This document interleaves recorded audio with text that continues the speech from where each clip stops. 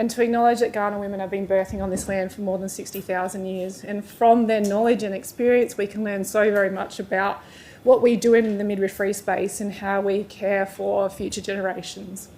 Really important we acknowledge that, and obviously all of our campuses, because we have quite a huge geographical reach as Flinders. We acknowledge all other First Nations peoples, and I also want to extend that acknowledgement to any First Nations peoples in the room today.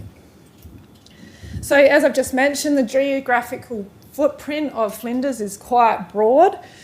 So obviously we're here in South Australia today, you know, in Adelaide, which is pretty cool. But then we also have footprints in Victoria and Northern Territory. So we'll talk a little bit about placements today. But there is an opportunity to actually do a placement up in Northern Territory if that's something that you might be interested in. So welcome.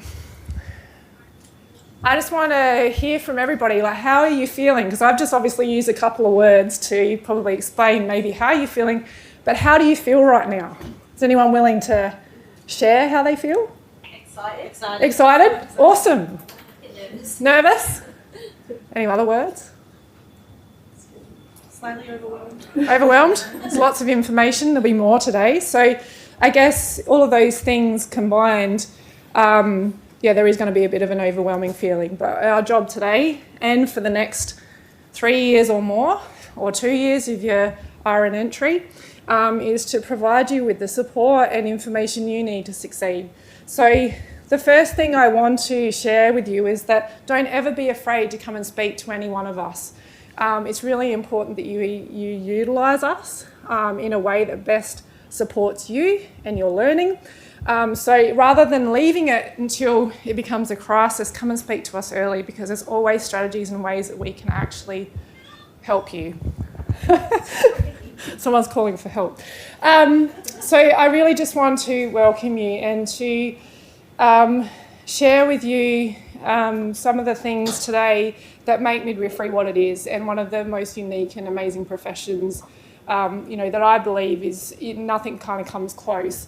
And we're going to get you to share why you've been drawn to midwifery today, so with each other, but also with us, if you feel comfortable. Some of you might not even know why you've come to midwifery, and that's okay. Or you might have had a long journey to get here, and that's also okay. And there might be variations and everything in between. So congratulations. This course, or midwifery, has traditionally been extremely difficult to get into. The ATAR has been sitting quite high, and the GPA cutoff has been sitting quite high. It speaks to, I guess, the importance of the role of a midwife and the impact that we make to generations. And we'll talk a little bit more about that today and what that means. But the impact that you have as an individual and as a collective actually has long-reaching effects. So what I call transgenerational effects, whereas if you're working with a woman, you impact not only her life, but those of the people around her. And that has a flow-on effect to generations that come after that, and probably even generations before, because there's often, family members who are involved, who have had an experience, who like to share their input, who may not have recognised the changes and the evolution that we've had in this space. So you're sharing that information. As now an ambassador of Flinders University and as a midwifery student, you now get to share the knowledge that you're gaining every step of the way. So every person you interact with, you're sharing what it is to be a midwife.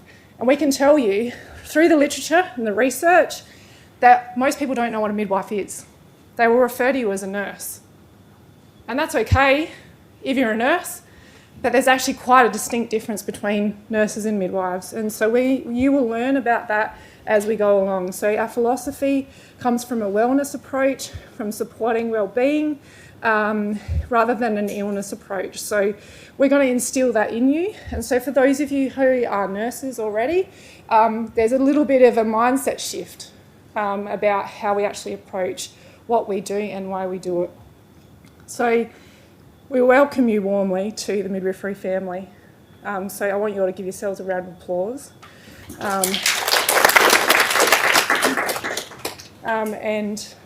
Hopefully you enjoy today. We don't scare you off.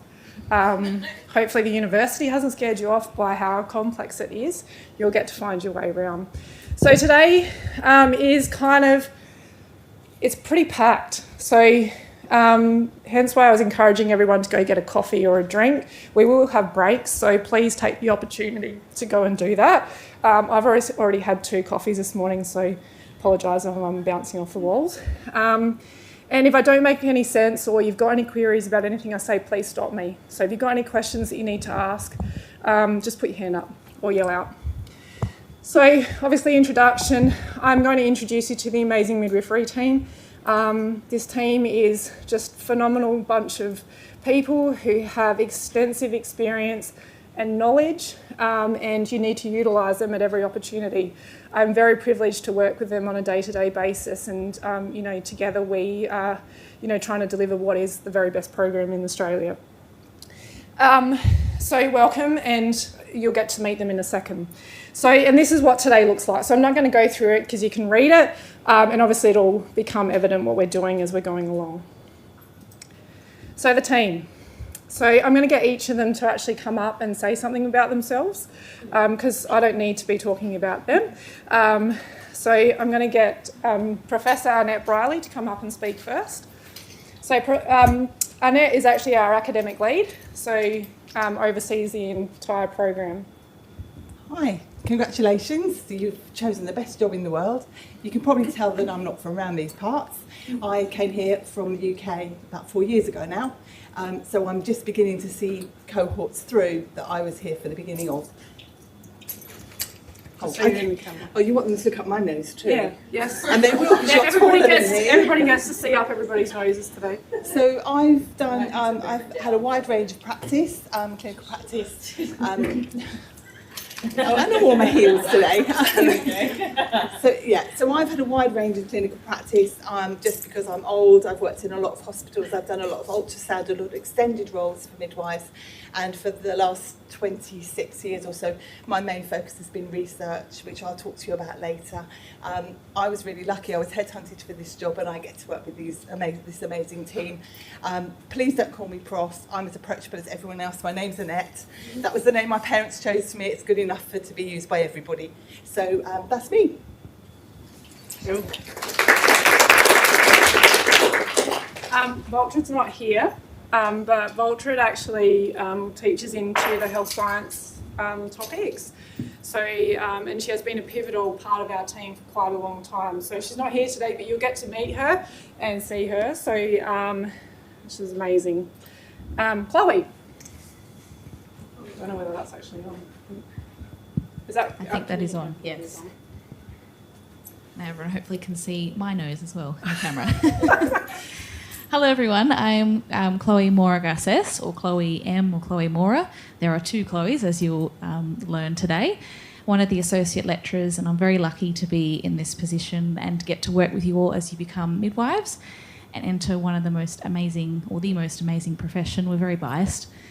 I have been midwife for a few years now. I've worked across a few different areas in 2 of the metro hospitals in Adelaide.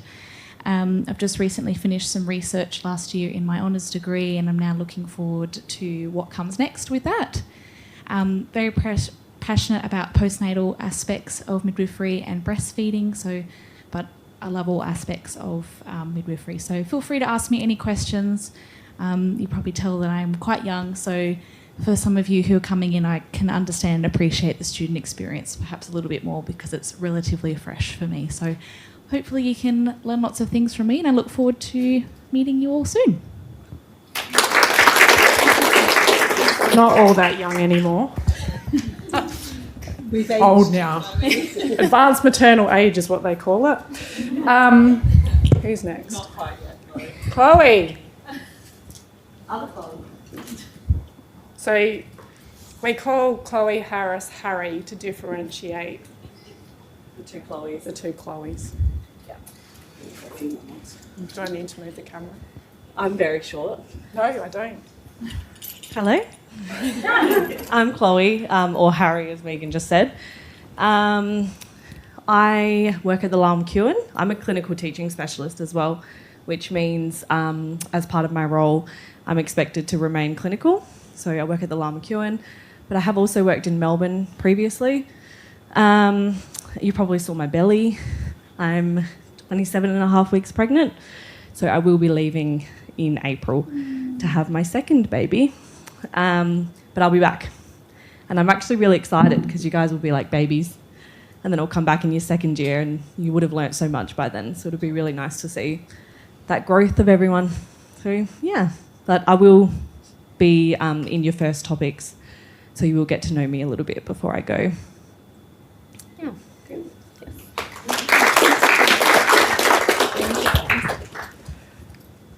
Larissa, come on down. Those guys are probably too young to remember that. You remember that? They're all still being rebooted now, isn't it? With new faces and Grant Denier or someone's taking over. Good morning. My name's Larissa. I'm one of the associate lecturers, and like you and Fiona, we did our mid-year 20-something. Do we want to say? So early, Larissa. We were one of the first B-mids to go through, so it's full circle for us coming back, and it's great to be on this other end now, giving you all the knowledge and answering all your questions rather than being on the other side. So I've done a lot of things over my career. I've worked in a lot of places in Adelaide, but also in Melbourne. I'm also an endorsed midwife, so I have worked in private practice as well. So if anyone's interested in asking any questions about that, feel free. I teach across all of the year levels, so you'll see me a little bit this year, next year, and hopefully still in third year. So yeah, I've got lots of grown-up children as well, one of whom is studying midwifery as well, so I get to hear both sides as the student. I get all the complaints as well from both ends, so I get it. Yeah, welcome. Looking forward to it. It's going to be exciting.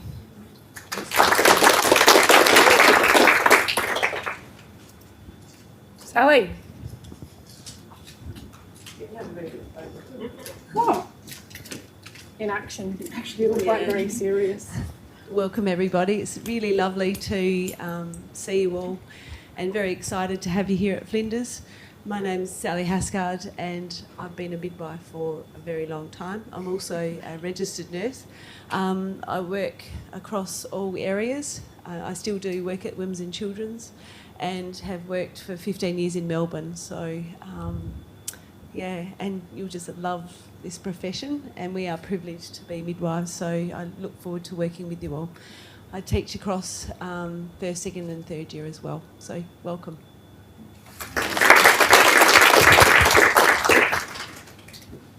Tony.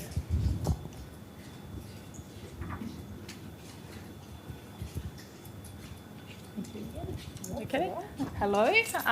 My name is Tony, but you'll see it's Antoinette on paper. So if you try to email me or anything, it's always Antoinette. I quite like having two identities as I move around the place, and it keeps me safe in the clinical field as well. My midwifery journey started in 2003, and I'll tell you about all of that this afternoon when I go through where midwifery can take you. But I do still work clinically at the Women's and Children's and at Helen Mayo House, so my friends out there will always know me as Tony, which suits me quite nicely. But yes, so I teach. We're just going through what the teaching will be. I may or may not see much of you this year, but I certainly will be working with you a lot in the second and third years. And everyone is right, you have picked the best job there is. Okay.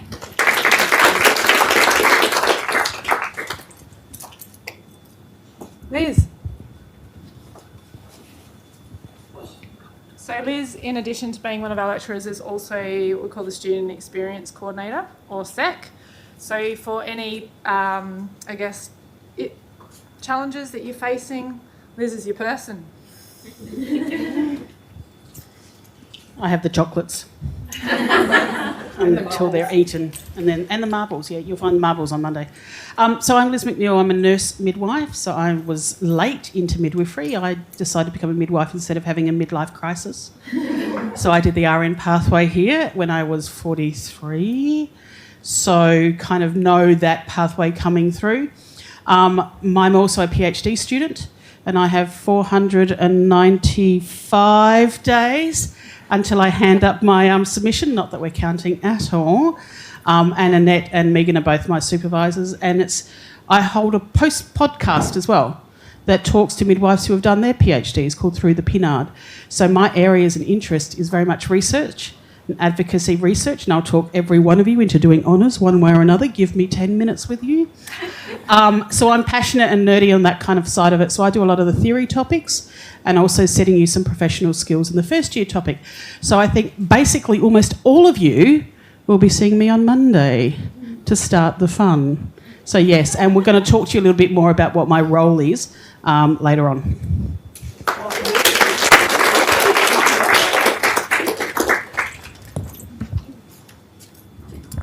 Fiona. So in addition to being Associate Lecturer, Fiona is also our Placement Education Coordinators, or PEC. So SEC and PEC.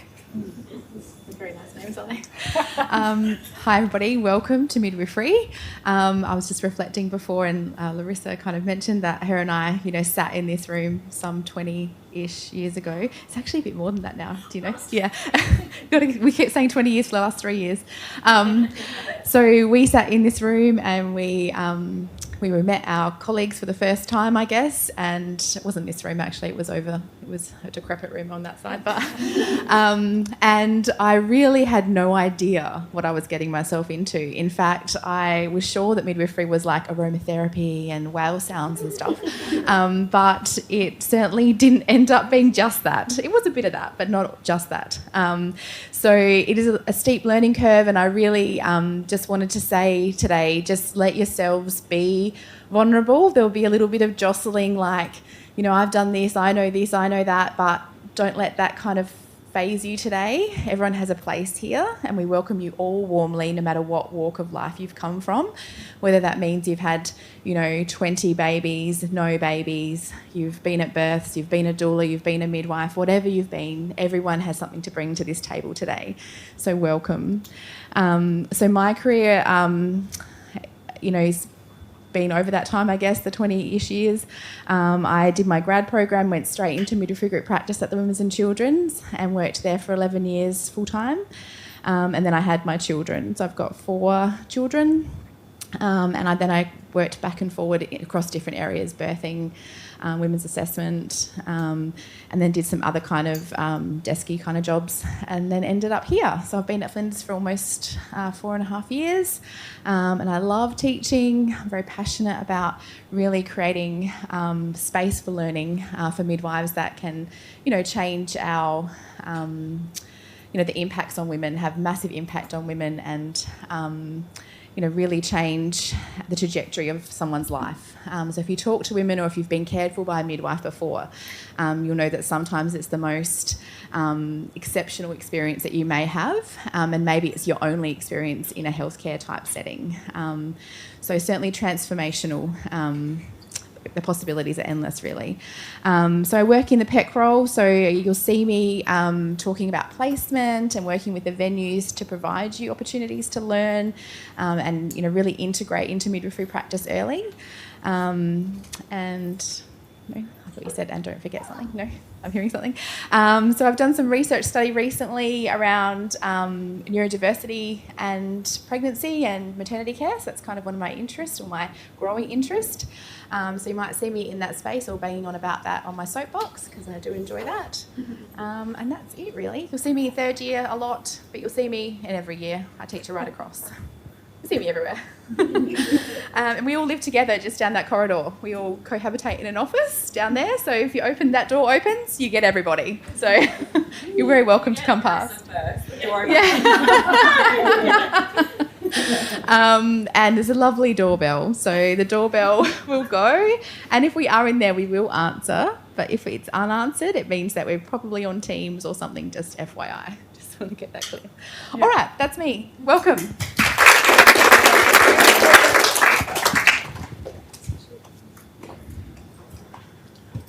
And then there's me. I don't look like that anymore. I've aged quite a bit. I wish I was still look like that. So my name's Megan Cooper, as I said. I'm lucky enough and fortunate enough to be the course coordinator of this program. I've been at Flinders for just over 3 years now. I came from the dark side. Does anyone know what I mean by the dark side? Uni, I say. So I spent nearly 12 years there.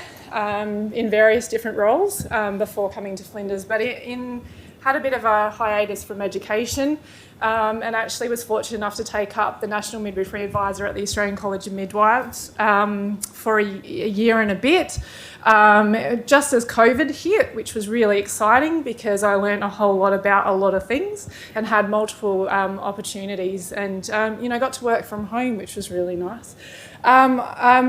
Besides being an educator and a midwife, I'm a very passionate midwife. I love midwifery. I live and breathe it, and as you will probably come to realise, you'll start to dream about it. If you've got partners, they will also start to dream about it. My husband thinks he's a midwife. He will wake me up occasionally and say, why am I dreaming about mech stain lycra? I'm like, I have no idea. Why are you doing that? I live and breathe it, and, it is part of everything that I do. But most importantly in my life, I'm obviously married to an amazing man and I have 5 children, aged from 20 through to nearly 10. And they are my life and they are what get me up every single morning because I want them to have choice and opportunity and particularly around their birthing experiences. So that's what drives me to do what I do. Outside of the university, I am also the Australian College of Midwives SA Branch Chair. So you're going to be hearing not from me about the Australian College of Midwives today, but from one of my colleagues who's coming to talk to you about the amazing thing that is the college, which is, a group of like-minded people who are also as equally passionate about midwifery, and we do a lot of advocacy work, working with government, working with institutions, working with privately practicing midwives, a whole range of different things. So that's, kind of my side gig, which I absolutely love. And so really that's me. I worked clinically at Gawler Health Service in what was a regional area. It's not so much a regional area anymore, so I still live up that way. So for those of you who are travelling, I feel you. I do it every day, and Wednesdays are particularly bad if you're coming from the north, just to let you know. Wednesdays, so this morning, Wednesdays for some reason are really bad. So that's kind of me. I don't actually like talking about myself, so I'm going to cut it off there. But I'm really excited to get to know you all. I am also fortunate enough to be the topic coordinator for the very first clinical topic that you will do, so 1101 or 1102 if you're an RN entry. So we get to start in the lab straight away next week, which is really exciting. So if you've got any questions on me, feel free to ask. That's me. I also just wanted to flash up some of the sessional staff members that we have. So we're really fortunate to now have the support of clinicians. Obviously, the majority of the team are actually clinicians as well and continue to work clinically. I don't have enough life spare to actually do that at the moment, so but I would love to. And as you'll hear later, we've actually got some really cool initiatives going on, but I'm not gonna steal your thunder, Fee. So we're really fortunate to have the input of clinicians who are working out in the various venues that you'll have an opportunity to work across. And so these are just some of the staff that we've engaged and who are exceptional, experienced midwives. And again, you'll be able to tap into their knowledge and experience. So from the top on the left, we've got Emily, and then Tara, Kelly, Tanya, Alex, and then down the bottom is Anita. And there's a few that aren't there because they didn't get me their pictures, but we've got a few more coming on. There's a few more. Alrighty, so now I'm going to hand over to Liz, Larissa and Sally, who are actually going to do an activity with you to what I found amazing this morning is that most of you are engaging with each other already, which is just awesome. But we're going to get you to engage a little bit more. So with us, but also with each other. So they're going to run a bit of an activity, so you don't have to listen to me yabber on all day. Okay, now unfortunately for those of you online, so Ben and Jess and Michaela, it's a bit hard for you to play this game, but we're going to do a game called Human Bingo.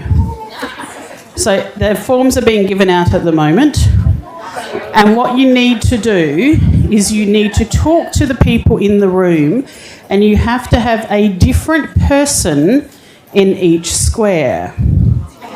So So you have a question is someone left-handed? Is someone always late?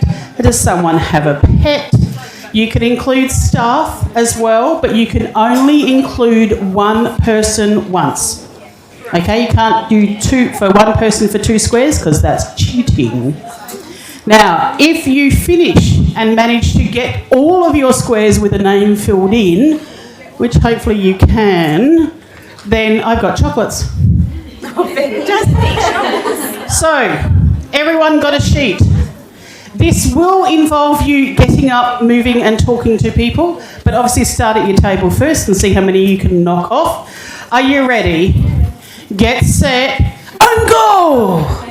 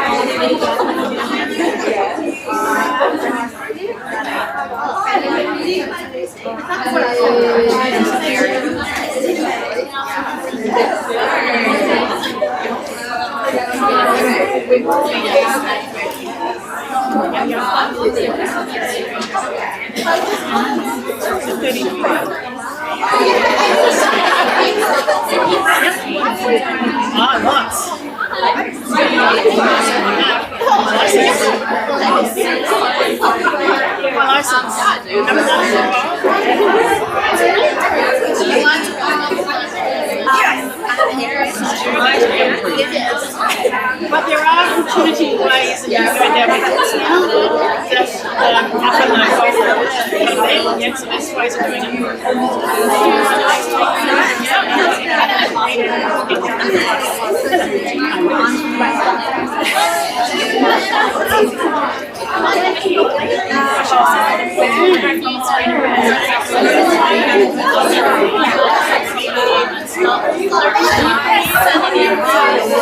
No, I'm just going to kind of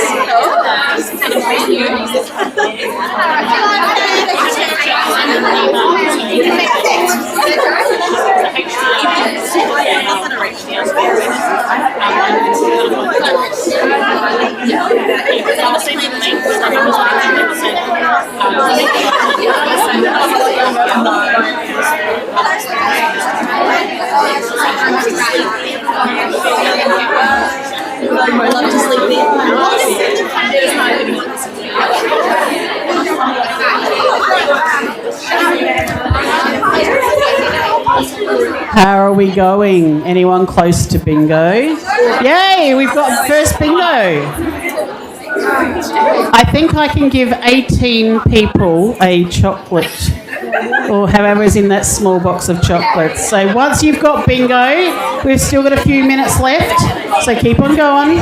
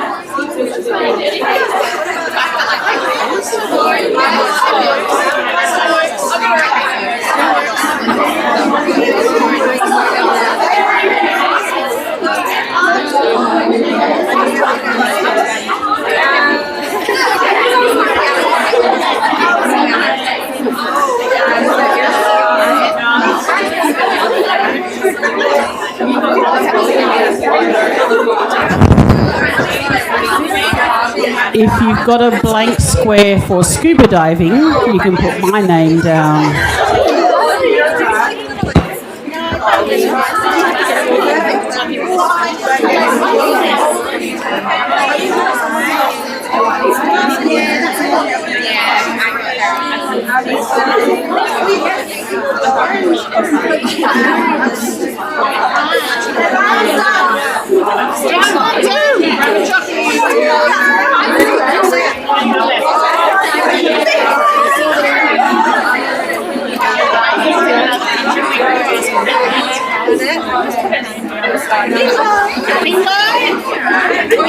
Excellent, grab chocolate.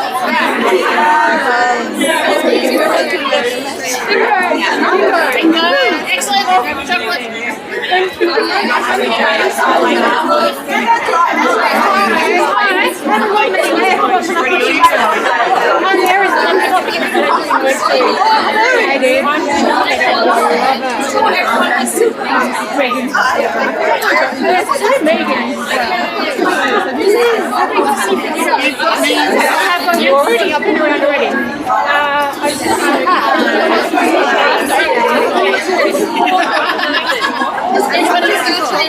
It's not stealing, it's stealing.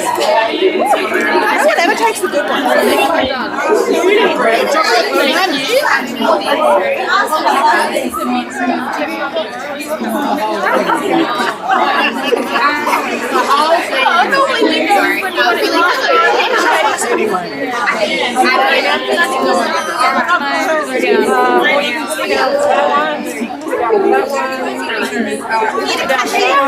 Here to cashier. Excellent, well done. Grab a chocolate.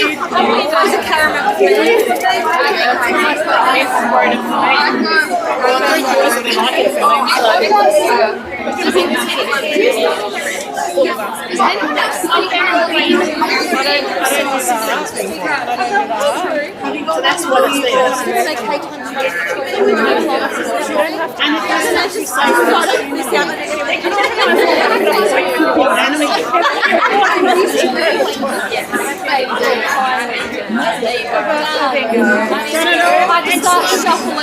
That's okay. Grab a chocolate. Not everyone's going to get a chocolate, so I'll make up for this. Done. Go for it. Excellent. Complete. Excellent. Grab a chocolate.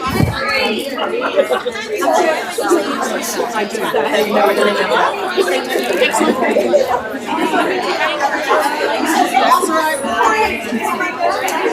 That's okay. We've got 2 chockies left. Excellent. 1 chocky left. 1 left. Excellent.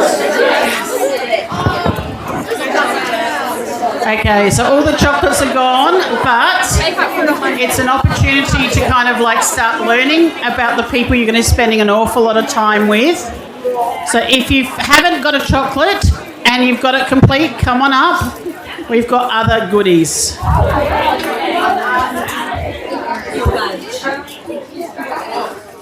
Yep, cool. You get to keep it. No, you get that instead.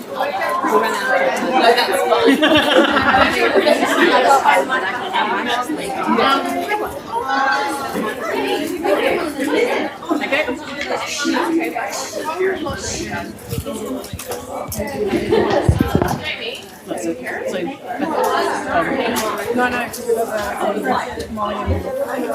Oh, cool.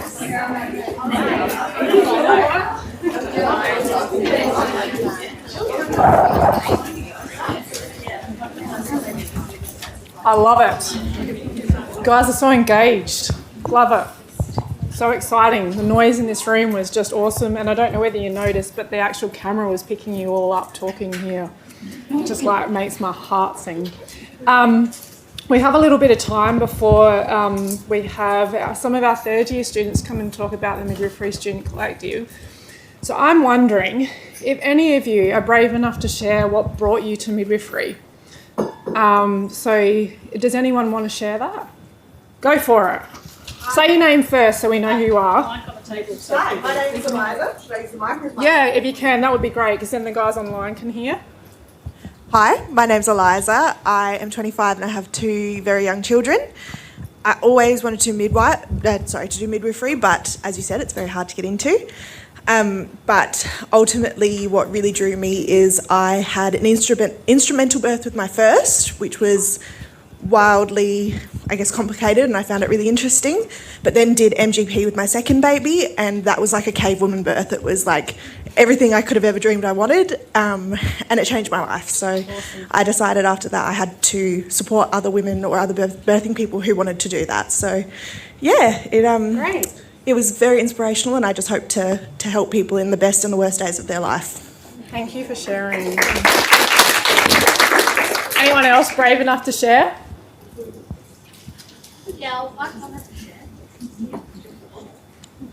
Just say your name first. Hi, I'm Kim. So I'm doing RN entry, and I've been nursing for nearly 9 years, but there's been a couple of times in my career now where I've come across a big gap in my knowledge, which is midwifery and obstetrics, where I've been involved with a birth or something to do with that, and I've been working alongside some really amazing midwives in my current role. So yeah, that's what really pushed me. I thought I actually need to go and do that because it's a huge knowledge gap.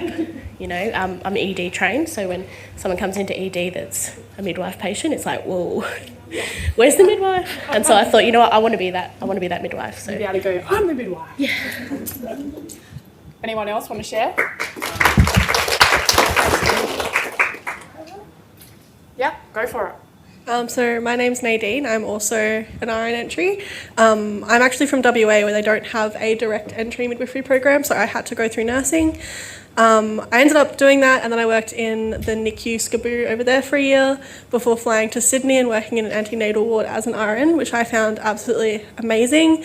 And it was kind of to test if I actually wanted to keep doing midwifery, and I fell in love with it even more. And then we got an opportunity to come over here, and now I'm in this room, and I'm very, very excited to be here. It's been a long time coming. Well done.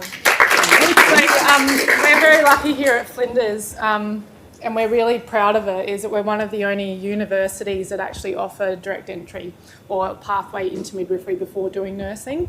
So a lot of the eastern states and also Western Australia only offer double degree programs. So that's one of the, I guess, the attractions, one of the things that sets us apart. And Flinders was actually one of the very first to offer the Bachelor of Midwifery, so there's a lot of history here. So we're really proud of that, and we're really passionate about keeping it that way.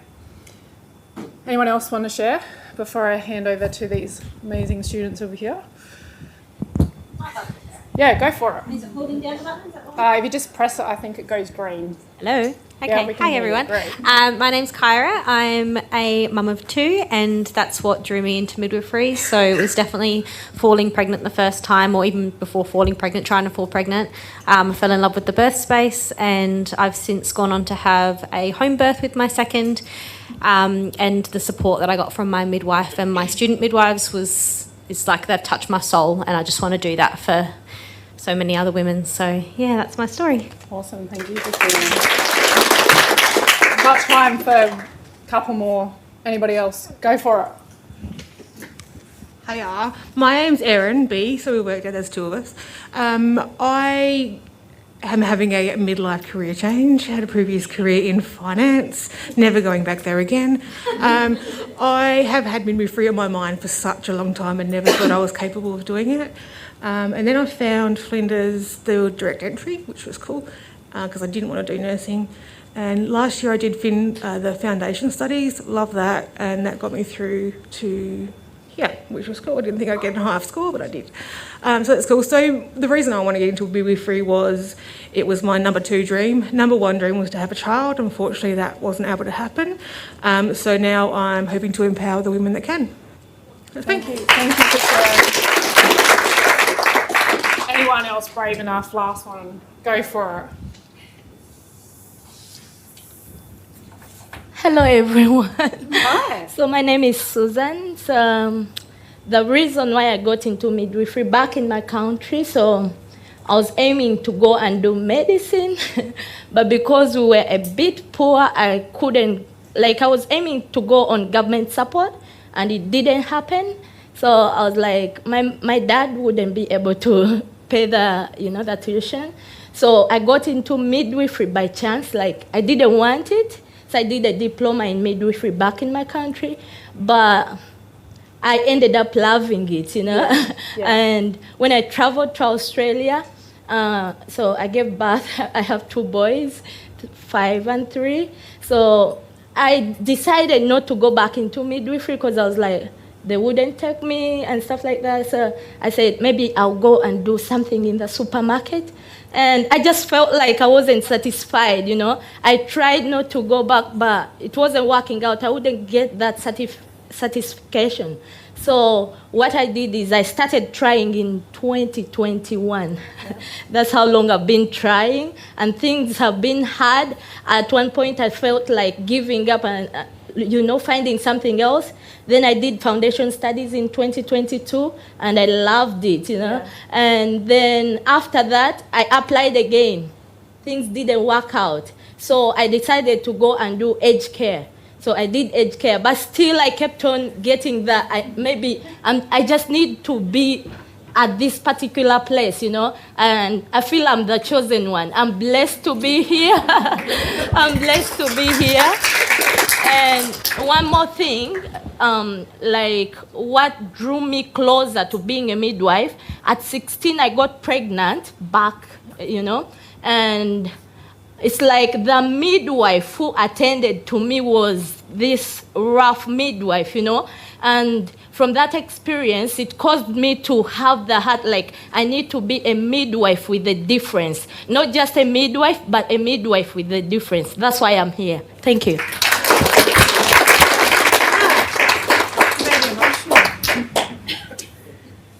I think those stories highlight the diversity of people in this room and the different journeys that they've been on and what you can learn from each other, not just from us. And I tell you what, one of the best things about being an educator is what you give to us.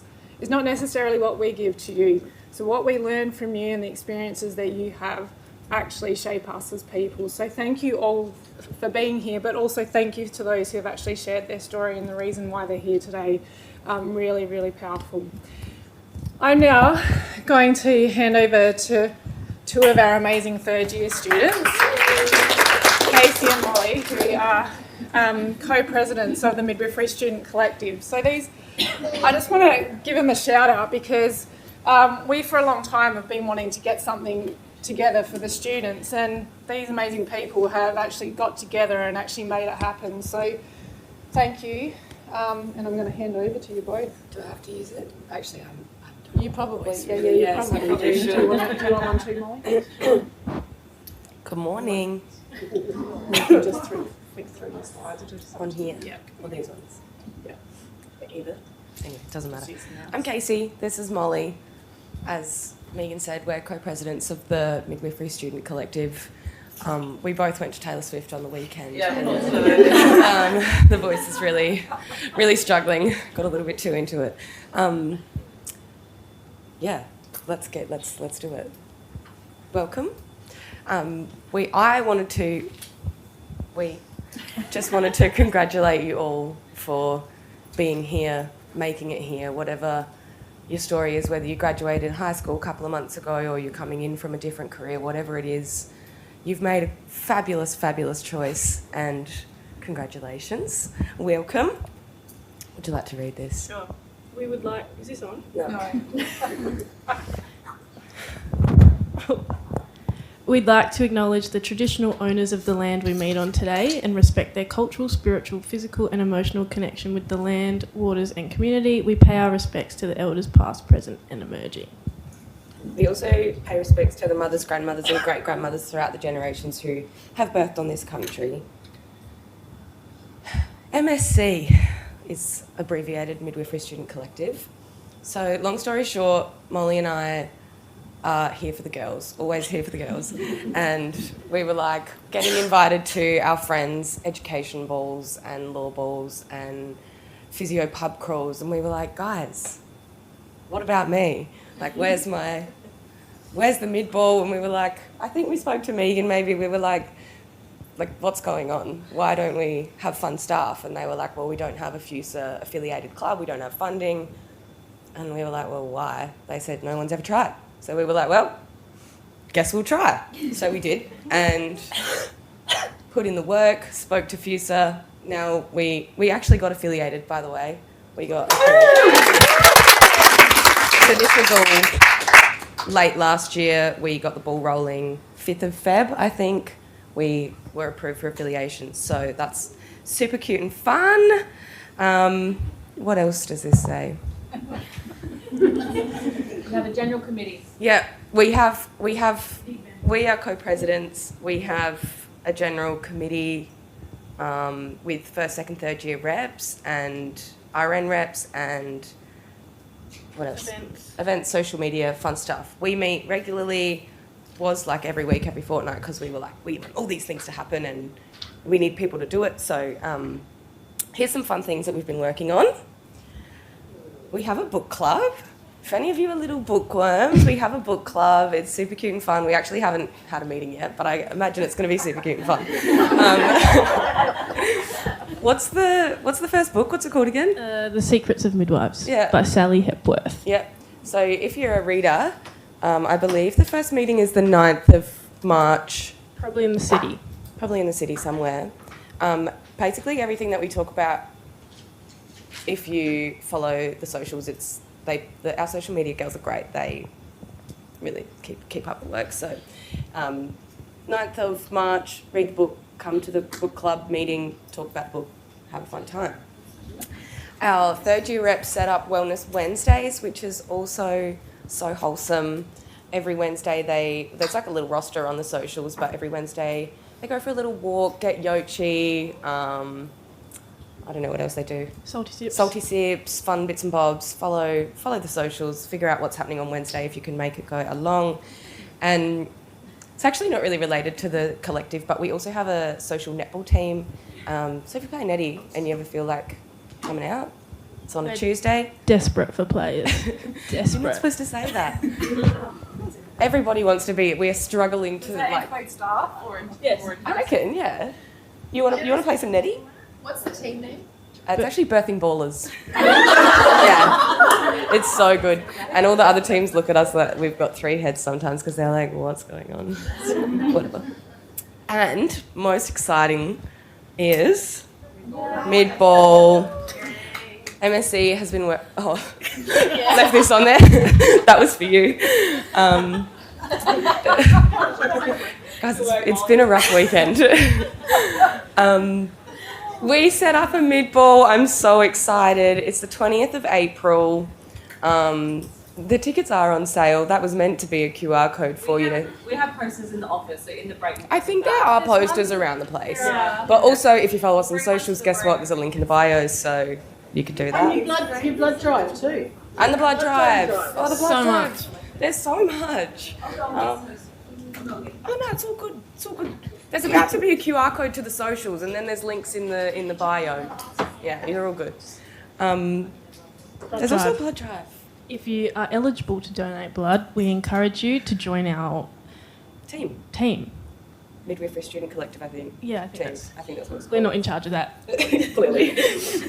Come to the ball. It's going to be so much fun. It's at the gallery in the city. 20th of April. It's 4-hour drinks package. Hello.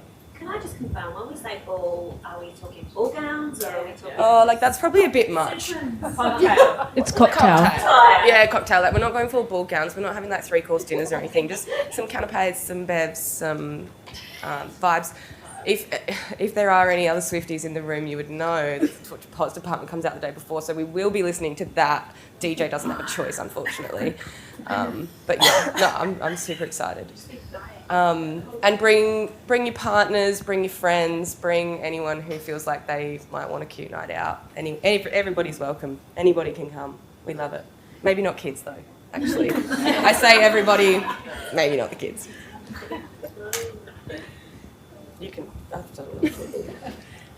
So we also have some things in the works. So midwifery jumpers are they're underway. They're underway. We were waiting for you guys to start before we could do anything about it.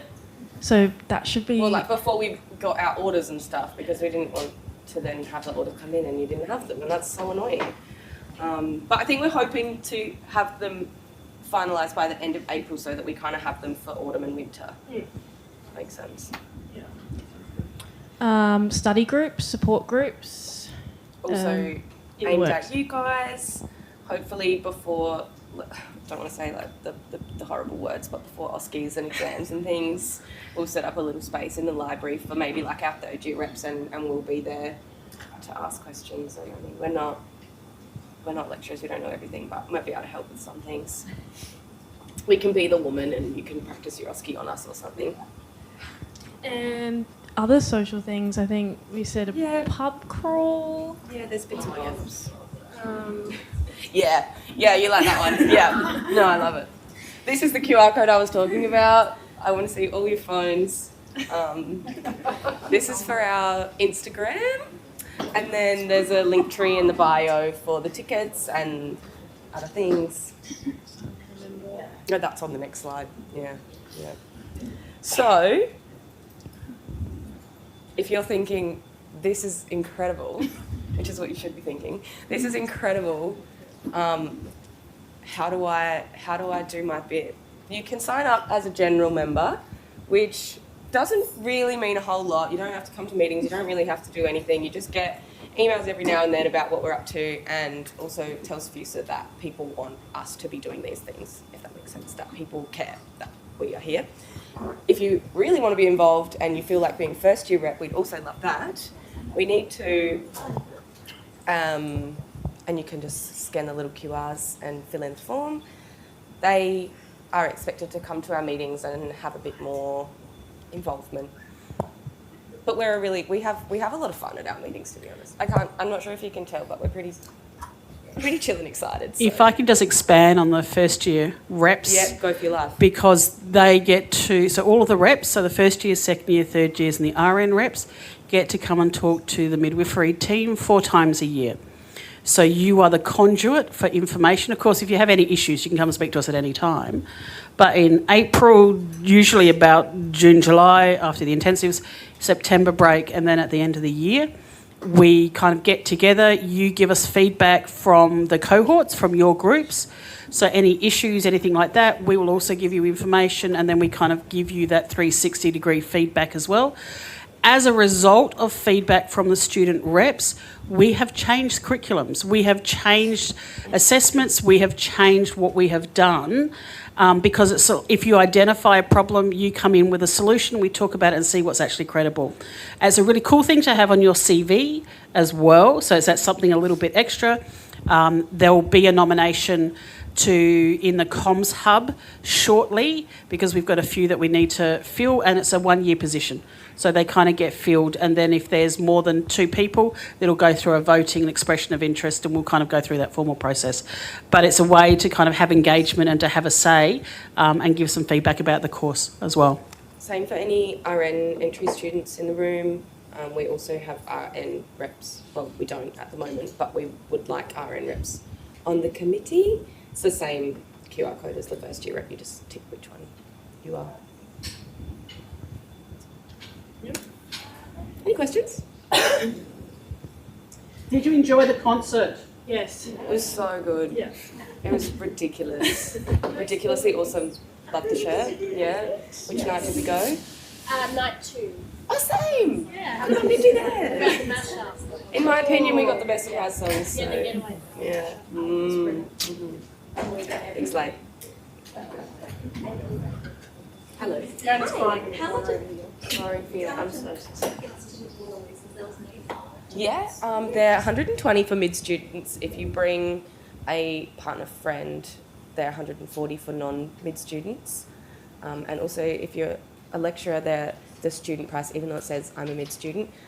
Larissa, that's for you, by the way. Donating. Yeah, sure. Okay, all right, no worries. We've got our tickets. Yeah.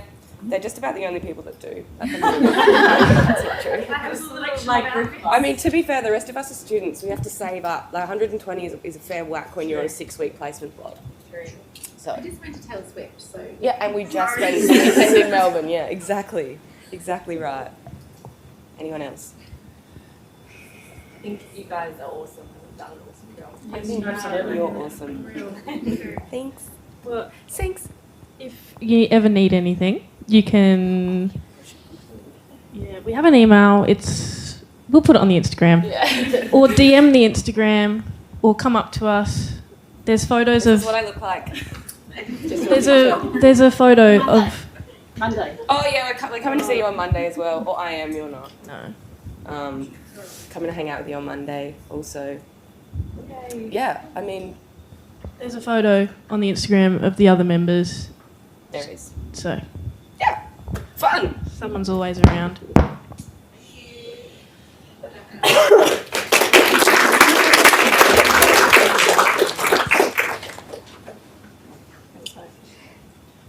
Someone's just signed up as a member. We'd love to see it.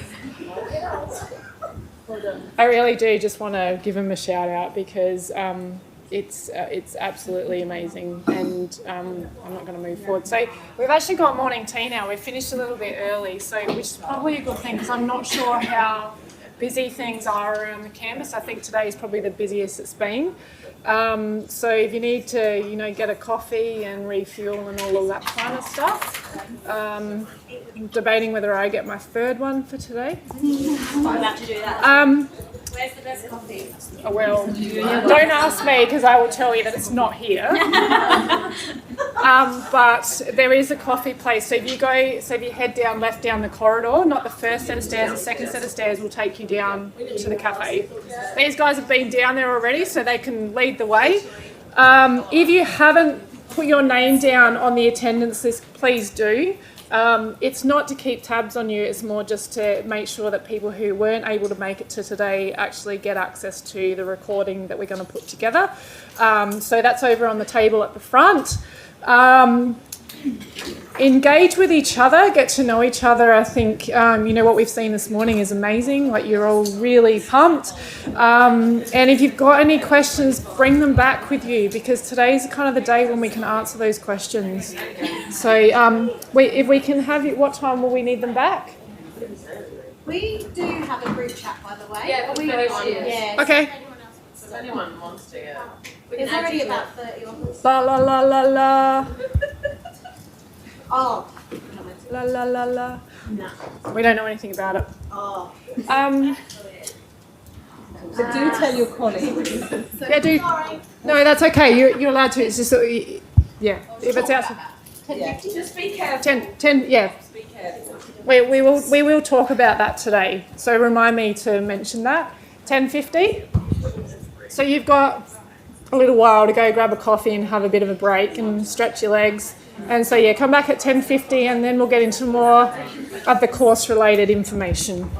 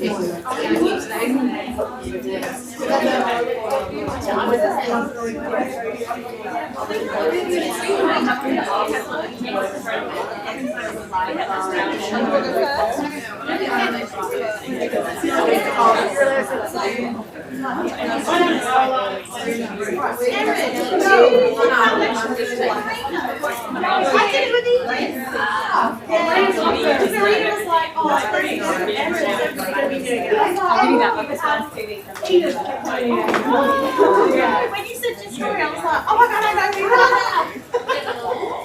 So good, yeah. Yeah, loved it. So good. I was kind of sad that I'm happy got it because I was like really into this stuff. Like two days off and then you go to late and you're already like another one's to Oh, that's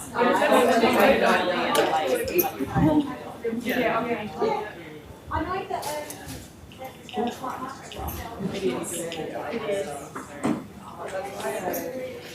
That's interesting.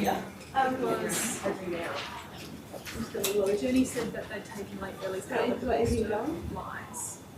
But maybe it's I think they prioritize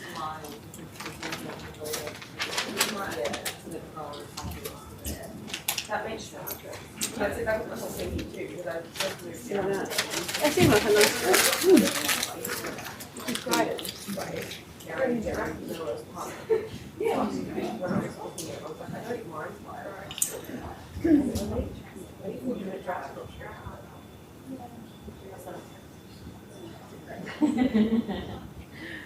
in the store cupboard. Nice. I've got my dress in the bowl. Was she for that? Staff out before. Yeah. I went shopping without a child, so I had to prioritise doing that. Yeah. And I found a black stretch very easy to find. But as students when they're grades, I get it, but you can't really like Friday. Yeah, it's tight. Like, you know the material that We're submitting the grade today. They can't get much quicker. I can't do anything after that. She said because she applied to AMAC 12 weeks ago, they just reapply now. Oh, because the Eastern students, not just that. what you're saying. Actually, once I had babies, and then I went to a store, they were so rude They ushered because I had, and their size that way. Yeah. There was a 2-week delay. What are you doing? Through. They were like, yeah, maybe you should try Came up. closer to me. Oh, I would have said that as a level up. What is it? Cuba. Super cute. Yeah. And I like Rosalie. Well, no, I just thought we said. But I think when you get second up to be It already looks bump. Do you manage to get hold of? They've got a lot more now. But yeah, tick, done. But it was down. And Maria spoke to I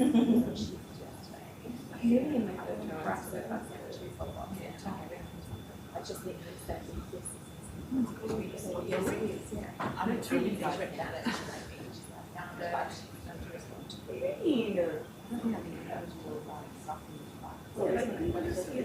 yeah, I don't know. Because my date changed. You know how wow, everyone have to stick to. You know how everyone thought I was leaving on the 3rd of May? Actually, Oh, that ruins lovely. Ruins my plans for yours, actually. My due date changed. They're doing the 19th of May. How they become like this projected souls. Do you need me to tell me that? That we know. It wasn't 26th of May. We are seeing that this process.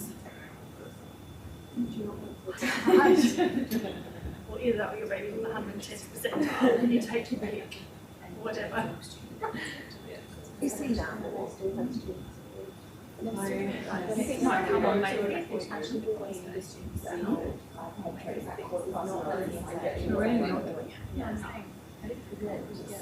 So what are they doing? They're just digging it. How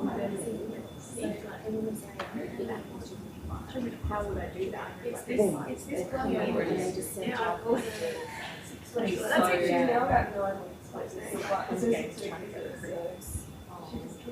So I thought, okay, back. That baby is going to be so good.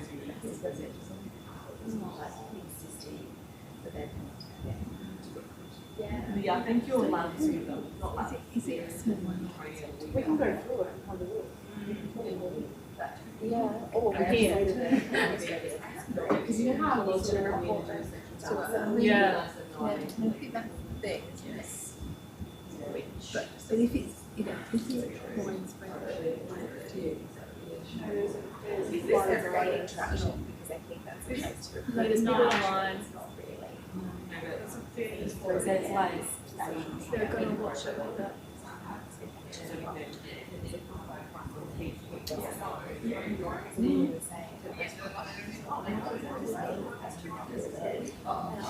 I'm so proud of you guys come to Yeah, so that's it.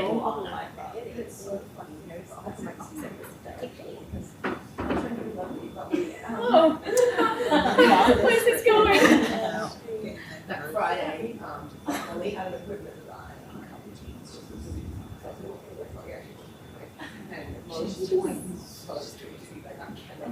I cannot get over this. And I was like, we literally come to every single thing.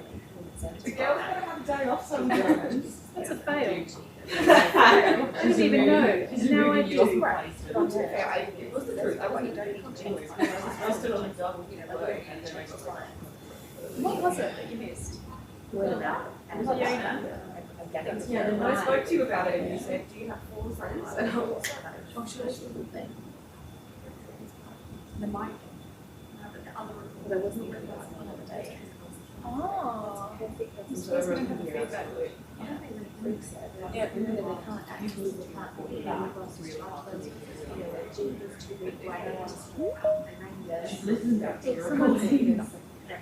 It's really hard.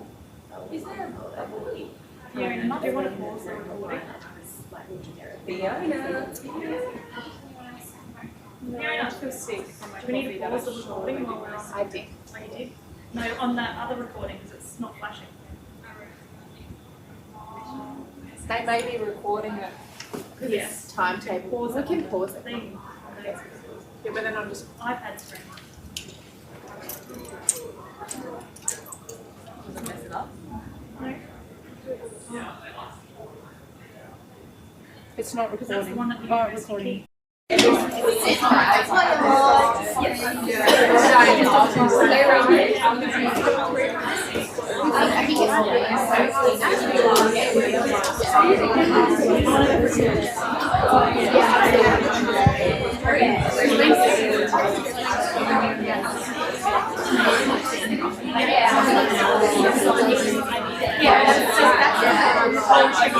Okay.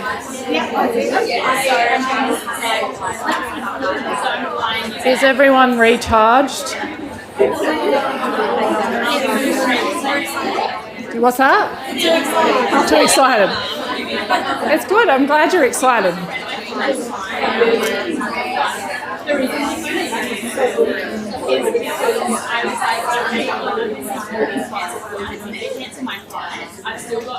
I so love the fact that you're all talking. It's just great.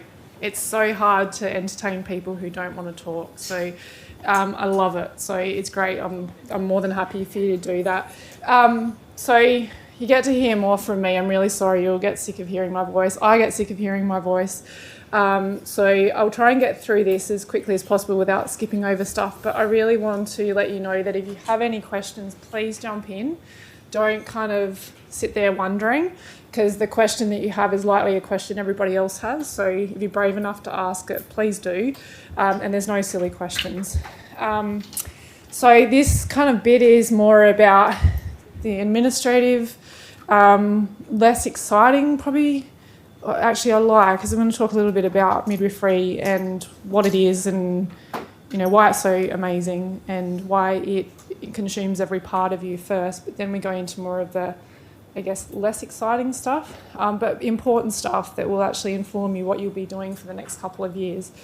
So the other thing I just wanted to say is the team call me Meg, so I will answer to pretty much anything. So please call me Meg, Megan, Megs, whatever.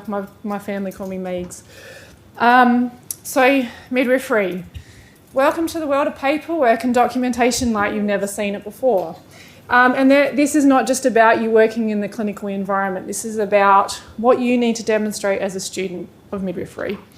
So as part of the next 3, 6, 2, 4 years, depending upon which pathway you're taking, you're required to keep documentation of your experiences along the whole journey.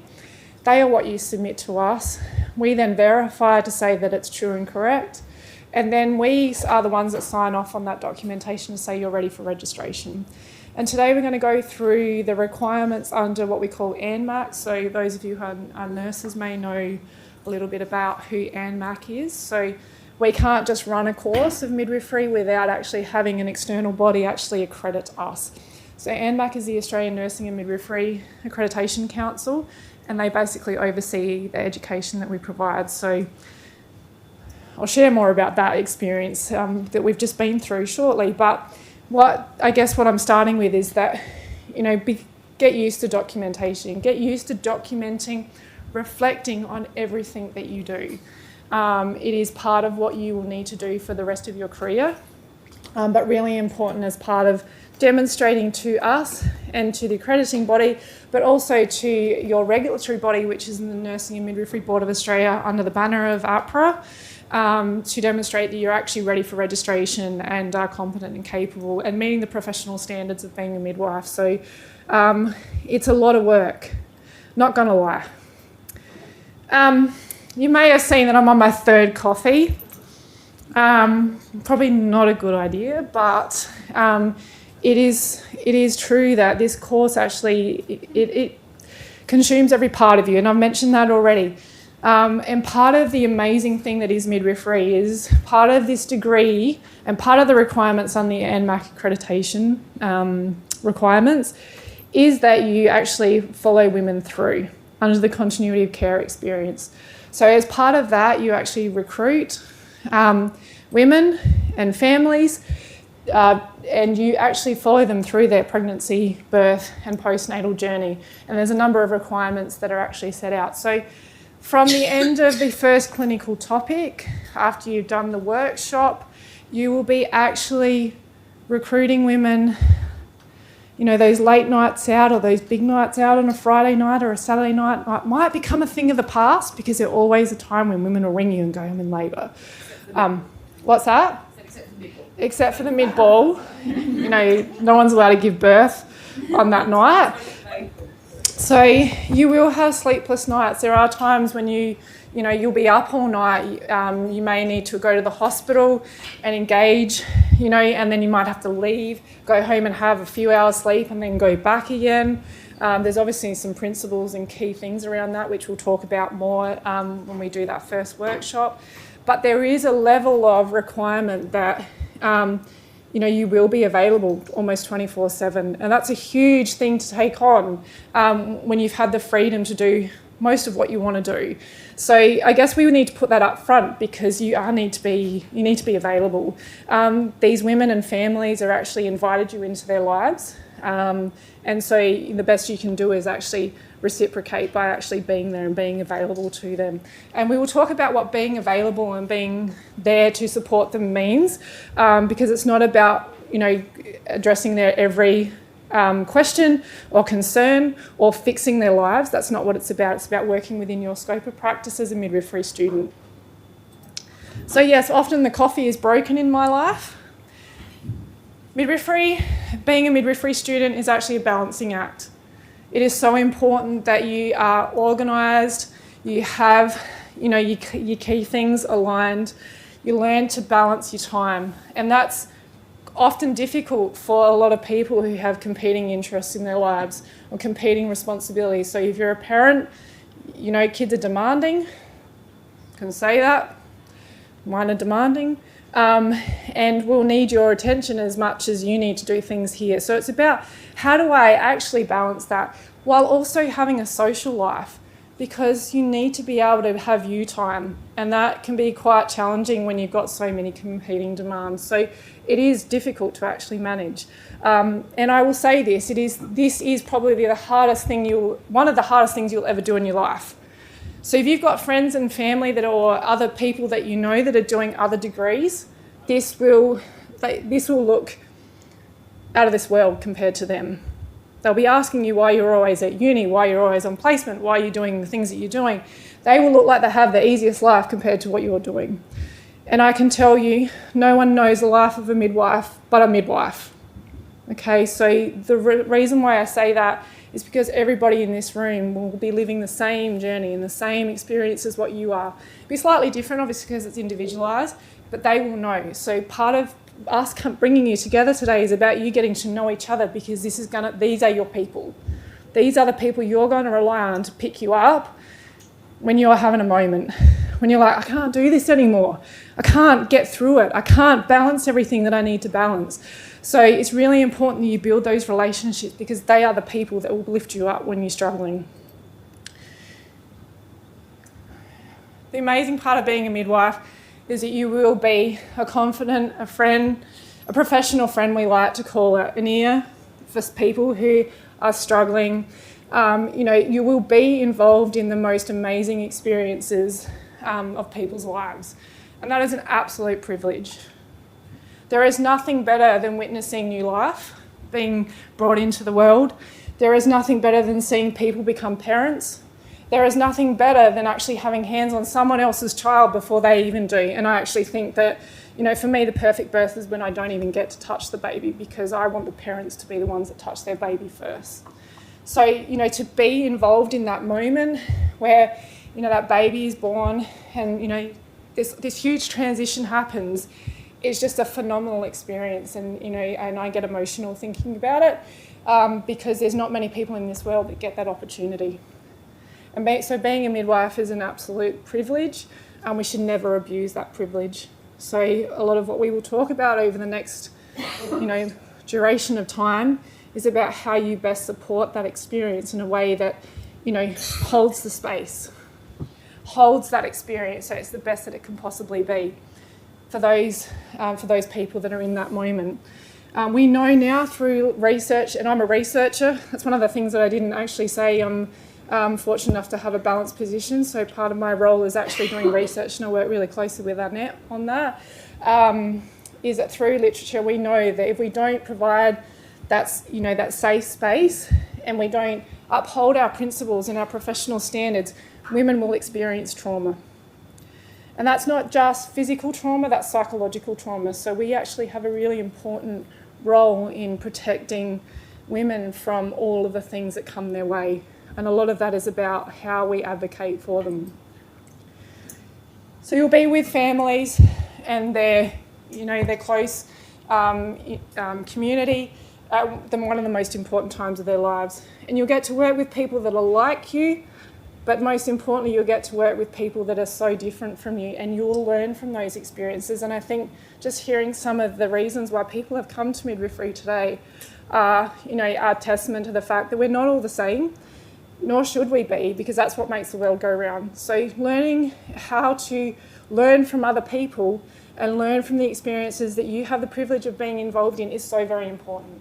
So the really important part is to just leave the bias at the door, leave your thoughts and feelings at the door, your experience. And we will talk a lot about, yes, you may have given birth, yes, you may have been at somebody else's birth, but actually that is not your right to talk about your experiences or what you believe, because this is the person's experience in front of you.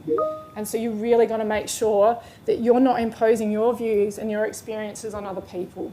And that can be challenging, especially when things are brought up for you as a person and how you kind of package them up and put them to the side.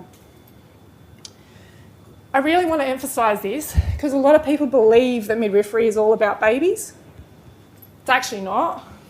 It's such a tiny part of it, I don't know why I should say this, but the baby's almost like the prize at the end, the thing that everybody's been waiting for, the little person that everybody's waiting for. But midwifery is actually about making mothers, supporting people to actually become parents. It is about women's health. It's about instilling key principles of primary health care to improve the health and well-being of future generations, as I talked about earlier. So it's about working alongside women and birthing people who want and need your support to get the very, very best experience. Okay, so the baby is only a small part of it. So if you come to midwifery to work with babies, it's probably not the right career for you. Although you may learn to love it, like a lot of people do. So our role is really about instilling, empowering and believing in the human body and its capability of being able to reproduce and give birth. That's really what our role is about. You will also learn the art and the science of midwifery. So the science is really about how the human body works, how we reproduce, how we develop a baby, how we give birth. But the art is about the philosophy and the underpinnings of being a midwife. What does that mean? And it might not necessarily be about drawing a piece of artwork, but there is an art to midwifery that we will try and support you to learn and develop over the next duration of time, because it is an art. It is a fine-tuned art, and it takes time to develop. And it's all about communication, about engagement, about advocacy, about support. And so building all those confidence in yourself to be able to know that you're making a difference. We have a global impact. You might think by you sitting here in this room as one individual, you don't make a difference. But I tell you what, you absolutely will. You absolutely will make a difference. It might only be to that one woman, that one birthing person at that time, at that moment, but that has long-term transgenerational effects. It absolutely does. So do not ever underestimate the power of you and what you can bring to someone else's experience and their life. We make difference, we make change. We might simply support a woman to, reduce her smoking. We might change her medication that improves her life. We might, we might just be an ear and we might just listen to what things have happened in her life. She may never have disclosed the things that have happened to her. And you might be the first person that she actually discloses that to. And that moment in time where she actually feels comfortable and confident to actually say, this happened to me, might be the turning point in their life, and you might now change the rest of her trajectory long term, plus everybody who ever has contact with her. As an individual, you can make a difference, but as a collective, you can make an even bigger difference. And I'm not going to bang on about the Australian College of Midwives because there's another person that's coming to do that, but part of being in midwifery is about knowing your people and about being around like-minded people who all have a common goal. And so those of us that are here as educators, we all have a common goal. We've all been brought to this place for a common reason, and that's to make a difference and to make an impact on the world. And we do. So you're now part of that impact and part of that journey of actually making change for future generations. You are one of the most trusted professionals in the world. And I say you are because now you've entered midwifery, people will trust you. They will trust their lives with you. They'll trust their babies' lives with you. And that's a huge responsibility to bear. So it may feel like a burden, but see it as a privilege. So this is one of my favourite quotes of all time that I want to share. So I'll let you read it.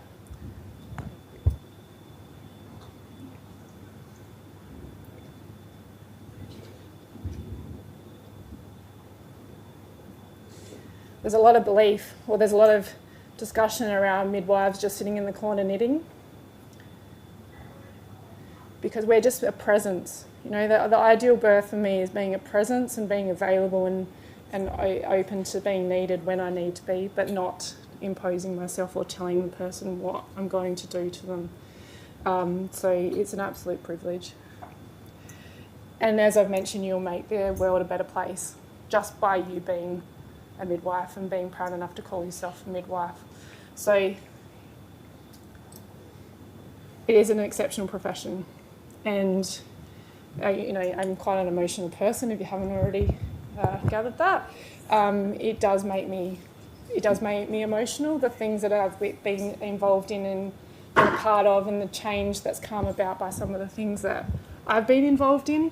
And not because I've put myself in those places, because I've just been in the right place at the right time, and just witnessing some of the things that happen. So that is actually my artwork that I've actually put on there. And this was, my research is around water immersion, and I got sick of using other people's images, so I started drawing. And so this was actually a gift to a woman who I knew who had had a water birth, and I reproduced her image and then gave it to her as a gift. So, yeah. So, welcome to midwifery. I'm now going to play this video, which is Annette talking about midwifery, so hopefully it works. Okay, number 2. Got some sound. Thank you.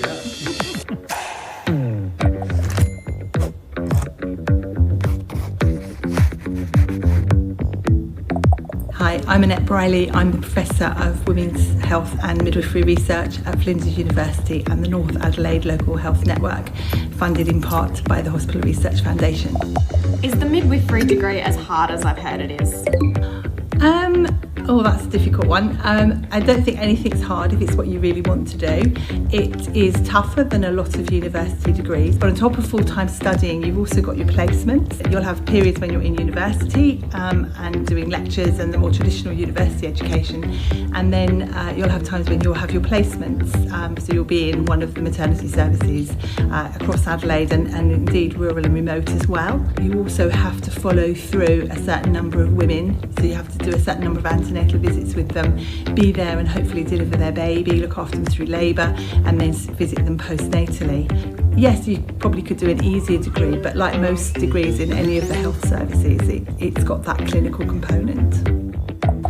Can you tell me what it would take to become a midwife? You have to be a caring person, you've got to be empathetic, you've got to plan ahead, and you've got to be quite resilient because you are working with people in a very stressful environment. When it does go wrong and maybe the baby isn't very well or the baby dies, or worse still, the mother dies, it's really, really tough.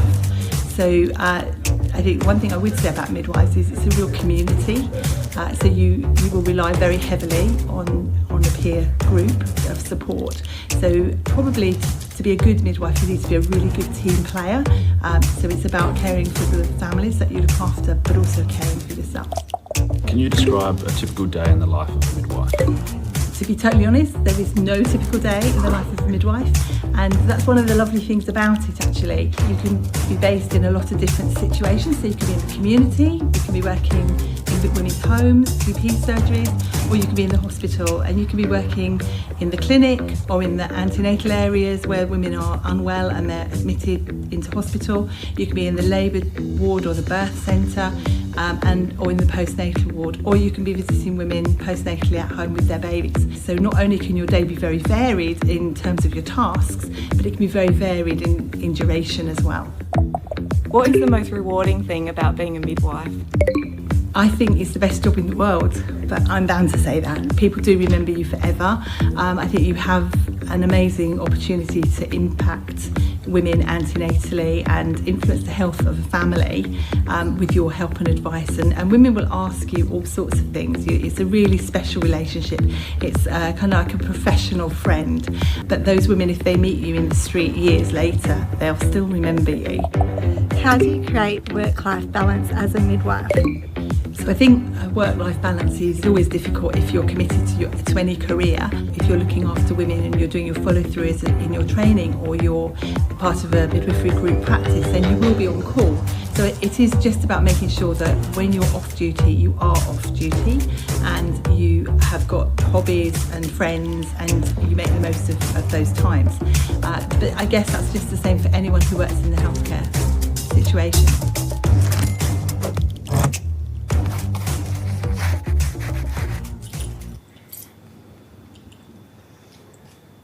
You hate me playing that, don't you? Well, no, it doesn't work like that. Good to see you. Oh, so this is just a bit of fun. I don't know whether anyone's on TikTok. Anyone on TikTok? I'm on TikTok. Have you all seen this? Some of you haven't seen it? I'm just trying to... I might have to share it with everyone in the chat, but I'm going to try and play it. So has everyone seen this? Yeah.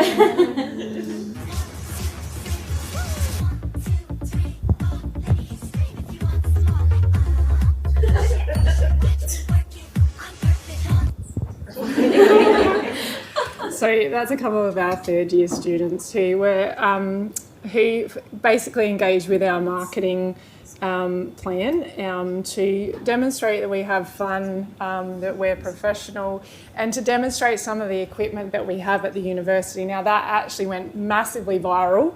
So they had over 1 million views, and it's the largest social media post that the university has ever produced. They managed to do something that no one has ever been able to do, and that's draw attention to midwifery. Because midwifery is really hard to market because, as I mentioned earlier, a lot of people believe that we're just nurses, that they don't really, we're just lackeys to doctors. So it was actually it was amazing actually. There was a lot of people that didn't like it. So if you're one of those people, that's okay. But really, from everything you would have heard so far and everything that you'll hear moving forward, it's about woman-centeredness. It's about instilling that belief in the woman that she has the right to choose and can plot her own journey. And that's really what we're all about. So, but it was just a bit of fun to demonstrate, what we do here, and we do have fun. So has everyone been to the Sim Suite and the labs?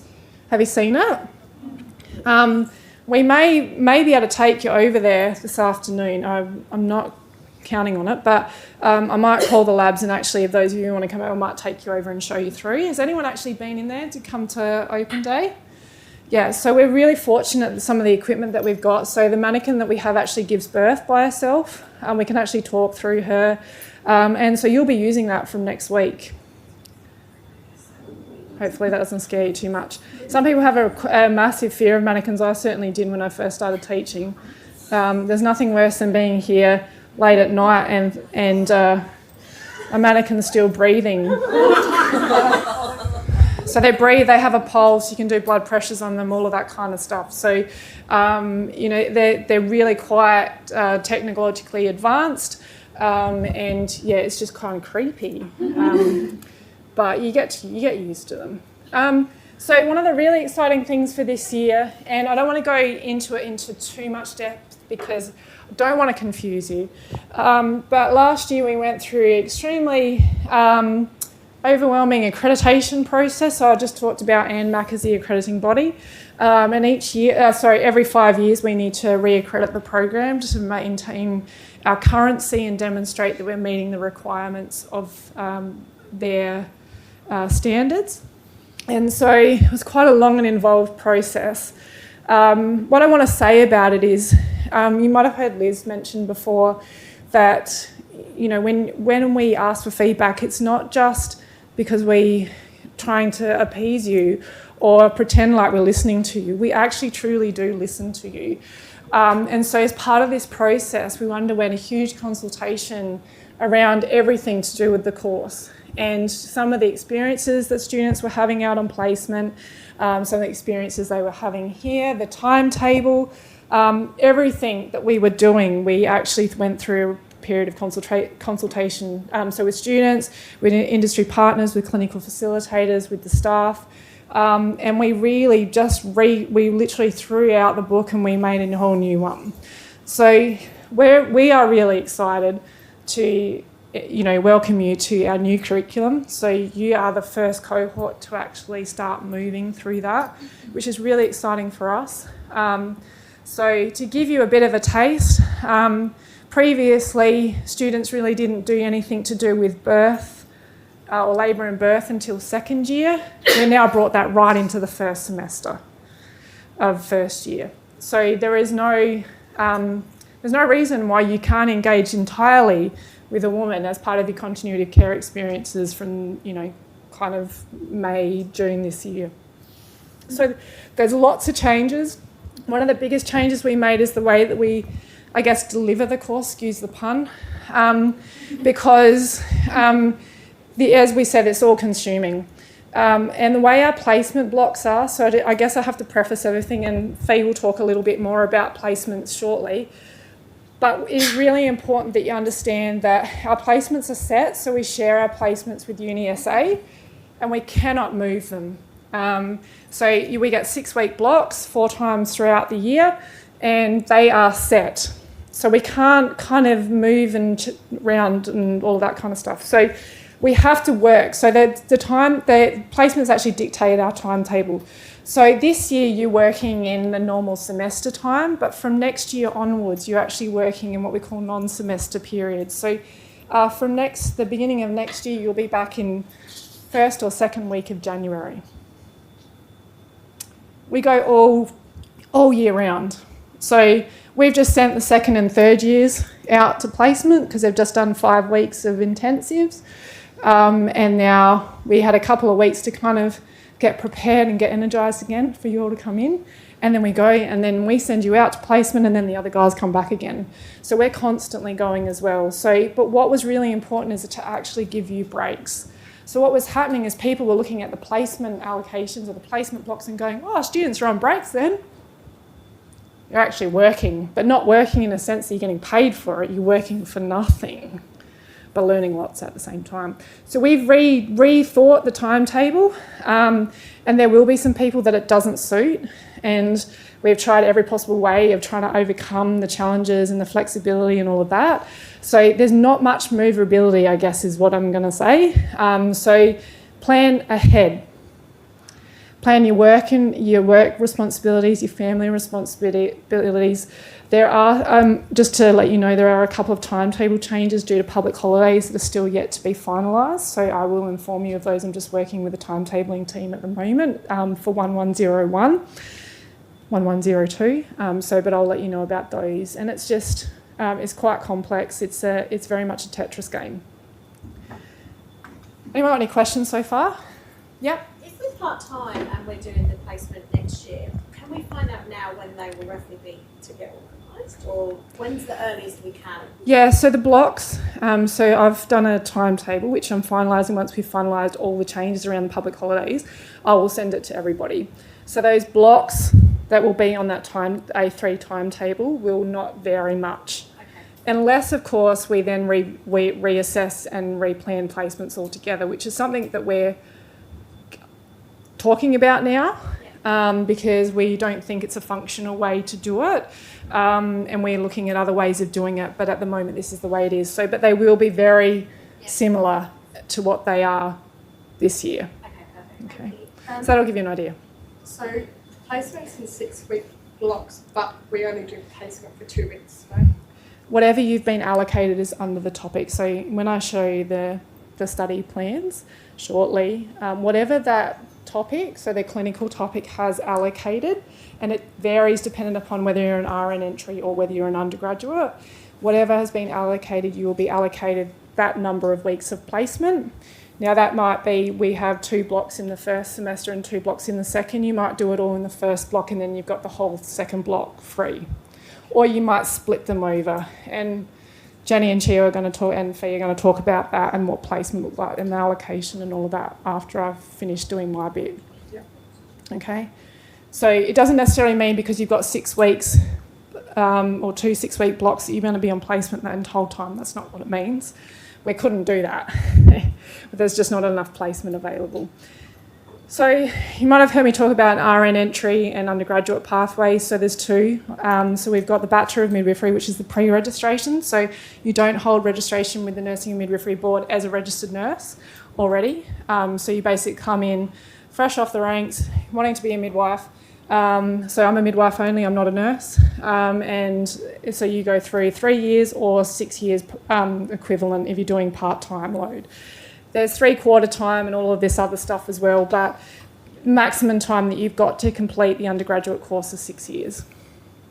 Pathway 2 is the post-registration. So for those of you who are RNs, we acknowledge the prior learning experiences of you being a nurse, and because historically there has been quite a similarity, the clinical engagement, the clinical judgment, the physical examination that you do of people and the assessments that you undertake are all relevant and are all applicable to midwifery as well.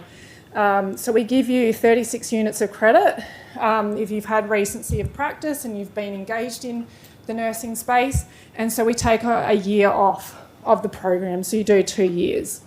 And then the equivalent part-time if you choose the part-time load. We're actually unique in that, so there's not many universities that offer this anymore. And if they do offer an RN entry or a diploma or a postgrad, it's often very separate to the undergrad program. The uniqueness of what we do is that you actually, if you're an RN, you actually work with the undergraduates. So the first semester of the degree and the last semester of the degree, you actually all do exactly the same topics, which is important for us because you're all going to be working together at some point in time. It's amazing how you meet up with people along the way. So course overview, just going to try and race through this a little bit. it's all these things. I'm not going to go through them all, but your skills, cultural safety, primary healthcare, which is a really underpinning thing of midwifery when we're thinking about wellness and well-being, psychology, research, which is a huge one. So Annette's going to talk a little bit about research and why it's so important. So our goal is not to convince you to go down a research pathway, although you may wish to and you may come to like that. Maybe. Our goal is to instill in you the importance of actually being evidence-based in your practice. So having a rationale and reason for why you do the things you do. And if you don't know, you shouldn't be doing it. We also do a bit of pharmacology, a bit of nat and phys, nutrition, and law and ethics, which is kind of cool. So I just skipped over that. So the course is actually set up to be 50-50. So we do 50% of theory and 50% of clinical. So the theory also includes what we do in the clinical labs, and the clinical is specific to what you do on placement and also as part of your continuity of care experience. Now, there's a difference between placement and continuity of care. They do not overlap. So there's a set number of hours you must do for clinical placement and a set number of hours you must do for continuity of care. You can't replace them with each other. So say you're on a placement shift and you are sick or you need to go to a continuity of care, you can't replace that shift. You have to actually do the shift for your clinical placement and then do your continuity of care separately, just to highlight that. Okay, so this is kind of a really brief snapshot of what the programs look like. So BMID-U is BMID undergraduate. So those of you who have come into midwifery either through foundations or not having been a nurse prior. The first semester, so as I said, the first year is actually run in normal semester periods. And I think this is a great thing, and part of the thing that we changed is that every semester, other than the very last one that you will do, only has 3 topics. So we used to have, some of the semesters used to have 4, which is actually quite a huge load on you, especially when you've got placement involvement as well. It looks like it's less, but it's actually not. They still make up the same number of units, but it's to capture the fact that the placement element is such a huge part of the degree. And so we now have this true 50-50 split where half of your units for each semester actually go towards your clinical. We've also made some quite significant changes to the way that we run the clinical topics. So previously they used to have written assessments and graded assessments, and now they're all non-graded pass. So you just need to demonstrate that you're meeting the level for where you are at any given time, so within your scope of practice, to pass the clinical topics. And there's some what we call hurdle tasks that you must meet or must achieve in order to be eligible for placement. But we'll talk a little bit about that. So I'm not going to go into the depths of everything that is about placement, but you can read those there and you can take pictures of this and it'll be available. And we start off, and you're starting off with 1011, which is all about professional skills for midwives. This is about what it is to be a midwife, the philosophy, the practice standards, all of those things that I guess make us midwives, but also the differentiation between nursing and midwifery, because they are seen as separate professions now in law, despite the fact that they're commonly put together. We've then got another new topic in the second semester, which is optimising health for women and babies. So bringing that forward a little bit to talk about breastfeeding, the importance of nutrition, and just optimising health, so sexual health and wellbeing, and women's health, because that is a huge part of your role as well. So gynae stuff is also part of a midwife's role, and a lot of degrees around Australia don't actually incorporate gynecological care because it's kind of not cool. But we need to include that in because it's about our women's health across the lifespan. Then we go into second year. This is when we start to look at more complex kind of situations. So first year is more your normality, if we can use the term normal now. More of the physiological probably is a better term, because if we're thinking about normal as a statistical measure, nearly 50% of women are having caesarean sections as you know today. So if we're talking about physiological, that's kind of what we focus on in the first year. Second year, we then talk about some of the complexity. So things start to deviate from normal, and what is the midwife's role? So we start to talk about what do we do, how do we escalate, how do we engage the multidisciplinary team, what is our primary role in actually addressing an issue that arises or an obstetric emergency, And we also start to talk about medications that are used. So we do a little bit of that in first year as well, but what your role is and requirements are around administering medications. So that's kind of what this is about. There's also an escalation of placement requirements. So you can see we've done a little bit less in first year, and then in second year we jumped to 6 weeks in the 2 semesters. And these guys are actually running non-semester 1 and 2. So early in the year, so January, February, go out to placement, then you come back June, July, and then you're out to placement again. Okay. Anyone got any questions so far?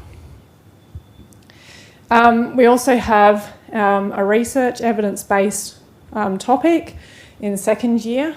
Again, to not sell the research pathway as such, but to get you excited about what research means for your practice. And hopefully our role in that is to get you excited about research. We've done a pretty good job of that so far.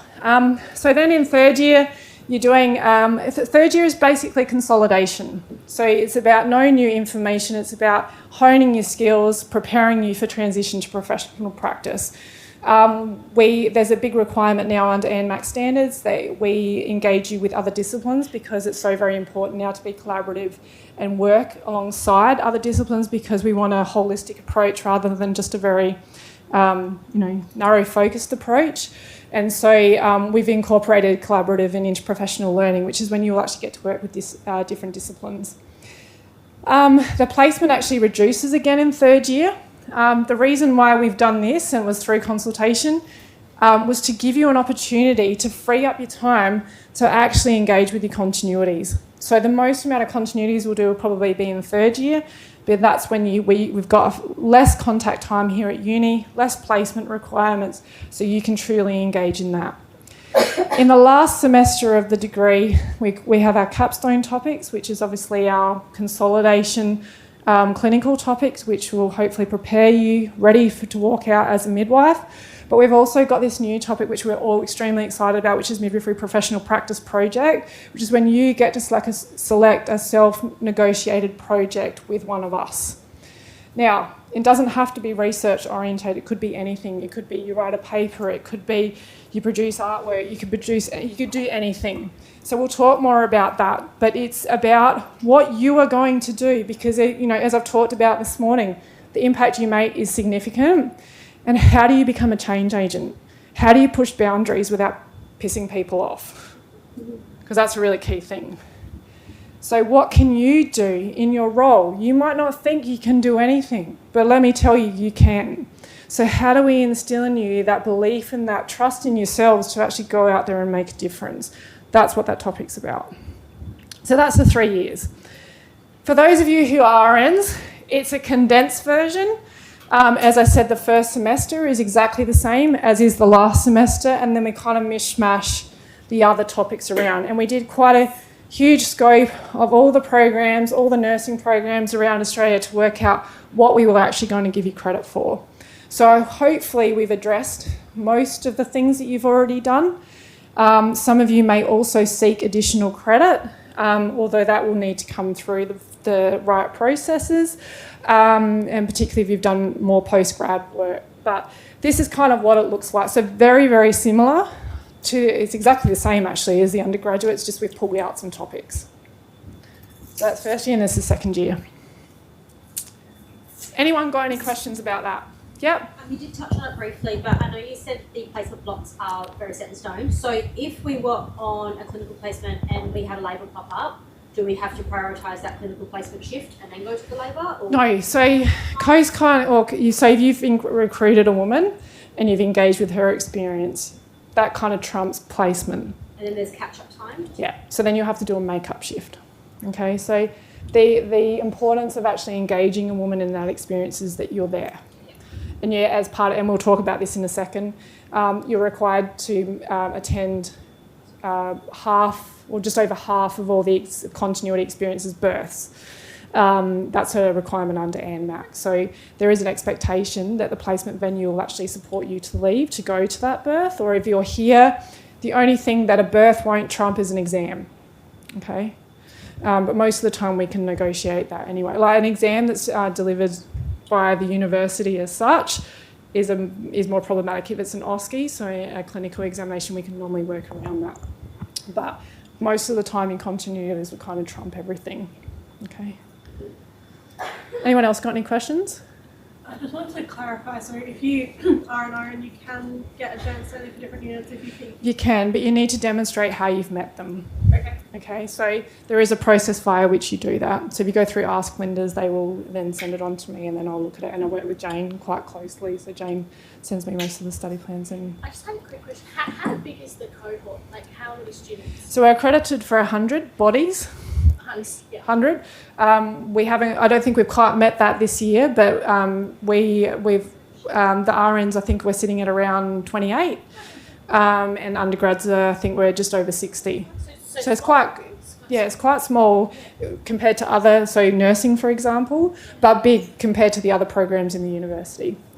I'm just going to play this. So this is just a quick video, and then I'm going to hand over to Fiona, who's going to talk about placement. Am I running on time or am I over? Flinders University are leaders in health and in care, and we are focused on the growth and development of our nursing and midwifery programs, both at an undergraduate and a postgraduate level. Nursing and midwifery are both very long-standing professions. Indeed, midwifery is the second oldest profession in the world, and it's always been based around the intrinsic values of care and compassion. We offer a variety of learning experiences through multimodal education. In terms of nursing and midwifery theory, this is offered in the classroom and online, and we also offer a chance to practice and consolidate nursing skills through placements and labs. The midwifery course at Flinders is very student focused. It happens in two areas, at the university, in the classroom and the simulation laboratories, but also a really important part is in placement. And student midwives are placed within the public and private sectors in a variety of venues. This means that they can have a real opportunity in the safety of being a student to be supervised in their clinical practice. We have state-of-the-art labs, and some of the benefits include our high-fidelity mannequins, which are mimicking patients, so it gives students a chance to practice their skills and their patient care in a safe way. We also have simulated hospital environments, so we're mimicking a ward environment that students would experience on placement and as a registered nurse in their practice. Another interesting experience that we offer is called HoloLens. It's a mixed reality experience, so students are given the chance to put on a headset and then they can witness high-level patient experiences that they wouldn't necessarily get the chance to be involved in on placement. So, for example, a cardiac arrest situation or nursing care that's offered to a burns patient. One of the other benefits of studying at Flinders is an innovative teaching technique called mask ed, in which we can mimic a real-life patient situation. The educator actually puts on a silicone mask to become a patient character and then can help direct the scenario and guide the students' learning. The educator can then take off that mask and debrief the students on what went well, what didn't go so well, and what they can work on next time. We have a really large team of educators. They come from all sorts of different clinical backgrounds. So we have nurses from the emergency department, the operating room, the intensive care unit, the Royal Flying Doctors, the Defence Force, aged care and paediatrics, just to name a few. Our nursing team have a lot of experience working in the field, and this is really great in helping prepare our students from that really important transition from student nurse to graduate registered nurse. We have a wonderful, welcoming culture at Flinders University where we really focus on student development, and we have skills that are really important in life that are embedded in every subject that we offer. The student experience is our central value, as are many of the values that we demonstrate through our teaching. So these include autonomy in practice, integrity, honesty, and maintaining human dignity. Anyone find any problems with that video? It's all nursing. So we're working with the marketing team. That's the best we've got at the moment, and there's a lot of staff in that video that are not actually here anymore. So we are working with, and so we will ask actually some of you to be involved in that marketing material. So that's enough from me for now. I'm going to hand over to Fiona. I will probably come back briefly to add a bit of stuff, but I'm going to hand over to Fee now. All right. All right, so we're going to talk placement and also talk about my role as placement education coordinator. I'm presuming we're going to talk with Jenny as well, which is all of us. It's a team effort here, gals. So I'll just start a little bit by asking you, where do you think women have babies in Adelaide? Women's and children's? Flinders? Laumac? Gawler, Calvary, used to be Northeastern, that service is just closing. Yep. Burnside, Ashford, at home, but probably have to be linked with a service unless they engaged a privately practicing midwife. Some of our countries still do that. So Yep. Port Pirie do birthing. Sorry. Clare Hospital. Clare Birth. Yep. Yep. Mount Barker, someone said. Victor Harbour. Gawler. Yep. Anywhere else? Mount Gambier. Narracourt. I think they birth in Mount Gambier. They do, yeah. Yep. Berry? Berry. I've got a birthing service. Kangaroo Island also have a birthing service, intermittent at times, but yes, a birthing service. So you can see now, lots of you are very knowledgeable about where women do birth. So these are the places that you will be sent for placement. So you're going to cover the actual other venues. Is that part of your gig as well? Oh, well, we can. You can? Okay. So my role is around making or maintaining, I should say, relationships with the venues to support you on placement. So our 3 tertiary hospitals, so Lar McEwen, Women's and Children's and Flinders, all have in-house, I shouldn't say all, Flinders and Women's and Children's have in-house facilitation. So they have a team that is employed by us and UniSA, and we share that facilitation, and they're on site all the time. All the other venues have visiting facilitation services. So we employ the facilitators that will go out and facilitate you. Now, we usually expect that a student would get approximately 3 hours of facilitation in a placement block. And that involves getting all the paperwork done, getting your assessment done, and talking with you about how you're meeting your learning outcomes. So it definitely is a supported process. So my role in that is I'm not in the hospitals facilitating you, but I work with the facilitators to navigate that process, advocate for you if there are problems, and also help you navigate the system. So we also have 2 very important people. So this is Chio and Jenny, and they act as a link between the big kind of ether of the rostering system, which is shared between UniSA and Flinders, and the venues to be able to have adequate access to placements. So not all placements will be intrapartum placements. In fact, only a small portion, maybe less than 30%, are birthing placements. But we have antenatal, postnatal, women's health, what else? Clinic, midwifery group practice, domiciliary home visiting service. There's quite a few different types. We also have placements in the SA prison as well, in the women's prison. There is a hospital-like unit attached to the prison, and any pregnant women will go to that service for their care. But they also do lots of women's health in that service as well. I'm just thinking outside the box, what other placements? Kangaroo Island has been one. Northern Territory, so we are still establishing our presence in the Northern Territory, but we have sent students to Tennant Creek, Gove, right up at Nullarbor at the top, Alice Springs, Catherine, and Darwin. So Catherine is another fantastic placement as well. So those placements are usually offered in 2nd year and 3rd year, and that's a negotiation with us around who will get to go to those ones, but we can talk about that a bit later as well. So in terms of my role, I am accessible to you. You can contact me if there is any concerns around placement, but we will talk in your first pre-brief before you go to your first placement about that communication channel and where concerns and issues go, and then how the flow on or the chain of communication is. So we will do lots of induction about that. And I'm not going to do all of that today because your brains are going to be already probably pulsating.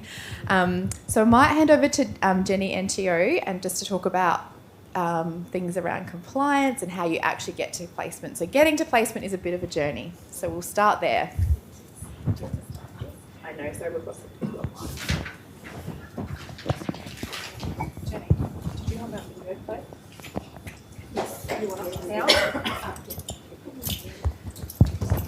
We've got a video. A lot of you will, well, first of all, thank you. A lot of you have actually completed and are fully compliant, which is amazing. Fantastic. Well done. For those of you who may have enrolled late, we have a video which will go step by step through what you're required to do. And so we'll play it. Sorry to everyone who has already started or who is already fully compliant. We apologise. It's 11 minutes. You can tune out if that's the case. But you can ask questions after. Should we go? Yes. Hello and welcome to this placement preparation video for midwifery topics. The requirements we will discuss in this video are the same you'll find in the requirements guide and on the website. Students need to start gathering and uploading all documents ASAP to be deemed compliant before the given deadline. The earlier you meet compliance, the faster you'll be ready for placement. It is worth noting that some documents, such as the immunisation compliance certificate, the tuberculosis services screening, and clearances, such as DHS, and police check, can take weeks to come through after applying. Once you have enrolled in your placement topic, you will have access to InPlace, our placement system. There is an InPlace user guide that can be found in the links provided in the comments section of this video. You can also find it within the requirements guide, on page 7. Once you have access to InPlace, under My Details, you can complete compulsory declarations and upload compliance documentation under the NHS Midwifery Compliance section. The first step should be to ensure you provide responses to the first 6 questions or tasks, beginning with the Fitness for Placement Disclosure Declaration. When this is completed, start uploading your current, completed documentation. Of course, to commence this process, you need to have some documents ready to go. Please note, we advise you to upload your individual documents as you get them, and not wait until you have completed everything to upload all at once.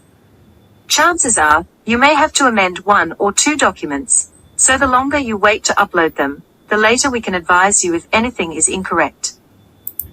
For midwifery topics, you need to have both the DHS, Aged Care Sector, and the Working with Children check. You can apply for these 2 DHS clearances at the same time.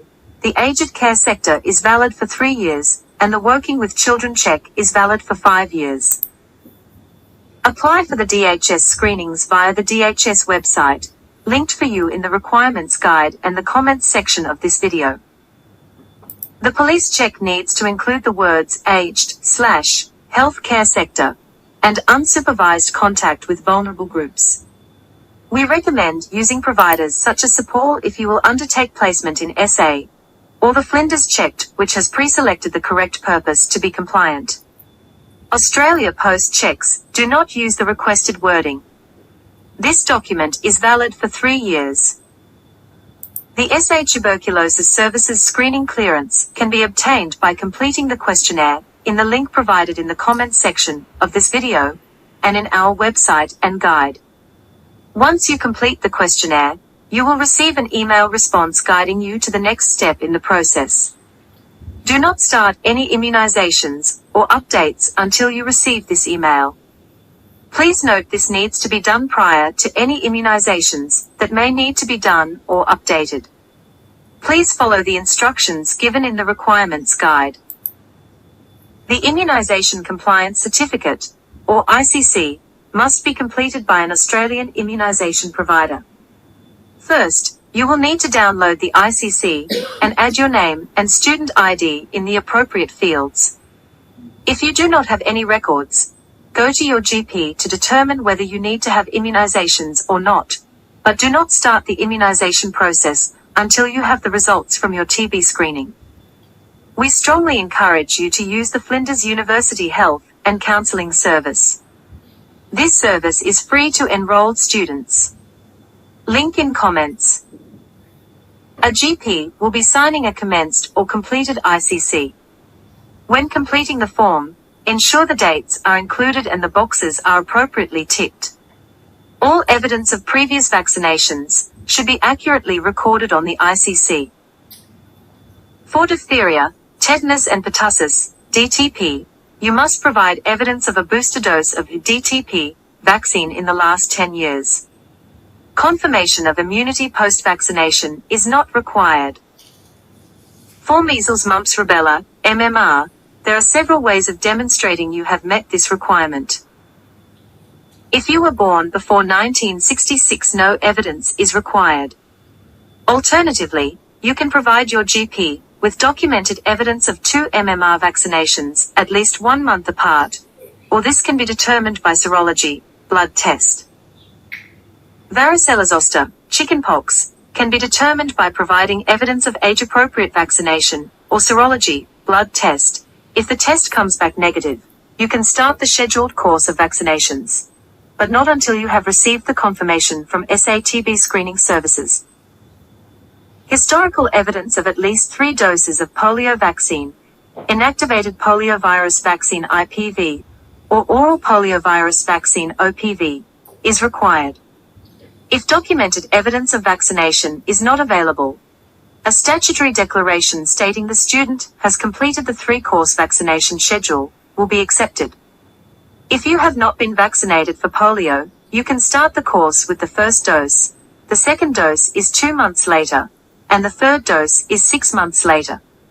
But this is not to be started until you have received the confirmation from SATB screening services. Hepatitis B, Hep B, requires all students to have evidence of 3 vaccinations and a blood test confirming immunity to Hep B. If you have not been vaccinated for hepatitis B, you can start the schedule of 3 immunizations. After the first dose, the second dose is 1 month later, and the third dose is 4 months later. To finalize this process, documented serological evidence of hepatitis B surface antibody greater than 10 mlu/ml should be indicated on the form by the GP. This schedule of vaccinations is not to be started until you have received the confirmation from SATB screening services.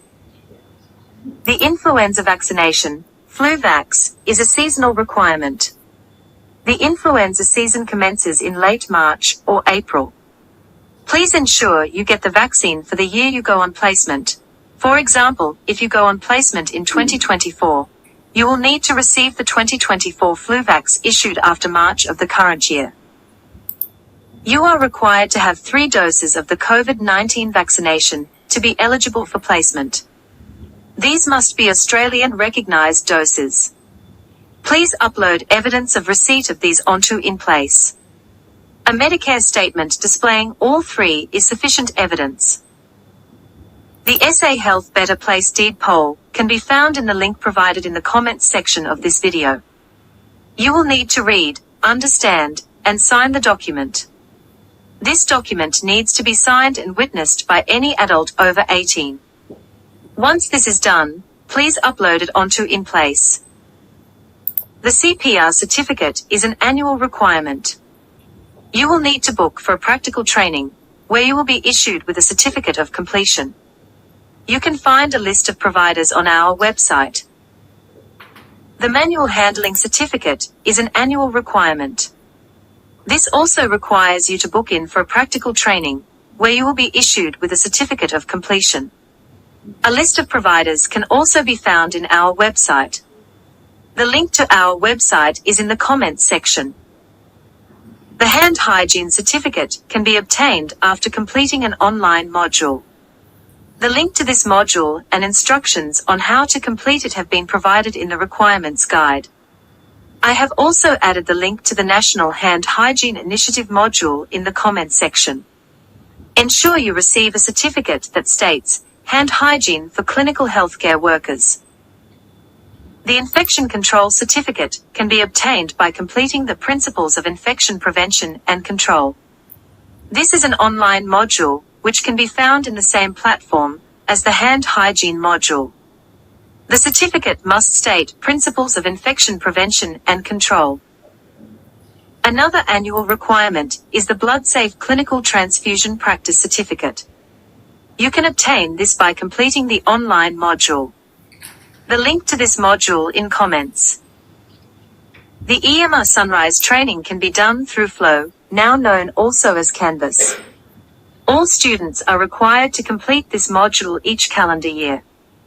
Once completed, take a screenshot of your result including your name. The pass grade needs to be 80% or above. Finally, you will be contacted by the Mask Fit team to book an appointment through Career Hub. Appointments are limited, so please ensure you book in as soon as possible, as there is a small window of opportunity. There is a list of things you should consider when organizing your self-selectable placement. Please refer to the requirements guide for further instructions.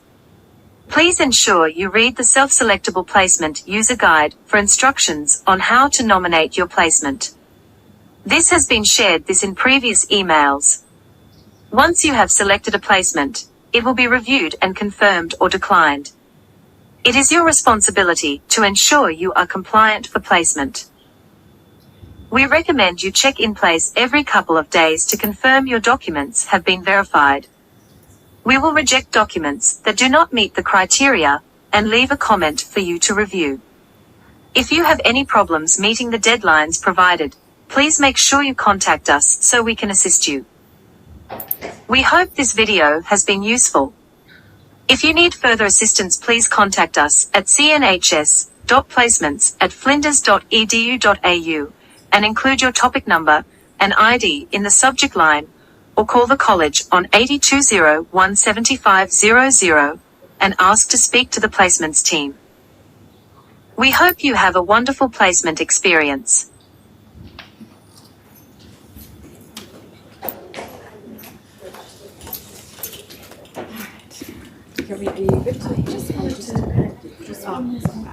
Just wanted to add to that, with your compliance, you need to be fully 100% compliant to go out to coast as well. So you can't recruit any mothers unless you are fully compliant. So just to bear that in mind. It says we need to be compliant by the 18th of March.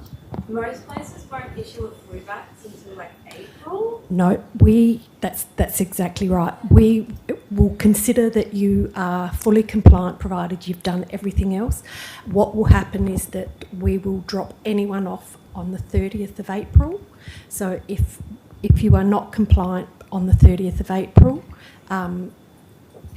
we would expect you to have your flu vax by that date. So, but yeah, that's a really good example of just that professional communication and starting to use those channels. So just keep in contact with our WIL team about what's happening. So when you drop off the radar and we don't know that that's what you're waiting for, something might happen, like you might get struck off and have to start again because we don't know. So please get into the habit of sending those emails, introducing yourself and just stating what the situation is and why there's been a delay or whatever it is. So we really start to, and I'm sure Liz will be talking about this next Monday, just about those professional communication skills and just starting to develop those as you move forward. Yeah. I just had a question about the fit test for the mask. Yeah. So it said that you'll be contacted if you that's need a good one. You'll be notified by email that there is an opportunity for you to go into the Canvas and book in. Okay, so it'll be through your email you'll get? Through your university email. We only ever correspond via university email, and we really, really, in this subject line, would love you to just put your student ID, because if all else fails, we can identify you by your student ID. But if you can put your student ID and your topic and your name, that would be great. Can I just ask about the fit testing? If I've had a fit testing through my employer, is that allowed? Yes, absolutely. If you've already been fit mask tested, please upload the evidence. Yep, upload the evidence to In Place, and we will go through and have a look and do that. Just with the part-timers as well, we've been with placement. Yep, in fact, we've just this morning we've emailed this guide out along with the requirement guides and the self-selectable. So everybody will have that in their university email at the moment. Being part-time, you actually don't have to start the actual compliance process. However, I would suggest doing the really simple things. You don't need to do the annual requirements, and I wouldn't suggest doing your police clearances until closer to the time. But things like your TB, your immunisations, especially your TB, once you've got your TB through, you can actually start your course of any immunisations that you may need.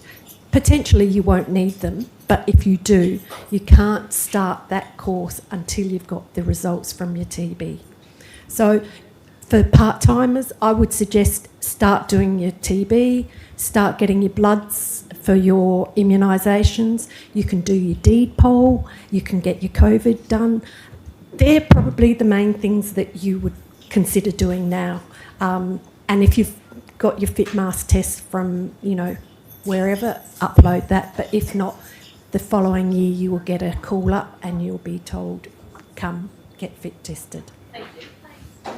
So if I got a fit mask testing like last year, does this still count? Yes, it does. Just upload the evidence. We require evidence for everything. And the immunisation form, I had one from UniSA last year. No, it doesn't cut it, I'm afraid. You have to use ours. How long does the fit mask evidence last for? Once you've been fit mask tested, you're done. Sorry, just one last question. If I'm a Hep B non-responder, can I just supply a letter? Is that? Yes, but make sure that your GP has completed the form. Yep, absolutely. Should we have the fit mask page coming up on our campus yet, or will it not be a No, not yet. I have actually sent an email off today to make sure that the fit mask people have got the whole two cohorts in to call up. Yeah. I just want to double check to make sure that you're like fully compliant and ready to go. Do you just need to be verified up until face mask, fit test, and then everything under that is for like non-SA places and that kind of thing? That's correct. Yes. And really, don't worry about your flu vax. If you can't get that, that's impossible. You can't get it until end of March, beginning of April. So we're not going to make you not be compliant. We won't consider you not compliant because that's something that no one can control. What's the other thing? There's something else. I just have one more question. With the deed poll form, it's just uploaded to In Place. We don't need to upload that to any government bodies at all? No, you just need to upload that to us, and we just need to know that you've read it through, you understand, and you've agreed to all of those conditions. Any other questions? The other thing that we'd like to let you know about is the self-selectable placements. I'll hand you over to Gio. Okay, so you have also received a guide that is called the Self-Selectable Placements Guide. Okay, we have also sent it through to your emails along with the requirements guide and the video. That guide explains all the process, and it has also the deadlines and the days that this process, the self-selectable placements process, will be open on In Place. So please follow those instructions. If you get stuck or have any questions, please contact us. You have our emails as well. And yeah, if you have any other questions regarding that process, you can make them now if you want. So for part-time, do we have to be selecting that now or that's next year? That would be for next year for part-timers. Yep. So your placement is linked to your clinical topic. So if you do a clinical topic, you'll be invited to self-select. But that's right. Yeah. The other thing is that we will send out the rosters, so you will be able to see what you will be selecting. So you're not going in blind. So we'll have all of the venues, all of the placements. It is unfortunately the Hunger Games, so it is first come, first serve. Having said that, we've got to agree that, you know, we actually go through every placement and make sure that, you know, so you might live here in Bedford Park and you want to choose Flinders Medical Centre, which is absolutely fine. But we are looking for you to have opportunities everywhere, because not every hospital works the same way, and we need you to be aware that there are other people that also need those opportunities. So, but it is first come, first serve, and once you've picked whatever it is that you're picking, the placement actually comes off, so people can't see it. So when you say rosters, you mean like the actual hours you'll be working? Yeah. Yes. So I was just going to cover Yes. that. So with your placement, you are expected to do late shift, which is 1 till 9 for most venues, and an early shift, which is 7 till 3:30, and night shift, which is 2100 till 7 a.m. So each roster line will include 2 night shifts if you're going to an acute ward, which is a 24-hour service, apart from like antenatal clinic, for example, which only runs Monday to Friday. Midwifery group practice is separate. You get your days that are on call, and that roster is decided about the workload that's coming in. But what Jenny's talking about is you'll be presented with like line 1, 2 and 3, and it will be where your night shifts fall, whether they fall over the weekend, whether they fall midweek, or whatever the pattern is. And we've worked along, we're quite experienced at roster patterning. So the system is, or the recipe, I guess, for the patterning is that you do have adequate rest from nights before you return to day shift. Now, saying that, do we have nights in our first year topic? Yes. We do. Okay. Yes. So welcome to night shift. So we will be talking through that as well, like how to prepare and all of the things that go with. The first workshop. Yeah, the first pre-brief or first pre-brief. Yeah, pre-brief, which is just before you head to placement. So don't worry about that just yet. Question? Will late earlies be? Well, they are, but we're trying to reduce the number of late earlies across the rostering. So potentially, well, if you go to Lyle McEwen, there are no late earlies or early lates.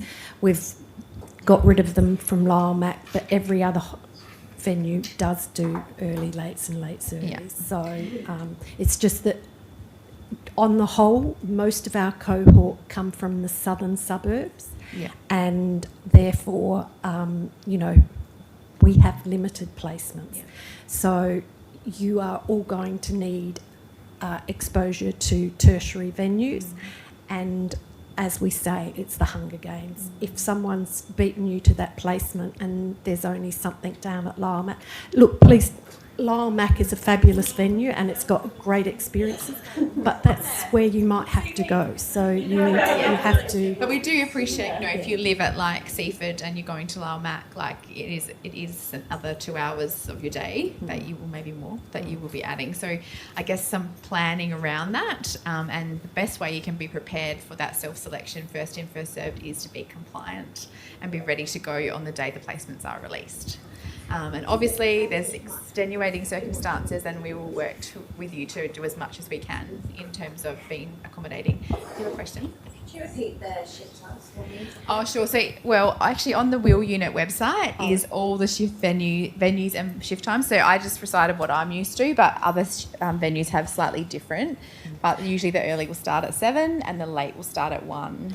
So if you go on to our professional experience, Midwifery professional experience placement website, if you scroll through it, you will see venue orientations, and on those you will see it might be Flinders Medical Centre 4C, and it will give you the shift times. So, and it will give you the wards and the shifts. So it's got all venues have that information, so you can have a look well and truly prior to well, you can look anytime. And we'll walk you through, what that means, and we'll talk in your pre-brief. We'll talk about parking and arriving at shift and what you do when you arrive. All of that will be covered as we get there, but we just need to trust that it's a journey to get there. We need a lot of learning to do before you're ready to go to placement. And it is on the website. And it is on the website, so a bit of bedtime reading for you. Is there any other questions for? Sorry.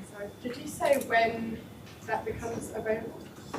That's on the website right now. Like when you can actually start selecting? Yes, we will notify you to let you know that it will be open. Yeah, you get lots of warning. Another lady here. This is probably going to get covered, but are we pretty much all going to be doing the same thing, at least on this placement, or will some of us be at a disadvantage if, we get sent to one, are certain areas better? No, you will all be doing antenatal, postnatal, midwifery group practice in this first port of call, but you have criteria in each of the topics that you need to fit I guess into. where I'm coming from is I did first year nursing in 2014, and in first year some people got op shops and food vans as placements, other people got aged care.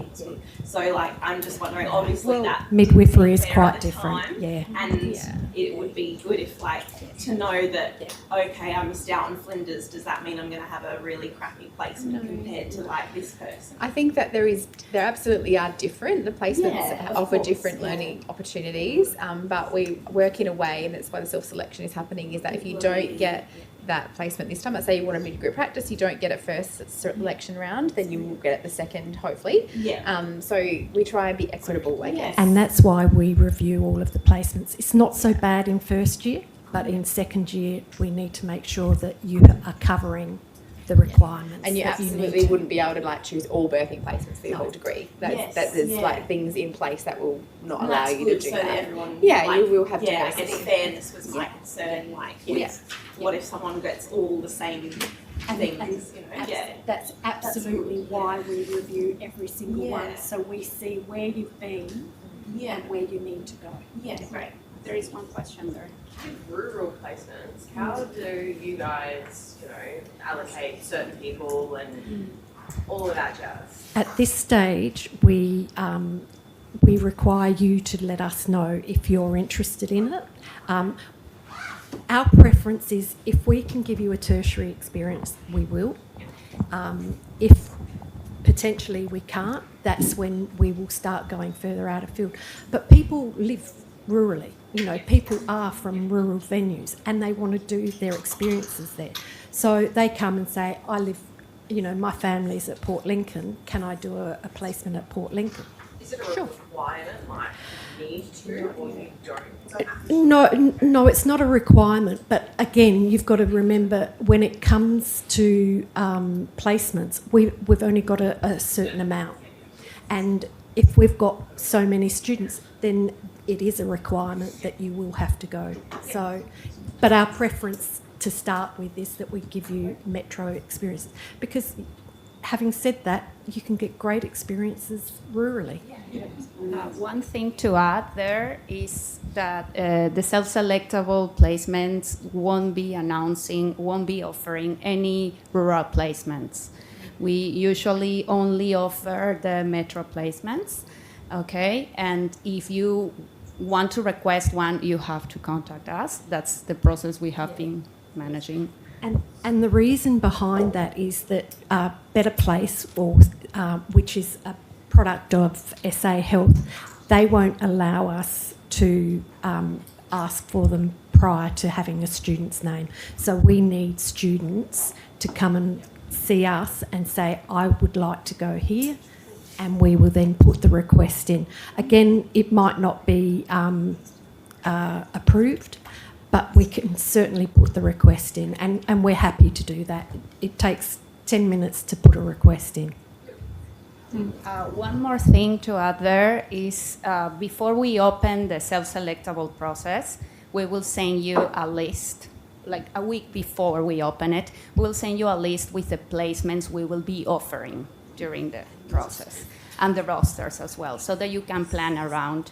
You can perhaps think about 3 or 4 options, just in case you don't find your first choice. Mm-hmm. Your second or your third. Are there any other questions? Okay, well, please always feel free to come and visit us and speak with us. We're more than willing to help. And another thing is, if you do have exceptional circumstances, if you're pregnant or something like that, things that we may need to know in consideration for your placement, please come and see us. Don't be late in doing it, because when you're 6 months pregnant and you're going out to placement and you need something changed, it makes it very difficult. So, also any access plans as well. Yeah, come see us. Yep. All right. Thank you. Thanks so much. That's right. Okay, so I just wanted to move through now what you actually be doing on placement. So we kind of jumped around a little bit, but I was just conscious of Jenny and Cherry's time, so I wanted to get that placement out the way. No, I wanted to make sure you guys had your time. So ANMAC is our accrediting body, and we've just been through that accreditation process. And so they actually set the registration standards for the country. They tell us what we need to be able to provide you with and what you need to be able to register at the end of your degree. Now, certainly we've just, the teaching team have certainly just navigated this with our cohort that have just finished, and some of those students are still submitting their portfolios for registration. So it does go on sometimes into February. So to register, you need 100 antenatal episodes of care. So that, minimum, that's the minimum. So if you get to 100 by the end of second year, you need to keep record keeping, because we absolutely do like to see our students get more than that. But the minimum is 100. Now that means that you have been an active participant in an antenatal episode of care for a family or for a woman, and you've documented it, you've got it signed by the registered health professional there, whether it's a midwife or a doctor, and you have completed that whole line of documentation, and you've kept that record safe. So that's 100 of those. Now, labour and birth care.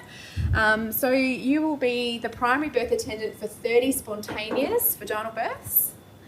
Now, these births can be all sorts of different things in terms of inductions of labour or spontaneous onset of labour, but it's where you've acted as a primary birth attendant, and actually these are what we used to call, when I did my degree, these are your 30 catches or your 30 births or your 30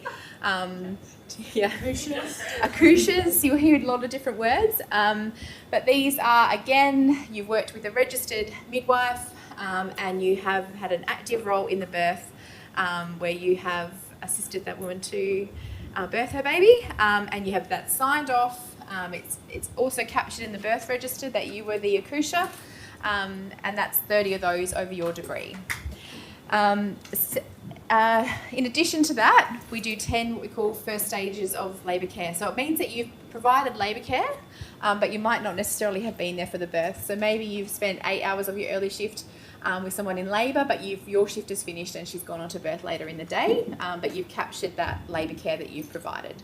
So there's 10 of those that are required. Yeah. Would that also count as, say, somebody had the first stage labour and they ended up having a C-section? Yes. Would that come under Yep. that category? Absolutely. Yep, so that would be, or they might have had a ventouse or a forceps or assisted birth. That wouldn't be a spontaneous vaginal birth. That would be a labour care, and potentially something else when I get there. To the next slide. So we also need episodes or experience in postpartum care. So we would like to see 100, or we do need to see 100 minimum postnatal care episodes, and these are all documented. You've participated in that appointment or that episode of care. You've filled in all of those things in the portfolio document, and you have had it signed by a registered health professional, hopefully a midwife. Sometimes the GP might sign them off if you're doing those visits after the baby's born. Sometimes the woman might return to an obstetrician if she's had obstetric care. That's fine as well.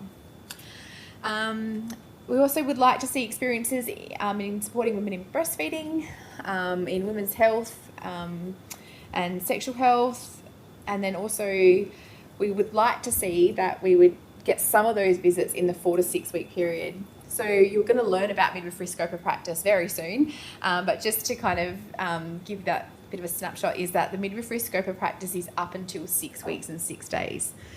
So we would care for women and babies until that time. So we don't really see that a lot in our current health system. We're doing a lot of promotion to try and change that. But any opportunities you get to visit and care for women in that 4 to 6 week period do need to be captured in your portfolio. And then neonatal care is also part of it. So we are doing 20 full examinations of the newborn and experiences looking after neonates in the special care unit. So babies who are admitted to special care baby units or needing high level care, we need to demonstrate episodes of care for those as well. Yeah. In a situation like if you're on rural placement, like I'm from the Riverland side, rather that if I'm doing my placement like Loxton and the chick then needs to be sent to Adelaide, is she still my patient, or does that stop once she's sent to Adelaide? So what do you mean for continuity of care, or do you mean for your placement? Either way, like if I'm her midwife in Loxton, does it still count if she gets sent away? So if you're in a continuity of care experience agreement with her, then you can choose whether you follow her to Adelaide or whether you just receive the care back to the community postnatally. There is a catch though with that. You have to make sure you've done the orientation at the hospital that she's been transferred to. So say you've done all your placement at Loxton or in the Riverland, and you haven't done the orientation here, they will not let you in the hospital down here. So you must do the orientation. We advise you do the orientation in every hospital. Yeah, we do. Yeah. Access to. So as many orientations as possible, even if you're not planned placement there, because you don't know that you won't be planned placement. You just contact the hospital to do that? So we'll put out a list of orientation times and dates, and they are a formal process facilitated by the facilitation teams. Yep. If you, I've worked in special care nurseries. Yeah. How would that work in this? You are in entry pathway? Yeah. Yeah, so when we get to that part, we can talk about whether you would do a different placement or whether we can talk about study plans with me. It's probably a bit of a different conversation. Proof of what. Yeah, sure. Yeah, no worries. Yeah, so we can talk about that when we get to that, probably second year for neonates. So, yeah, which is your second year. Yeah. Any other? Did I miss one? Yeah. Is the duration of the episodes of care relevant? So, let's say we've done, I don't know, a 20-minute kind of care and first stage of labour, and then your shift finishes. Yeah, that is relevant. So, I guess it's tricky. It's a tricky one, and it does involve your judgment. So there used to be this 6-hour clause that was slapped on this 10 episodes of care. We've kind of moved away from that slightly, knowing that some women can arrive at the hospital, 8 centimetres and only need 2 hours of labour care and go and have cesarean or whatever happens. So I think it's about demonstrating that you've been an active participant in that episode of care. So you didn't just go in there, do a fetal heart, thank you, sign me off. So we really do trust, we have a trusting relationship with all of you that you will kind of adhere to that standard, I guess. And the judgment is on the basis of the midwife that you're working with. Deciding whether you've been an active participant, that they're happy to sign off that you've been engaged. So that the onus is on them to make that call. Yes, because 6 hours is probably a bit unrealistic, and we have removed that. But previously that's what it was. So I guess it's around, you'll get more kind of confident at deciding that as you move forward as well. Yeah. Another quick question as well, when you send out the links to book orientations, does that include private hospitals? Yes. Yeah, it does. Yeah. So theoretically with that, so from our first placement, we could start getting these antenatal, postnatal things checked off? Yeah. Okay. Yeah, absolutely. And so when you head out to your first placement at your pre-brief, so before every placement, the whole cohort will come in for a pre-brief, which talks about what you've learned, what your learning outcomes will be, and you will attend your placement with that really, strong learning outcomes. And then we'll talk about what paperwork you can take with you, what's appropriate to take with you. So don't worry, you promise we're prepared now here. Yeah. When we talk about the 100 hours of care, is that including placement or is that just your continuity? So this is 100 episodes. So an appointment might be 20 minutes. In fact, in our health system, that might be 10 minutes. But for the MGP, it might be 2 hours.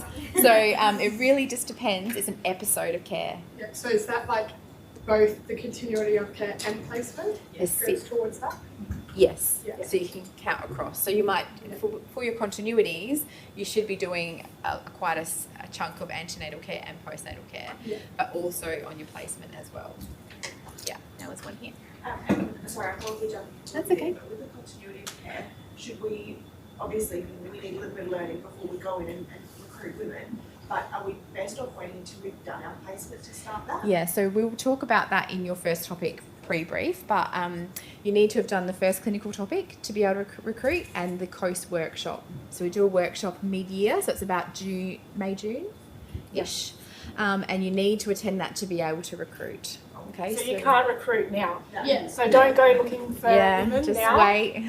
Because we've had issues where, one, you haven't had orientation to the hospital environments, which you can't go in, and two, you haven't actually done sufficient skills to be able to, or learned about the paperwork. So if you don't know about the paperwork and you don't know what you can count, you're kind of missing out on an opportunity to make those things. So yeah, and there's also consent processes that need to go with the continuity experience, and you really are entering a professional relationship that needs to start on the right foot, not only for your own career succession and success, but for our legality in terms of our insurance, our university insurance, but also for our reputation as a training organisation. You are representing Flinders, and we're going to talk a little bit about that after lunch.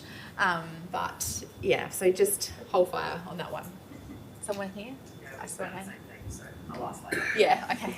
It might be a question for a different day, but are there rules against friends, family in recruiting? Yeah, there really is. And we're finding that those are becoming more and more important as our world is changing around us. So we absolutely will address some of that after lunch. Yeah, no worries. We all need to eat something before we discuss that one. So another part of our registration, and this is set by AMAC as well, is experiences in caring for 40 women with complex needs. This is across pregnancy, labour, birth and the postnatal period. Now this may include women that you have engaged with in a continuity of care relationship, but most likely these come up in placement as well. So I would say to get these kind of documented as soon as you can, and when you do see the portfolio, if you haven't already, you will see that there's a template there for that complex care. Okay, so 40 of those are required. Now you can see it doesn't involve the neonate in this one, and that is separate. So AMAC require, I can put it on here, but AMAC do require that we do have complex care of the neonate as well, experiences of, and you will see that as separate to that 40. How many of those? specify. So we say a minimum of 5. Yeah. We used to say 10, but then we upped the 40 across this. So experiences in. Now, saying that, if you're involved in experiences and you've already got 5, write up number 6, because actually it's really important to demonstrate the work you've been doing in placement. Okay, remember It's these better are on all, your CV if you've got 250 versus 100. Yeah, and these are all minimum guides for registration. Okay. Can I just jump in there? Yeah. I've got to go to a meeting at 12:30, but I just wanted to just let you know about a couple of things. So there's a whole lot of stuff on this table which has been donated to us, and we're going to raffle it off today, but there's a couple of things you need to do in order to do that. So at lunchtime, there's actually a stall for ACM down in the cafe where Kristen Graham is there. She's one of our members and actually used to work at Flinders, so you can go and have a chat with her. When I was at National, we were talking about the importance of engaging students from the start, and we talked about making it free membership. At that point, we couldn't do it, but they've actually now made it free for students. So you actually can sign up and access all the benefits that members do for no charge. Also because of the placement poverty that we end students are often broke, so all of those kinds of things. So in order to actually, we've got a raffle today, so you can get one of these cash meters, which we can't even afford. Bottle, $100. or if you're really desperate for coffee, you can win a coffee cup. Yeah. But what you need to do is actually sign up, and what you do is when you've signed up, go down to see Kristen, show her that you've signed up to be a member, and write your name on a piece of paper and put it in the thing, and then we're going to draw those out. We've also got Elsevier, who has donated the Midwifery Pearman text, which is about $200 something, and the Skills for Midwifery Practice. Now, after lunch, we're going to actually ask you 2 questions. You need to get the question right, then the person that you put them into the thing, we look at to see whether you got them right, and then whoever we pull out will win one of these. Okay? All right? What if you're already in the room? It's fine, we can just show you, remember. All right, I will see you on my return. Enjoy your lunch. We're not too far away from finishing with me, and then we'll go to lunch, guys. All right. So just hold fire a little bit. No, I've got 10 before. Oh yeah. Oh, you got 10. Yeah. Okay. I'm not finished though, so we'll go. So then me, then Liz, and then we can go to lunch. Where are we at? 12:29. Okay, we can do this. All right. So continuity of care experiences. So we know that you need 15 of these if you are on the BMID-U pathway, or 10 if you are on the RN entry pathway. Now these are really kind of ingrained right through your degree. We do suggest that you do or try to recruit 5 in that first year, 5 in that second year, and 5 in the third year. Just that we don't want you to do 15 straight up and then or leave 15 to the end. We really want you to have this as an ongoing part of your learning right through your degree from that midpoint of first year. So, you know, these are really what underpins our practice in terms of women-centred care and continuity of care, and will give you amazing experiences for your learning. They do sit separate outside of the clinical topics as well. So I won't read through all of that, but you can actually find the document from AMAC which talks about the importance of it and being a part of that woman's journey through the pregnancy, the labour and birth, and the postnatal period. And this is regardless of the model of care. So it would be ideal if all the women had continuity of care through our health system in midwifery group practice, but we know that's not the reality. There's not enough places for everyone to have midwifery group practice. So we acknowledge other types of care, and we you know, hold them in the same kind of you know, esteem that we do continuity of care. So the woman has chosen to have an obstetrician, we can absolutely follow through her experience accessing obstetric care. Maybe she's going through the hospital public care antenatal clinic, or maybe she's seeing a GP and doing GP shared care. So it's about following the woman where she goes and for what model of care she chooses. Now, the record keeping with this is very important, and we will go through that in that continuity of care workshop mid-year. So we know there's 15 over the 3 years, 10 if you're a BMID-RN. You must attend 4 antenatal visits, 2 postnatal visits, and go to at least 50% of the births. So that's rough. That is 8 births of the 15, or 5 if you're an RN entry. All right, so the midwifery practice portfolio becomes this beast of a document. If you don't know how to scan a document using a photocopier, now's the time to learn, because we really need you to hold a digital copy of this document at all times. We've got very sad stories around students losing documentation that cannot be replaced. You know, cars have been broken into, where bags have been stolen. There has been an incident where there was a fire and the document was destroyed. We could not replace it. There's no amount of stat decks that will actually make it sufficient for this person to register, and those documents were literally lost forever. So I can't tell you enough how you need to get into the routine of regularly scanning this document up into the cloud somewhere.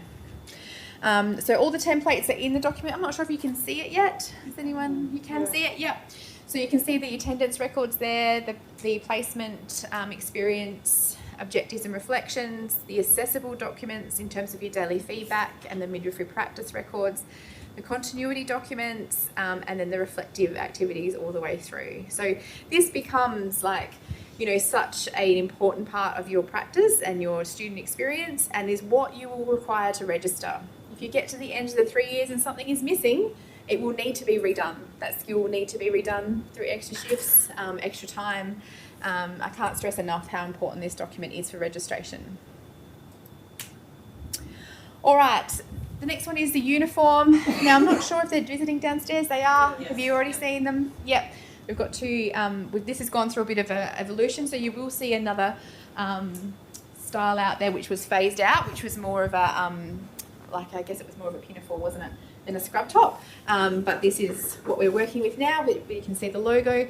You can choose the polo shirt as well. And you can also choose the men's polo shirt if you would like a little bit more length. So the women's one does sit up a bit higher, but the men's one is a little bit more forgiving if you have hips like me, and you want length, and it's a bit longer in the arm as well. So you can choose either of those tops. You probably don't need to worry about this for a couple of weeks, but do you know what the lead time is? Have you heard anything? He's got some stock in, but it's better to order at least now. Okay. And so therefore gives him enough time to bring in any extra stock if they run out. But they've only got a couple of men's, but kind of like Ben will be fine to get enough from what he needs. If you do need a men's one, you might need a little bit longer because they've printed all these ones. Yep. We need to start wearing them. Yes, so now these. Good question. So we're actually saying that these are for placement, but they're actually also for our labs. So we don't expect that you have them immediately, but we would like to see that you are transitioning to them quite quickly. So when you come to your first lab sessions for 101, 102. New accreditation's got all my numbers. You do need to wear these in the labs. So we do have a code of conduct in the labs and a dress code for the labs. And you do arrive to your lab class like you would a shift. So closed-toe shoes, hair back, bare below the elbows, and in uniform. You also need to wear these if you're going to continuities, which you will be in second semester, and obviously all placement shifts as well. So some people will buy a scrub top and a polo and then interchange them, or some people will just get by with one. Question? Yeah. Is there a period of time that we're still allowed to wear the old tops if we've already got stuff? If you've got an old top, that's actually fine. I'll double check with Meg, but I'm pretty sure that that is fine. In fact, I was on shift 2 weeks ago, and in this change room in delivery suite, there was a big free top, and I thought, wow, that student is done. That student has left. The top is free. Take the top. They've graduated. Yes. So yes, if you haven't got one and you're coming to labs next week, we just ask that you would wear either just like a plain polo shirt or a t-shirt, long pants, and closed-toe shoes while you're waiting for your shirt. All right. Is it almost your turn? Oh, I've got one more thing to do. Oh, God. Okay. I'm not going to read all of this out, but this is just an example of what you can expect for your placement. So the first placement you will have will be 2 weeks, 10 shifts, which is roughly 80 hours, and it will be antenatal, postnatal, gynae, or home visiting service. So that's what you can expect first. Then we go to your second semester and we double up quite quickly. So now we're going to 4 weeks, 20 shifts, 160 hours. And that goes right across antenatal, intrapartum, midwifery group practice, postnatal, gynae, home visiting, and even special care. So we're doing this a lot earlier. So previously we would do 5 days, so 1 week in the first semester and 2 weeks in the second. So we're really getting you ready a lot earlier with our new accreditation. And then you can see it flows on from there right through to your last semester in 3016, which is your last topic, where it's basically all placement, and you're out for a long time. And that's that consolidation of your practice before you're ready for registration. Any questions about that? Anyone excited reading about placement? Everyone want to go now? No. And then the RM pathway, this is slightly different, but this will, obviously your second year is the third year of RB Mid-U. It's slightly different hours, but obviously similar opportunity for skills and experience. Just before I finish and hand over to Liz, I just wanted to talk about the Health to Go clinic. So has anyone seen on site we have a Health to Go clinic? Yeah, you've seen it? Yep. You went for speech? Yeah, cool. Yeah, so did one of my kids. You can actually access it as a student and you can get $10 physio sessions, you can get your eyes tested for free, they do discounted frames, exercise physiology is there, hearing tests. They do have a long list for paediatric OT and speech, but if you've got a child that needs that and can't access it, you can go on the list. And now, recently, this year, actually just last year, we started midwifery service there. So we're still establishing this service, but the aim is that when you recruit the women for the continuity of care, that you will offer the postnatal clinic for them to come back in. So you'll get to learn about what's happening out in our current health service. But for some women, their journey might look like they've had their baby, they're discharged within 6 to 12 hours, maybe 4 hours after they've had their baby. They get 2 to 3 visits at home from the domiciliary service if they're lucky. And then they're sent off to see their GP at 2 weeks. So we know that there's a whole big gap in service, and some women and families will require more time. So our service is trying to kind of bridge that gap.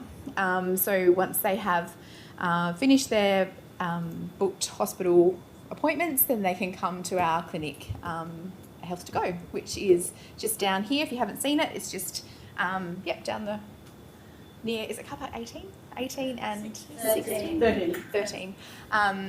And it's an amazing space. So we will be growing that space this year, and you might see some promo about that as we start to get it up and more visible, and doing some social media campaigns around it. But it's not just for continuity of women, so it's for the community as well. So it's a free service, and the women will be coming in as many times as they like, up until 6 weeks and 6 days. The idea or the wish, the dream, is that it's a student-led service. So you may be called upon, or there might be an EY that goes out for you to actually be a part of the clinic. You will run the clinic with one of our midwives, which is super exciting. So hopefully it will start to grow and develop and get bigger. But at this stage, we have every intention of running it this year as well. So as you start to recruit, we'll give you some documents to share with the women so they know it's available. We can also offer telehealth as well. All right, Liz, I think it's you. Is it you? Yes. Any other questions while Liz is here? No? All right, we're almost there. Can we reach out to midwives to recruit women? That's a very good question. I'm going to ask where we're at with that. So there's been a whole heap of work being done around privately practicing midwives, and around our ability to access continuity of cares. There is a midwife who has admitting rights at Lyle, who has been offering women our service, our students, and that has been successful. But I think there's a bit going on behind the scenes around our ability to partner with privately practicing midwives, but I'll get back to you on that one. Because I think they reached out to midwife a while ago, just to see if she is. Okay, sure. I'll get back to you on that one, because it's a whole heap of legality insurance that we're just navigating. Cool. What time's lunch? The most important question. So 12:30 to 1:30? Sweet. I can talk fast, don't worry. But I also am going to sit at the front because I can't stand for long.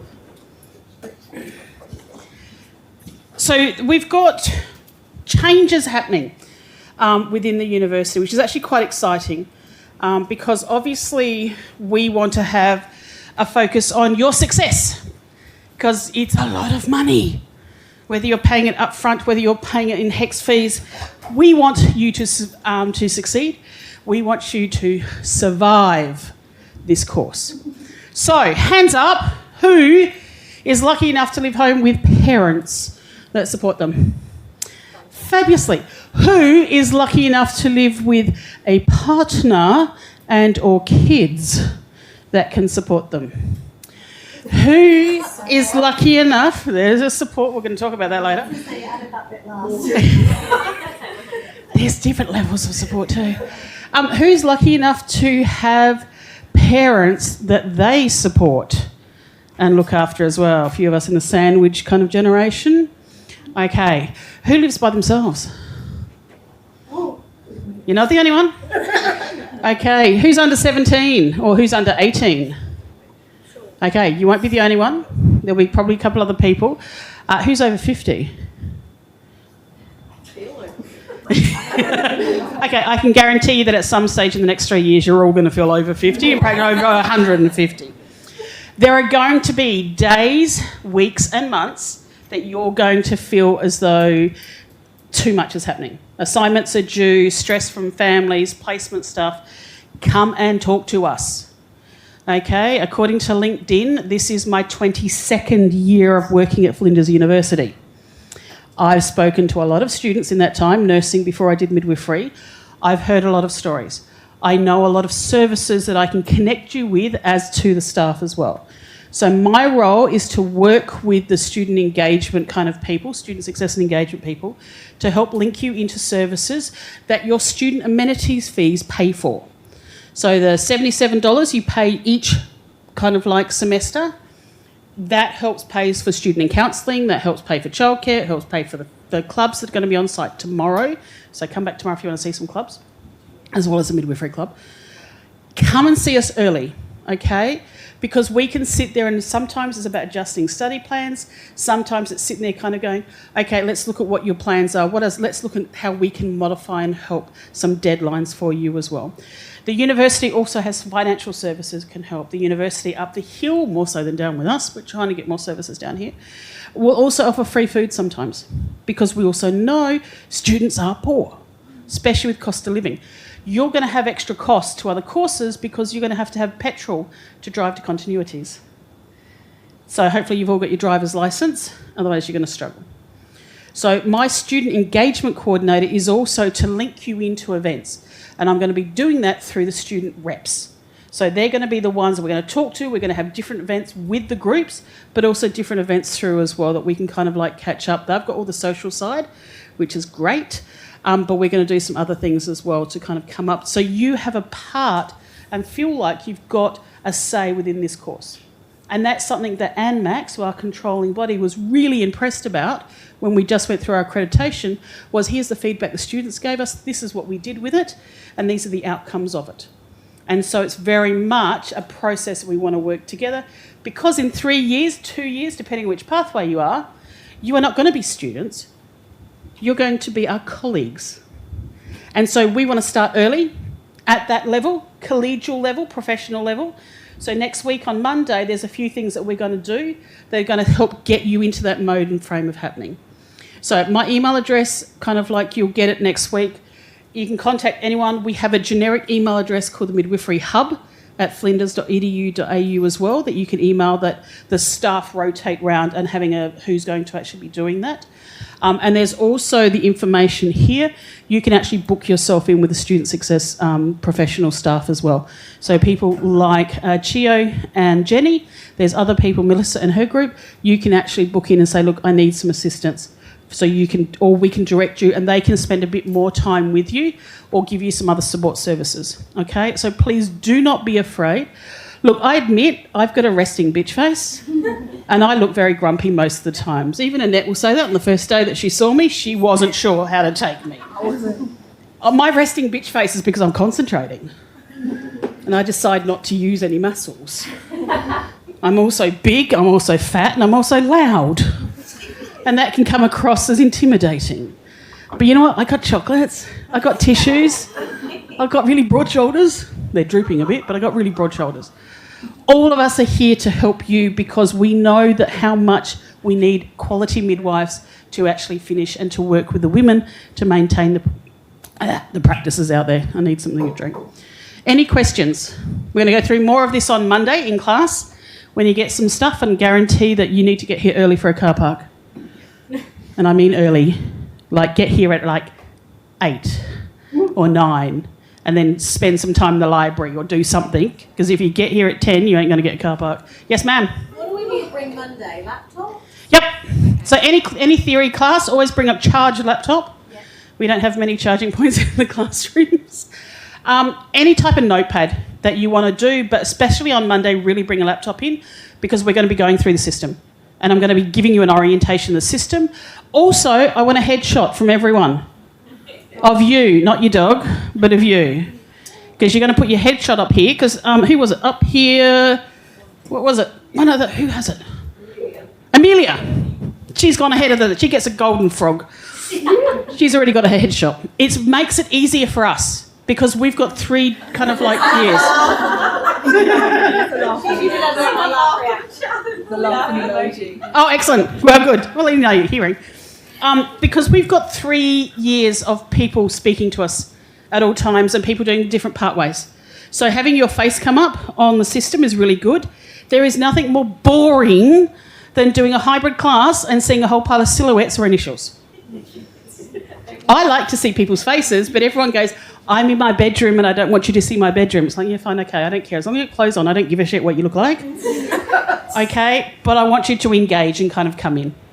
So we want that, and it's the same as with your emails, and I'm going to go through a few things for that on Monday as well. So come and talk to us is the main thing. Okay, hopefully there'll be chocolates left. Sometimes the other staff from other areas come and pinch our chocolates because they know that they're there. I think it's lunchtime. So, synchronised watches, I have 12, 48. I'm also ex-military, so my military timing clashes with midwifery timing because they're on opposite poles at times. But 1:30 consensus time, people? Well, that was the original. Okay, that's the original. So you get 12:30. yeah, but that's okay. We want you to have time to mingle and talk to each other. Well, that's 40 minutes.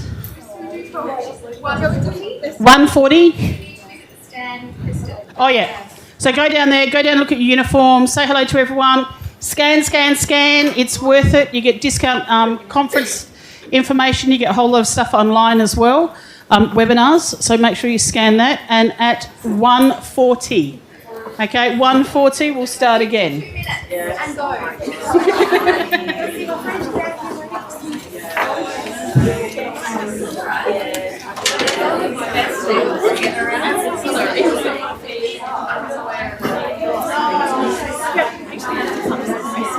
Okay, I can let you into the room. I mean, apparently there's a parenting room. Just around the corner from us. Yeah. You just need to have a swipe access to get into Oh, sure. Yep. Are you staying in this room?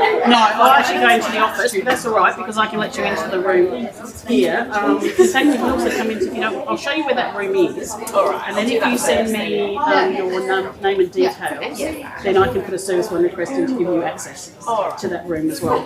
Yeah, that's going to be my life for a few months. Yep. So you need to come again too? Excellent. Oh, are you What are we doing there when I need you? All the time in class. That would be easier. You might be, otherwise you just do it at home. I'm just going to take some notes so you know what to do at home.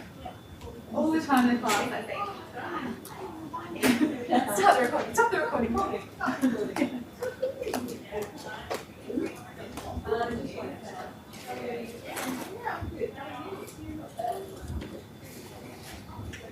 Thanks.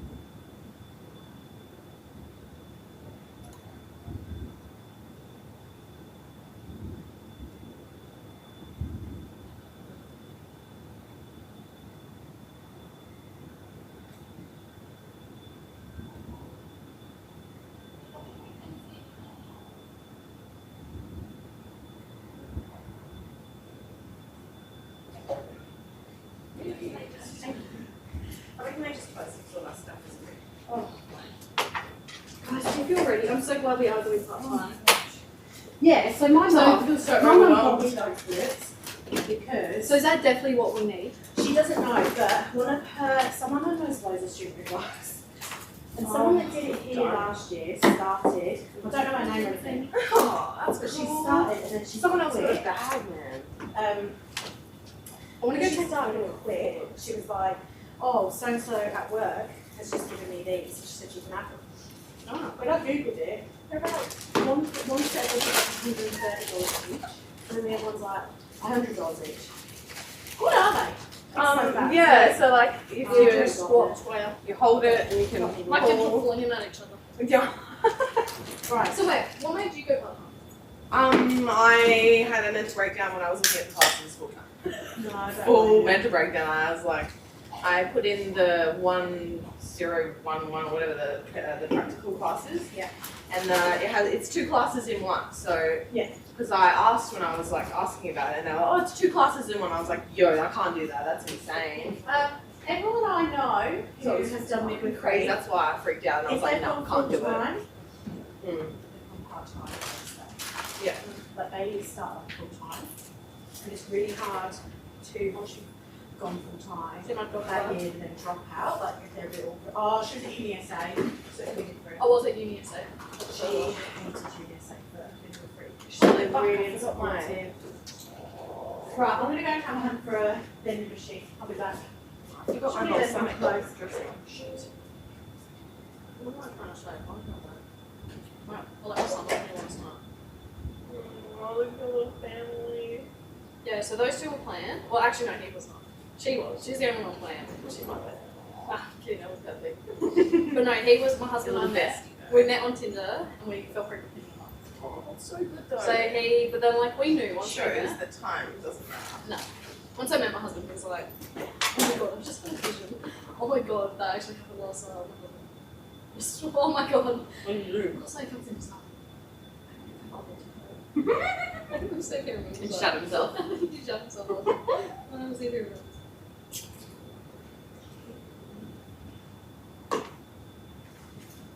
Delicious.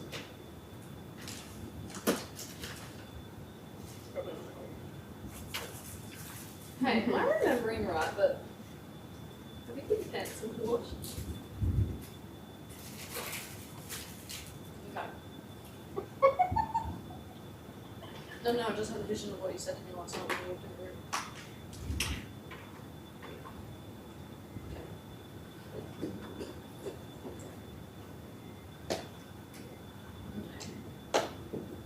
I was just thinking.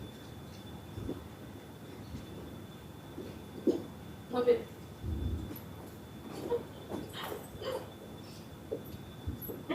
Stays on COD too long, might do very like. Oh, my partner plays every game he can play under the sun. everything and anything. This is on a cruise right now. Oh my god. Yeah, just like a 5-day one around Adelaide. Oh, that's so nice. What the heck? What's that? Never been on a cruise. Neither. I went Ever. I think I've only been to Bali once. I can't sign up to this thing. What am I doing? I've put my name down anyways. Yeah, so did I. I told them I would sign up when I got upstairs and on my laptop. Where? I don't know.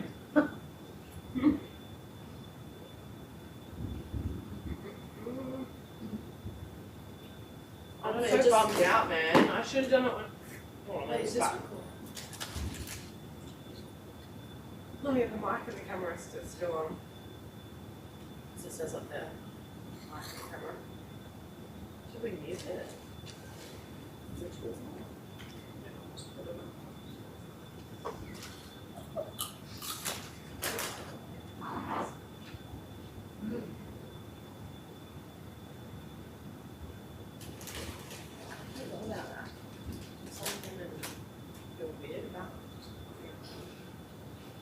I know Mal got just stitched me up.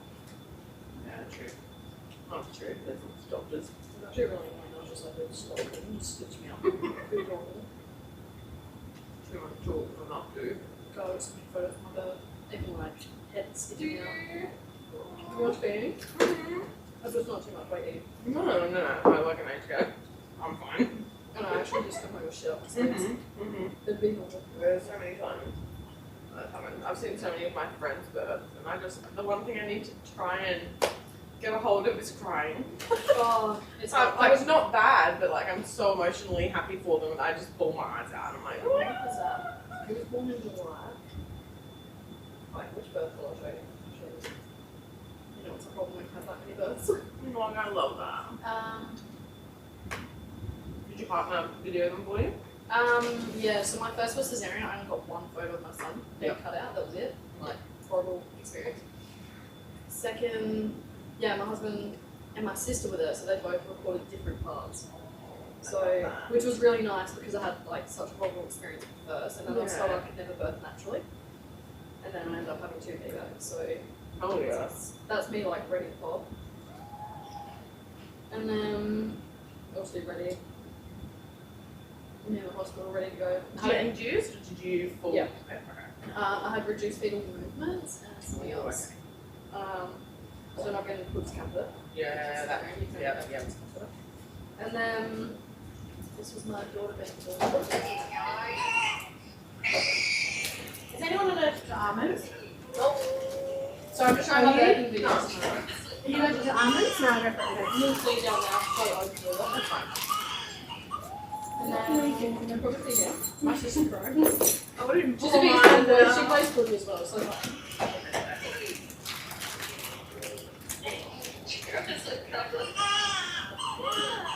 and then this is when it gets funny that we're going to play with the that's cute. yeah, we're going to play with everything. Smiling. And then oh, I'm crying. I'm nearly going to cry. Forward. You ready to see my daughter in the choke slam? Oh, no. Oh wait, that's my vagina. Hold on. My husband sent them to me a few days later. I didn't actually know he recorded them. Oh, I love it. Wait, was that kid or the next kid that was choke slammed? I can't remember. All my births have sort of merged. All in one. That's my daughter though. Watch this from the other day. Look, not my best mum parenting. Henry, what was that naughty word you just said? Henry! I'll show you mine in a second. It'll make you feel better. That's my mum who's talking that voice. Oh, is that? Because me and her both say, but I'm really careful around the kids. My daughter getting weighed. Oh. Oh, she just turned 3 the other day and now I'm sad again. Do you want No, we were gone within 4 hours. That's me walking out still swollen. My husband's had the snip out. That was my first catheter. How much did it cost you Yeah, to my have first. the snip? 500, but then we got like 300 rebated. Okay. Where is the photo? Maybe All my friends. Oh, my God, Jesus, I nearly wore that. Holy shit. What have you in there? Tuna? No. Just chicken. And I've just put some spices like all-purpose seasoning, garlic powder, and everything. What made you go vegan? Got up in vegan in like probably 12 years. You should be vegetarian. Apologies. No, sorry. Plus, I'm not strict vegan anymore. Like, if we go out and there's absolutely no cheese, then we'll eat like pizza with all the cheese on it. Or I wouldn't eat meat. Or like chocolate. I will still eat chocolate. Like, not all the time. Or like, if we're at a birthday party and there's a normal cake, because the kids are vegan apart from they'll have like normal cake and things like that. But yeah, all my friends who've had kids, it's the only one. Do you think it was after the degree? Probably after the degree. Brandon wants to finish his degree first. How old are you? That might be asking. 26. Brandon wants to finish his degree with that partner before any of that sort of stuff as well. So he's doing masters for psychology. So, so he still has another year to do that, or a year or two. So not for another few years. No way. But I feel like I'll be good because I'm doing this now. I'll just see the babies anyway. Like in this, yeah. You're That's why my husband's like, they need to be a midwife and take the clip this week. I can't bloody find it. My husband airdropped it to me after the birth. Oh, here. That's my daughter. Around me. It's coming out of me.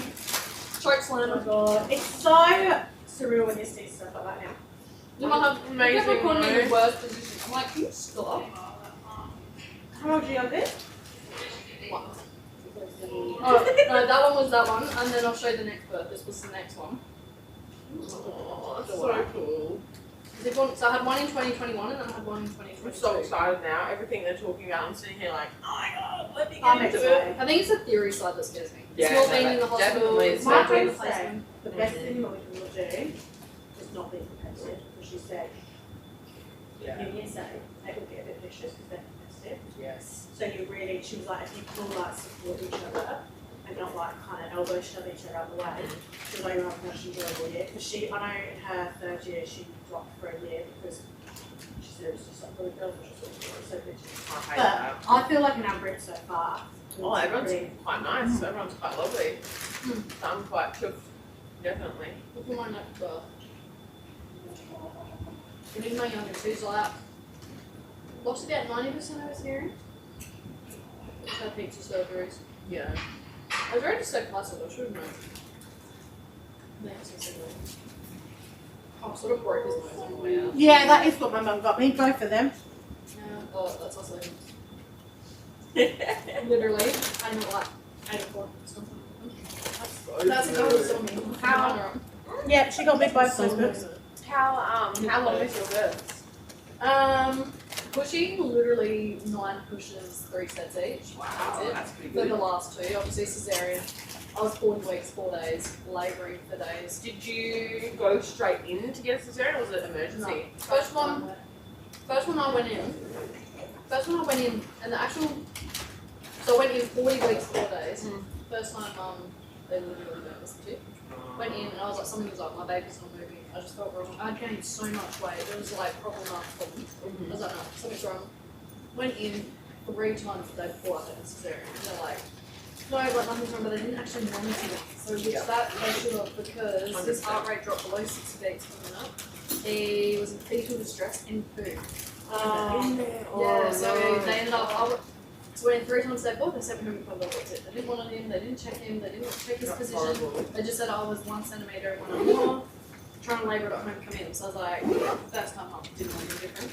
When I started pushing out in the toilet at 5 o'clock in the morning, my husband's like, no, we're going back in now. I couldn't like, hey, like, I can't hold on, my contractions are so close. Like, oh, alright, we'll shift change is coming, like, come in, 6 o'clock, come in. So I came in at 6, 7 o'clock on the dot for the cesarean. He was nearly, like, literally dying. So I went in and I'm like, oh yes, they broke my waters, he's not saying all feces. And they're like, oh cool, that's pushing, this sounds good. And then I see everyone starting to get scrubs and they didn't tell me.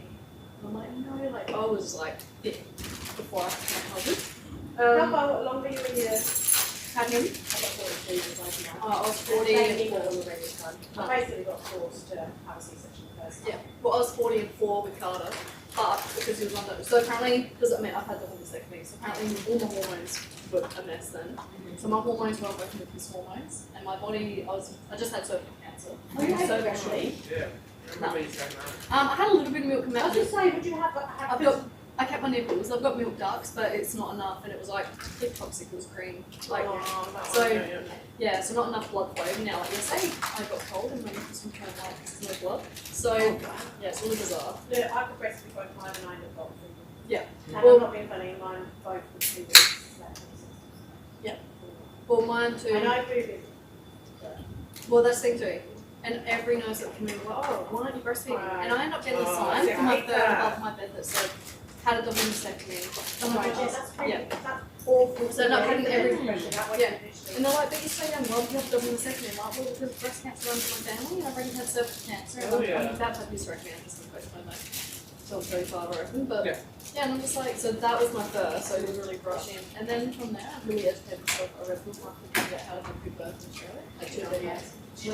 How come you're No, but I left it in 4 hours. For both of those births, walked out 4 hours at Macca. I don't know why I'm going to Nurse came out. Literally, I was sitting here when when Liz was talking and I was like, I know, I had to walk out. I was like, I didn't really I was obviously when and I don't even have I didn't even know things people having babies for that. I didn't need any. I had like literally, like, I was like not taking out like till contracts and had to wait. I got the water and 3 coffees. So I was like, I'm still leaving. So, but to be fair for me, I just slept like then I'd go back in 4 hours, visit, then go back and sleep. The first was 25 and the second was 30. Well, see, that's how different it was. When I had Carter cesarean, they took Carter down because it wasn't breastfeeding. I didn't even get to hold Carter for like 12 hours. I both mine for like a minute, only because I demanded. Yeah. And then, but both of mine, my first one was agreement for 8 minutes. Shit. And then Flat. Henry, yeah, and then Henry. No, yeah, it was 8 minutes. I'll put it in the records at home and then 5 minutes. But that's the difference. So they just took Carter down to apparently his blood oxygen stats were down. So they took I don't him know how you down. carry the 2 in one. They took him down and then It's so bad now. I am just and I'm like, no.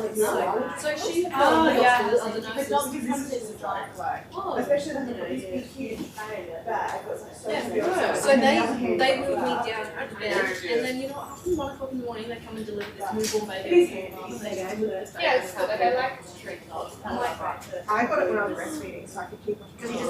I did work. Yeah, I remember yeah, you get like a milligrams. I can't like alive. She literally like shakes it up. And I remember she looked and she's like, I'm feeling still don't know. And I remember thinking, if you don't know, you're panicking me now, so I was convinced. That's sort of what I had, but you can see all my pajamas. shit. I'm really much like. We're all gonna be putting our hands So this is up where there. I thought Hunter stopped breathing. Yeah.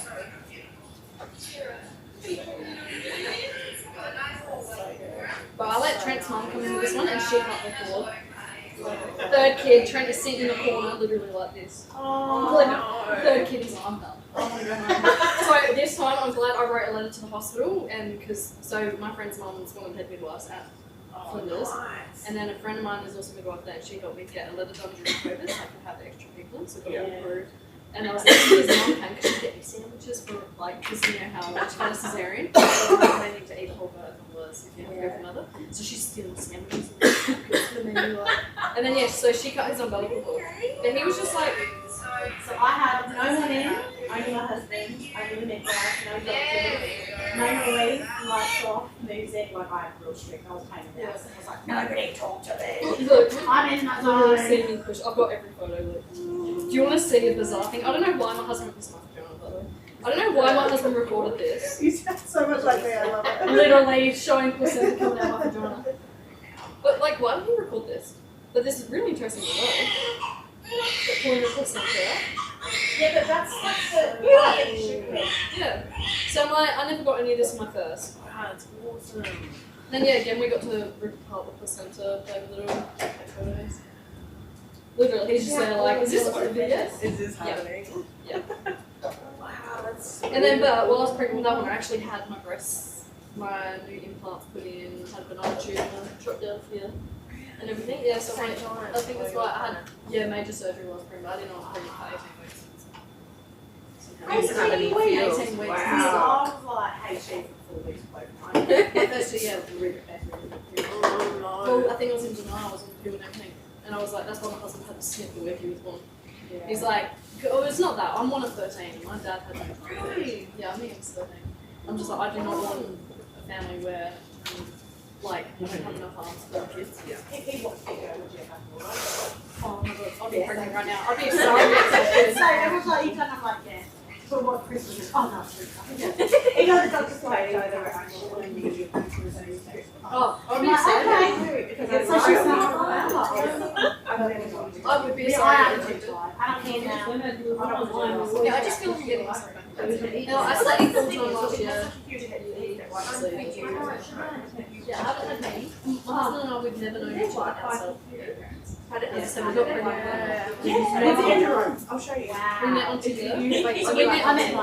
So we actually got romance. We met on the 22nd of December 2017. By 2018, Valentine's Day, we found out we were pregnant. And then it was very hard. My son was born. So like, it was quick. Like, we got married.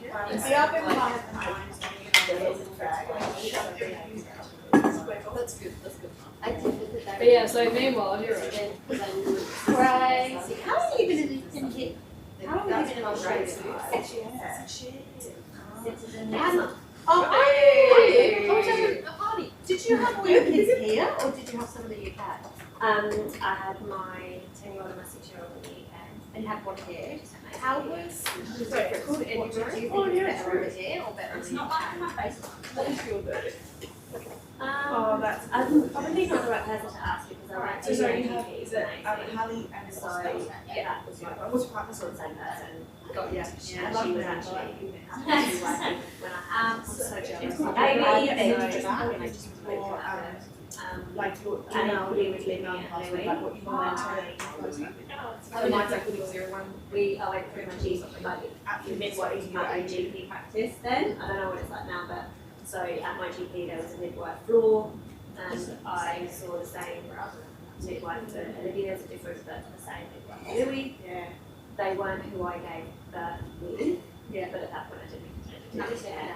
Did you stay for like a week after in England? No. So you were visited outcry. Maybe I was in 6 hours, Louis. Oh, do you have a Louis? I have a Louis too. I don't hear many of them. You don't do? That's funny. My nephew's in trouble. Go, Lewis. When he's in trouble. And I spelled mine with IE, so you can go by Lewis. Yeah, that's good. I'm really so page here. Yeah, Louis Theodore. I love that. Which is often. Yes. How many do you have? Sorry? What was both there? So I have my oldest is 2.5, and her name's Olympia. Yeah. Oh, that's cool. My son is 1, and he's Louis Jack. When was he born? He was born December of 2022. Oh. Mine was July 2020. Oh, mine was June 2022. 2022 was the year for baby.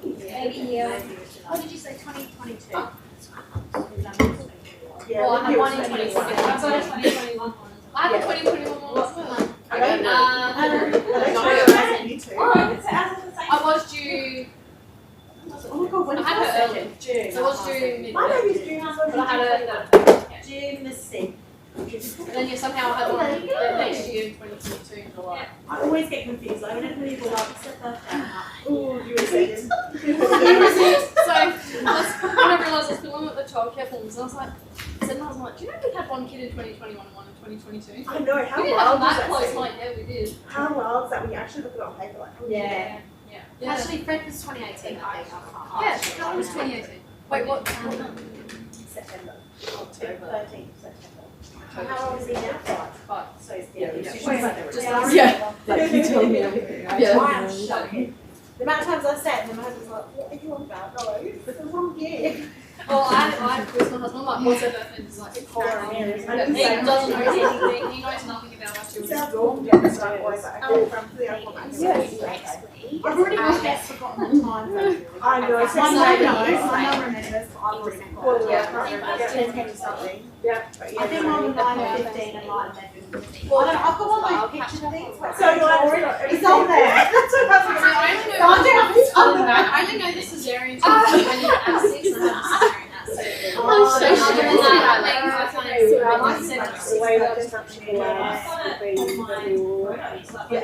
Oh, Yeah, that's true. Yeah. midwives there, just I was going to say, thank God for midwives there. Otherwise, I wouldn't have you first. Because I can got there, I'm looking at student midwives. And I'm like, oh my God, thank God. My daughter's birthday. I'm not a 50 fan, Yeah, my but student. there's a few of them in my team that are, that I'll go to. If you've got tickets, I'll go for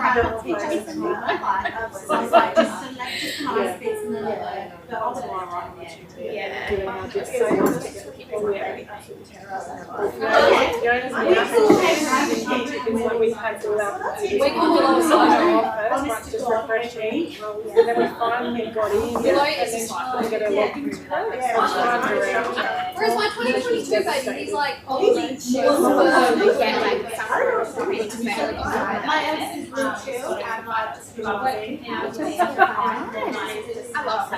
I think I've been 5 times. There's a video where it's like, yeah, happy Father's Day. My eldest is like, happy Father's Day. And I'm like, happy Father's Day. Stop bossing me around. I feel like it.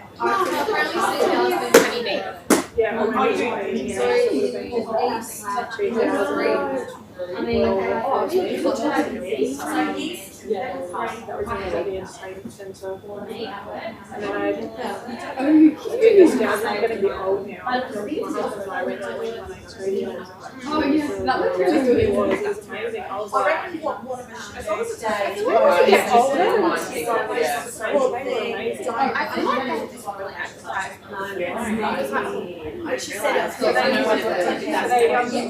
where the stage was, they basically didn't sell the tickets. We've got a chat.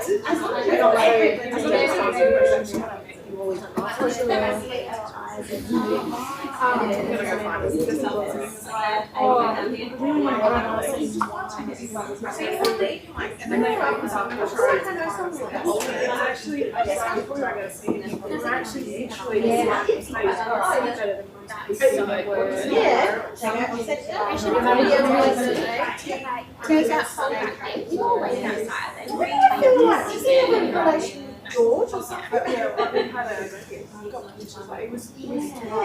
Does he do it for staying? No, but he doesn't know.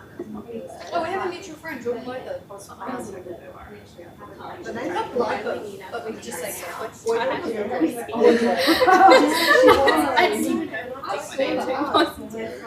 I mean, I'm getting old now. So we were up there, and so it's 1 to 6 years. Oh my God. Oh, nice. That's good. So yeah, it was really good. Yeah. Oh, the two is good.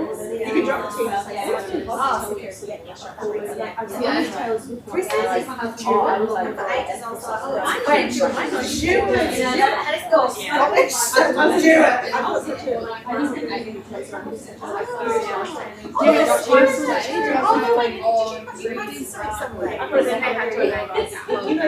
That's me. Because I was like, you copy the challenge. If you look at one of your hands, that was in the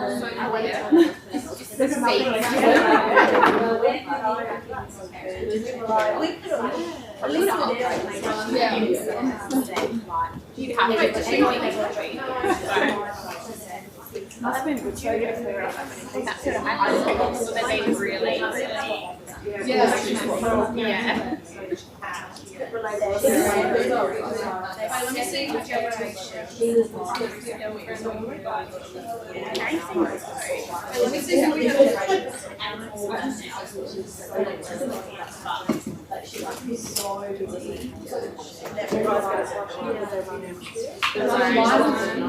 they run out.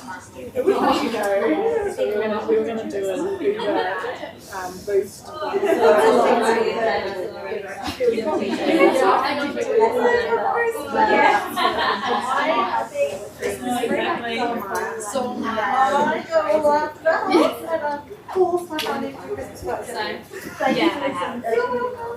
had two as well. Every year I both. She was like, they get every year. I have a great Christmas trees. Like we do the whole thing. Wednesday, 9 to 12. You just realise every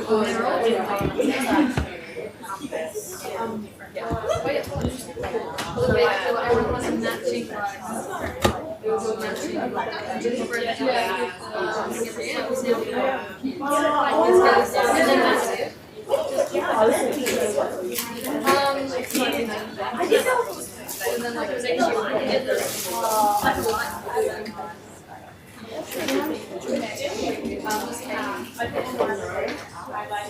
Oh, damn, now which one's Christmas again? Look, I forced my kids, I did myself the same. Because I was joking. Every year, I go on that except for him. I don't see Carter. Whereas my other two are both blue eyed. Whereas I Carter, yeah, I she's got the bump. Whereas he's got bumps as well. He's got chocolate brown eyes as well.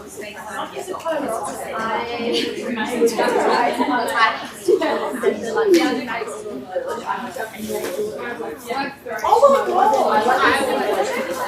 Yeah. They gotta go to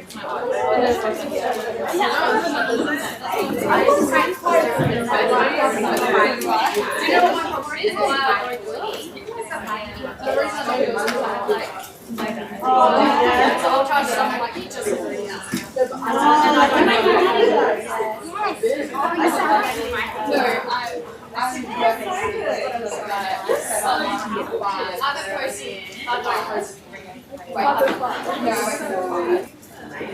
You got one!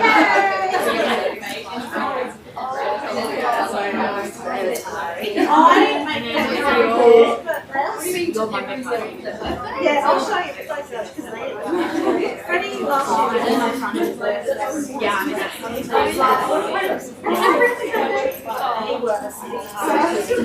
every year it's like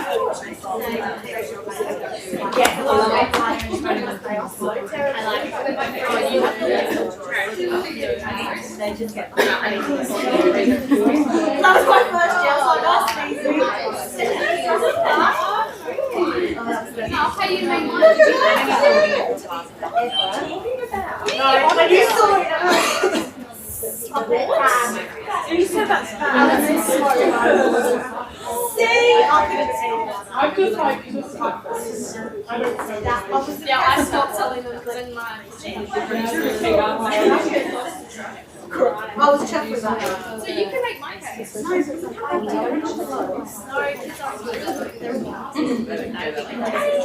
Yeah, I know we all just have some cake bites.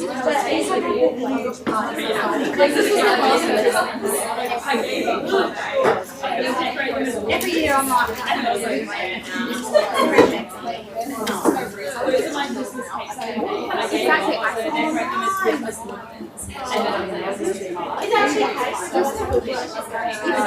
So it's Anna going to come in? Oh, yeah.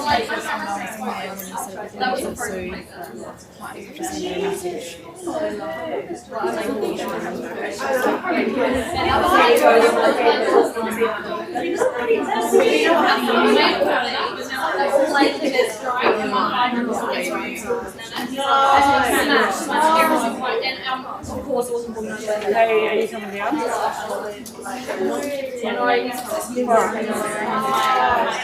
Okay, I'll use it start now, so just come in.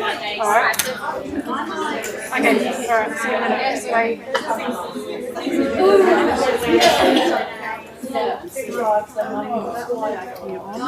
Hello.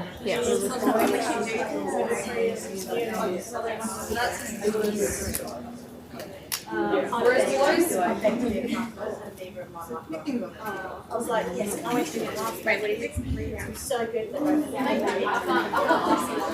I go to my friends and kids and they're like, yes, I do. Let's do it. That's not amazing. Okay. I don't know whether everyone's back or they've decided to take off for the rest of the day. Chloe is actually now just going to share with you her experience of doing honours and what she did and what she's contributed to the literature.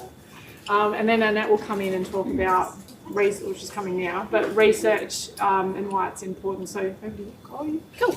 All right. Hopefully everyone can hear online. I'm just going to adjust this a smidge more so everyone can hear me, okay? Cool. So yes, as Megan introduced, I did my honours program last year. So I'm just going to talk a little bit about what that is, what I've done, and also just to acknowledge that research is not for everyone, but hopefully just by sharing some experiences and when you hear from Annette later, it might spark some curiosity in you about doing it a little bit later. And obviously as you go through the degree as well, you might find some areas of interest that you want to explore further. So essentially here at Flinders, there is a generic health sciences honours program, and it's called the Bachelor of Health Science Honours. And that is for anyone within the health sciences discipline, but you do your research based on a midwifery topic that you had decided you wanted to do. There are 4 coursework topics that you do throughout the term of your program, so it can be done full-time over about a year, or it's a bit less than that actually, or part-time over about 2 years. And those 4 coursework topics feed in information about the topic that you're actually going to be researching. So for example, at the beginning, when you do research methods, a lot of the assignments are actually centred around what your research is. So for example, when you're writing your literature review and your methods outline, it's related to the research that you're doing. So it's all built in together. The topics are very generic in their approach because it is for a health science audience, so it's not going to be specific for midwifery. Where you get that specific study is from your own research that you do alongside those coursework topics. So I did it full time last year from around February to end of October. I chose to do it because I had a lot of curiosity about breastfeeding and infant nutrition education from the perspective of midwives, and wanted to find out a little bit more about what midwives thought it's like in practice to give infant nutrition education to women. Being a midwife working clinically, I know firsthand that it is really hard to provide women with the support and education they need to successfully breastfeed. A lot of that is down to not having enough time a lot of the time. Quite chaotic postnatal workloads as well makes it really hard to give the women the personalised support they need.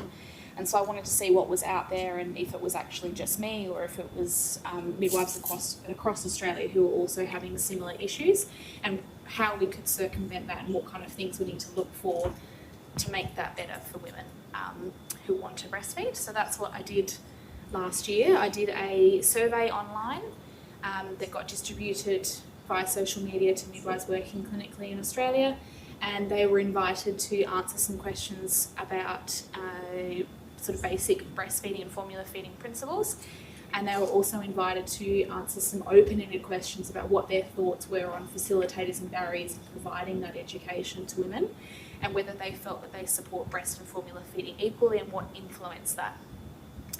It was quite interesting, the results that we got from it, including some novice findings as well. So, for example, when they were asked about whether they equally supported breast and formula feeding, most midwives were quite equal in their approach. So, they would support either depending on what the woman elected. But when asked to talk about what the factors were that influenced those decisions, it was quite varied. So some midwives would condition their support, so they felt that they needed to have follow-up questions to make sure that the information that the women had used was relevant and important to them, whereas other midwives felt that they should just be supporting women's choice regardless of what background information they had used. So this inconsistency in whether or not to support women's choice conditionally or unconditionally might be because there's this varied opinion on the quality of the education that women are receiving in the antenatal period, so during their pregnancy, and also from external factors. So what are their family and friends telling them? What are they seeing on social media? Dr. Google, all those kind of things.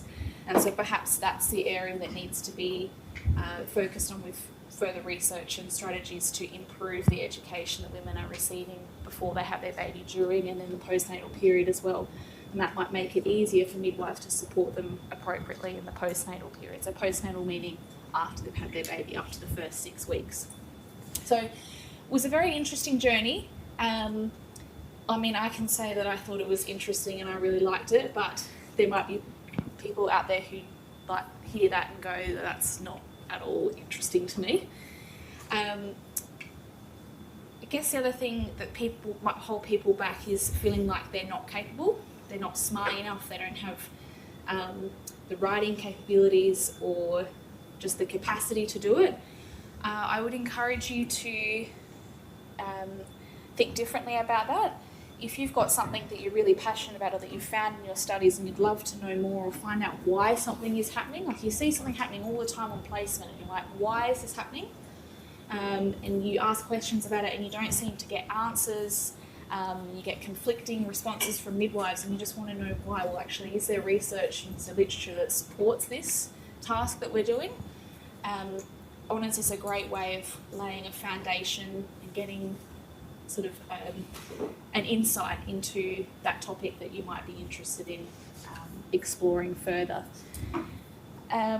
In terms of supervisors and being a midwifery focus, so at the moment there are 3 amazing supervisors on the midwifery team. So you've got Professor Annette Briley, who's going to talk to you in a moment. You've got Dr. Megan Cooper and you've got Liz McNeil.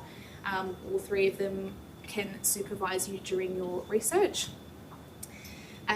Very easy to do it part-time if you feel like that's going to work for you, especially if you start your honours immediately after you finish your midwifery undergraduate degree and you want to start working full-time. Working full-time and doing an honours full-time might not be appropriate for you. So part-time course might work a little bit better and spread it over the 2 years so you can get more out of it rather than rushing and doing it all in 1 year. I guess, is there any questions from anyone about honours or anything you'd like to know? I've just given you a lot of information after coming back from lunch, so any questions that you'd like to ask me? I'm happy to answer any questions. Yeah?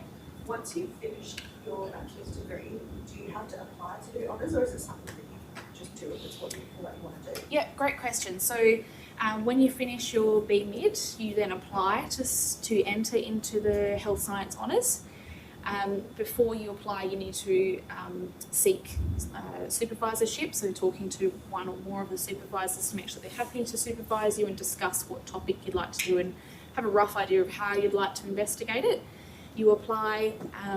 In terms of entry requirements, you just need to have achieved a GPA of at least 5. So that's kind of like a credit level in your undergraduate degree. And you apply and get accepted from there. Generally, they're pretty good with accepting most candidates that have met that criteria. Yeah. And you can start it immediately after. So if you finish your undergrad in December, you can start it in kind of February the next year if you wanted to. There's no clinical experience prior that's needed. Any other questions? Anything else to talk about? No? Nothing? Okay. I think I've rushed through everything I wanted to say very quickly.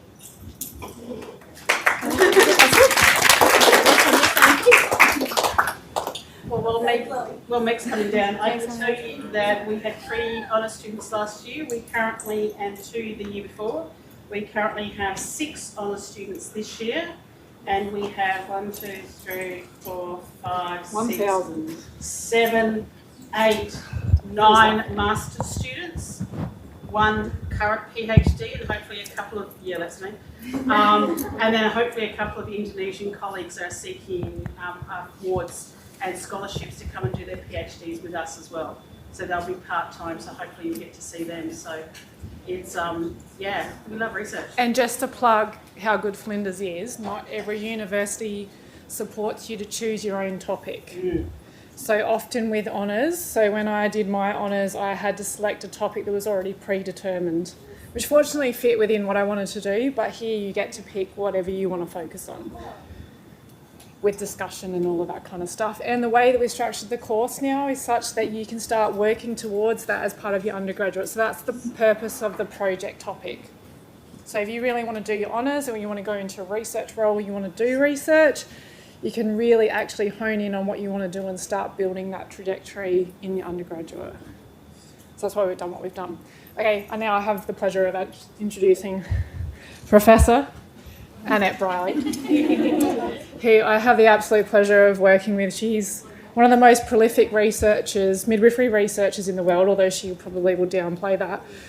So we're very, very fortunate to have her here at Flinders. I'm very fortunate to work with her on the basis that I do, and to learn from her expertise. So she's going to tell you a little bit about what she's done, which is not going to fit into 20 minutes, but she'll try.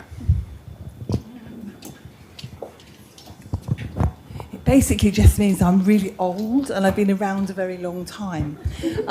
So when I did my midwifery training, research wasn't mentioned. No one talked about it. And then as I was a staff midwife working on a ward, someone sort of said to me, oh, well, if you want to do some research, a doctor might get you to collect some data for them. Well, you won't know me for very long before you realise that that's never going to happen.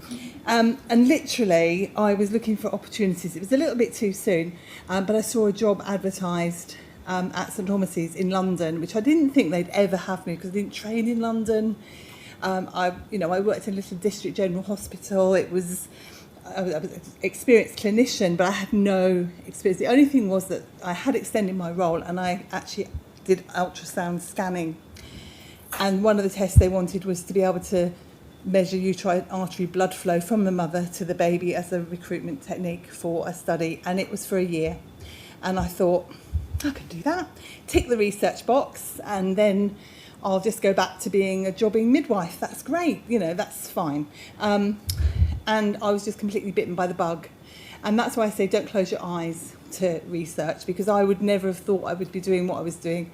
And I definitely wouldn't have thought I would have come this far and stayed in research, but remained clinically focused. So I actually got a joint appointment, which is quite unusual. There's quite a few of us here at Flinders. There's 9, I think, now, where we have a joint appointment between one of the hospitals, one of the area local health networks, and Flinders. So mine's actually with Narlan. So I work out of the Larmac. I was there yesterday, and some of the students that Liz has listed are actually clinical midwives who are working on the floor, and part of my remit is to increase research capacity within nursing, midwifery and allied healthcare professionals, which actually the 9 of us have to do across the whole of Adelaide. And it's actually them, and Chloe makes a really good point. A lot of them are people that come up to us or come up to me and say, do you know what, we've always done this and I have no idea why. And I'm like, okay, the people on the ground are the ones who get the really good ideas. So we've got one girl who is just registering for her honours, who actually lived in a refugee camp for the first 12 years of her life and is an immigrant into Australia. And she's really fascinated by the information that's given to women who are black and brown, culturally and ethnically and linguistically diverse women. And we know from the stats out there that black women are 5 times more likely to die than white women, and brown women are 3 times more likely to die than white women in our health system when they're having a baby. And that is terrible. And the only reason our mortality rate is so good is because most people are white. So it's just the numbers game. So what are we doing within our system that works very well for white people, but not for people of ethnic diversity? So that's what she's going to start doing. And ultimately down the line, she wants to do a PhD. So just to give you a bit of a flavour as to where it can take you. Is this going to work? Yeah. Arrow down the bottom. Want me to change it for you? It's not going anywhere.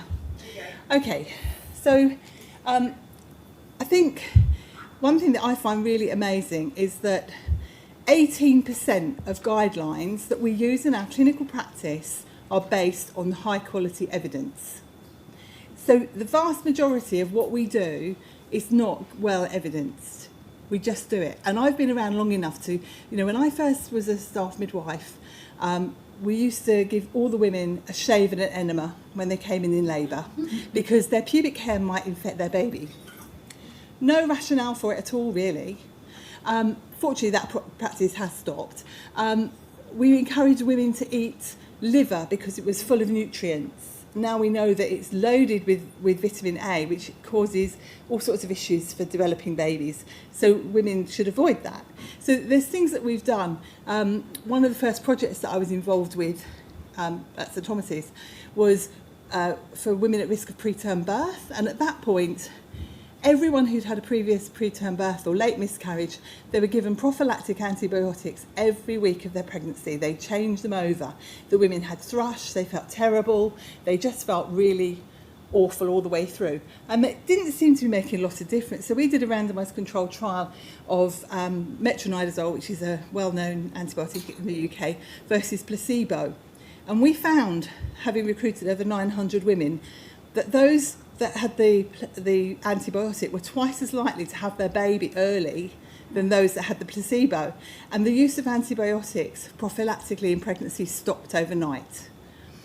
And I was part of that, so I'm just like, that's great.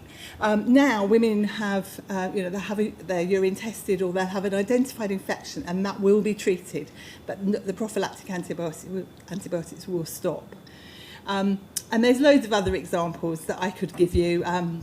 They thought preeclampsia condition that affects a lot of pregnancies, of hypertension, proteinuria, actually affects every system in the mother's body, but also causes the placenta not to work terribly well, and the babies can be born small and early.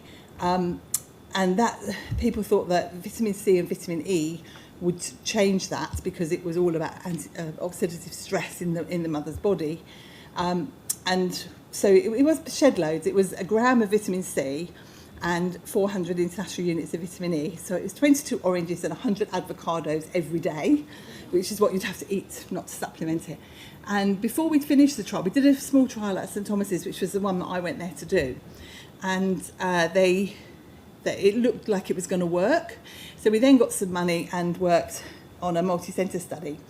And there was a Professor Caroline Crowther, who's now in Melbourne, was here in Adelaide. She got some money here. Jim Roberts got some in the United States, and we also work with the World Health Organization in developing countries.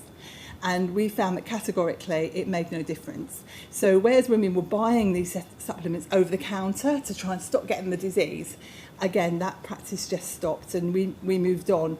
And there was a guy called Carl Hubel, and he was the guy who had developed the theory, and it had worked in his rats in his lab. And he accosted me at a conference and said, "You've ruined my career. 25 years I've worked on this." And I said, "I haven't." And he said, "Yes, you have. This is what I'm known for." And I was like, "But you were wrong. You were fundamentally wrong." And now we're looking at other causes and treatments and markers to identify women at risk of getting preeclampsia. So a lot of work with preterm birth, trying to prevent preterm birth. Worked in the largest preterm birth surveillance clinic in the UK. We had referrals from all over the country, in fact all over the world. And devised loads of different things, including an app which you can download from on Apple or Android phones, called the QUIP app, which means women can work out their personalised risk of having their baby early. So again, this is about empowering people. I've worked with a team that developed a blood pressure machine that has a visual display unit. It's really simple for traditional birth attendants in Africa and other less developed countries.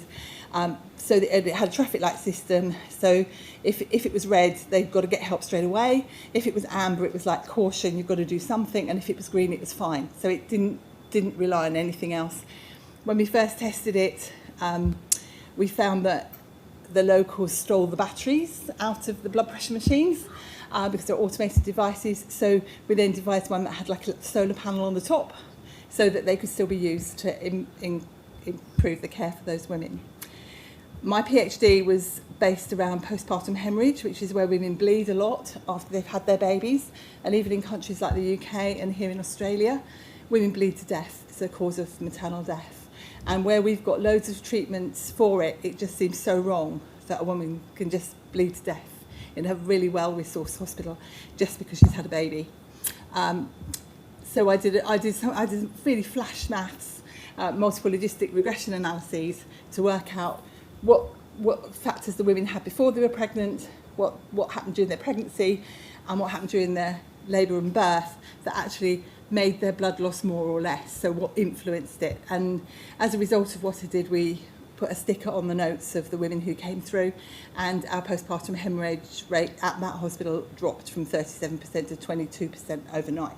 So by getting I hope what I'm trying to get across to you is by getting the evidence, you actually can make a difference, and it doesn't have to be mind-blowing. You know, it really doesn't. I've been very lucky. I've been part of a lot of really fantastic teams. We've just finished a study out in the north looking at iron infusions, because a lot of women here have iron infusions. We don't really know what the long-term effect of having low iron levels and then having them elevated quite significantly, what effect that has in the longer term, but we will look into that. What else have I done since I've been here? Loads of stuff. I'm working with oh yes, so we did a survey. Again, I went to the LARMAC and I said to the midwives and staff there, what do you want to know? You know, what are your burning questions? And they talked about things like blood, drug, alcohol and cigarette use. And a lot of them said things like they didn't really understand about vaping. They didn't know whether it was safe, whether it wasn't safe. They were uncertain. So therefore, we got the feeling, didn't we, Meg, that they weren't actually asking the women about it, because if the women said, oh yes, you know, I vape, then they didn't kind of know whether to say yes, that's okay, or no, that's not okay, or cut it down. And it was all about an educational thing. And similarly with drug use and habits have changed hugely over the years that since many of us trained. So were we really up to date? So if you don't ask the question, you're not going to have an answer you might then not know what to do with. So it's easier not to ask the question. So we did a case note review to start with to see what had happened to 100 women who had randomly gone through the service in the north. And then we did a staff questionnaire to find out what their knowledge level was. And from that, we've now devised a training module workshop that we are going out to deliver, do a pre-workshop, post-workshop, to see if we can help empower the midwives who are working on the floor to ask the right questions to actually optimise care for women and babies. So that's really, really practical. There's loads of stuff going on. So I'm also involved in the Begin Better trial, which you may well see women who are coming through. So this is for women with a body mass index of 25 or more, so they're obese or overweight, and that's 52% of women in Australia who are entering pregnancy with a high BMI. And we've done a lot of work. I did some in the UK, and there's been several studies here as well with obesity in pregnancy, but it hasn't made a difference to the outcomes for the babies or the mothers. So we're now working with women who are prepared to be randomised to an intervention or not, but delay conception for 6 months. So therefore they'll have a longer time to see whether we can improve the outcomes for the babies and the mums from the pregnancy. And from the work that I did in London, we now know that the 3 to 4 year follow-up of the children of the mothers who were obese, their hearts are, if they were in the intervention arm, their hearts are healthier, they're functioning better, and their resting heart rates are lower than the children of the mothers who were in the control arm. So it looks like even if it didn't make a difference to the pregnancy, it may well make a difference in childhood. And you know, Meg said we have such a power as midwives that we'll be remembered forever for whether we've given good care or bad. We will be remembered forever. But we also have the opportunity to change the health and well-being, not only of the mother, long into the rest of her life, but the future generation as well. So I would totally say to you, get involved if you can. You don't have to do honours or masters or a PhD. That's not the way forward. You can dip your toe in the water and just get involved with a little project. We're trying to work out whether we can set up some kind of secondment opportunity for midwives across the patch, really, across Adelaide. But again, that takes quite a lot of negotiating, so it might be working by the time you guys qualify. I hope so. But I'd like that to be my legacy in part.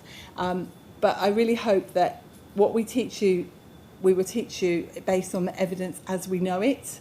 And we will move forward, but we want you to question us and question what we're telling you, question the evidence, because not all research is good research. You know, if you think about things like the term breach trial was a huge study in the UK, and breech births stopped overnight, vaginal breech births. People had caesarean sections, and it was like that for about 20 years. And now, actually, the findings from that study are being questioned. There were quite a few methodological errors in it, and yet practice changed. So, and you have to be a bit of an activator. You've got to be a bit of an antagonist in the system. But we want you to have those inquiring minds. We don't want you to be thinking about the task. And midwifery can at times appear quite task orientated. You know, you've got to look after that woman. You've got to do those postnatal checks. You've got to do those antenatal visits. We want you to be questioning what you're doing and why you're doing it. And that's really what we want to do with you right from the very beginning. So, you know, you lot are really great, and not have the opportunity, or not have, you know, I didn't have the opportunity when I was training at all. I think we have to remember COVID taught us a lot. And I think when we look at the positive side, you could see that when people really pulled together to get the evidence, we got a vaccine developed very, very quickly by all pulling in the same direction. Sadly, women's health is not sexy in terms of gaining grant income for different investigations, and that's a political decision. So we may not reap the benefits. And the Upbeat study, which was the obesity study that I was involved with in the UK, which we're now seeing that the children aged 3 to 4 are structurally more healthy if they were in the intervention arm. Now, undoubtedly, we know that a thickened posterior heart wall and a fast resting heart rate predisposes you to metabolic syndrome and hypertension and all those problems when you get older. But no government, no funding body is interested in getting a good result 20 years down the line. They want it during their term of office, and that's for all politicians the world over. So we've just got to really keep bashing away about how important women's health is all the way through. So I think, you know, please ask the questions. There's, as has already been said today, there's no such thing as a silly question at all. I personally totally believe that we are best set professionally when we have clinical service, education and research as an equilateral triangle, and everything is equal. But I'm very aware that I'm lucky and that research is an important thing for me. But all too often, either the needs of education or the needs of service, providing clinical care, squeezes out the research. But I would just say, just hang on in there. If a woman's involved in a research project and you know nothing about it, ask her about it. And if a woman says to you, oh, I've been approached to take part in this research, do not roll your eyes, do not shrug your shoulders, do not say, are you going to be a guinea pig, which I have heard said. Just say, oh, that's really interesting, because it's not actually your decision as to whether she takes part, it's hers. But if you look a little bit negative about it and you are caring for her, she'll say no. Straight away, she'll say no. And so we need to be thinking really clearly about informed consent. And I'll just finish quickly with the picture of the girl at the bottom is Claire Singh. She was my matron when I was in London. She was absolutely brilliant. I interviewed her for the matron's role. And this was her quote, and I really wish it was mine because I just think it's brilliant. So as a midwife, she can make a difference to one woman, one baby, one family at a time. But as a research midwife, she had the potential to improve outcomes for a whole generation. And that's what you've all got that. You've got that in your hand now. Not only just providing the care, but getting the evidence and actually being the advocate for your women. So, you know, good luck. Get involved and come and see me. Come and talk to me about research any day, any time.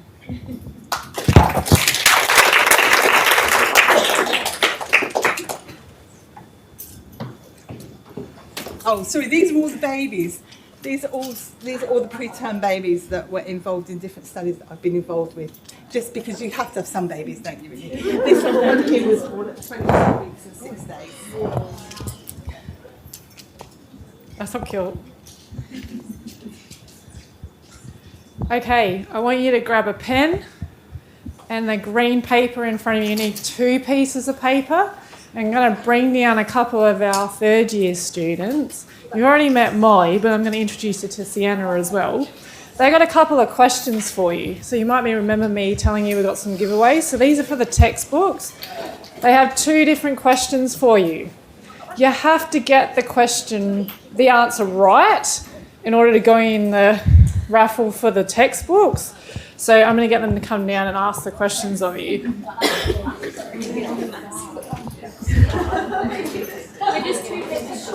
Two papers short.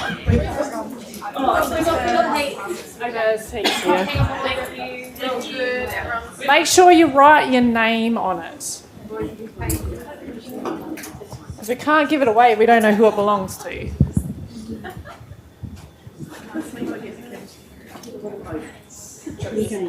Choose whatever you want. Oh gosh.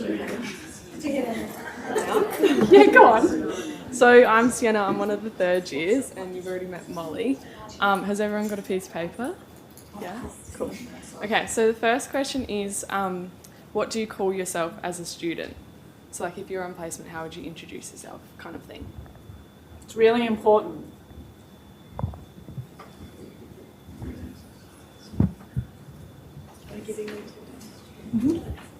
So can I get my trusty crew over here to go around and collect all the answers, if that's okay?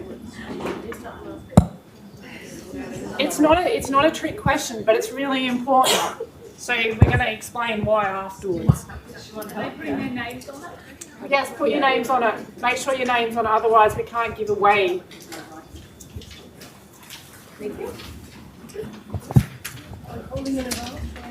Oh, it doesn't matter.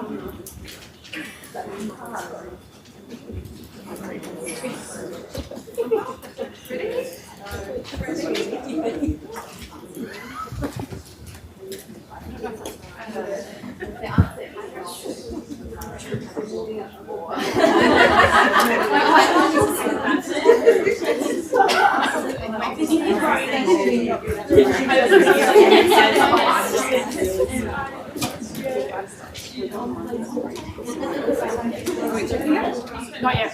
So we're gonna go through them all, and then we're gonna draw it later. Okay. All right, Molly. Has everyone answered that one? Everyone done it? Yeah. Okay. Next one. How do you define full term in pregnancy? How do you define full term? No Google, no Siri.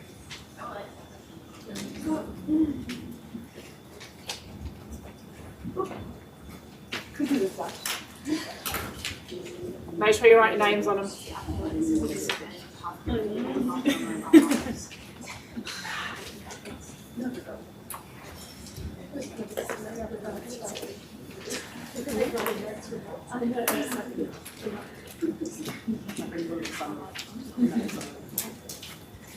Yeah. So we'll bring you back afterwards to draw the prizes. I should know.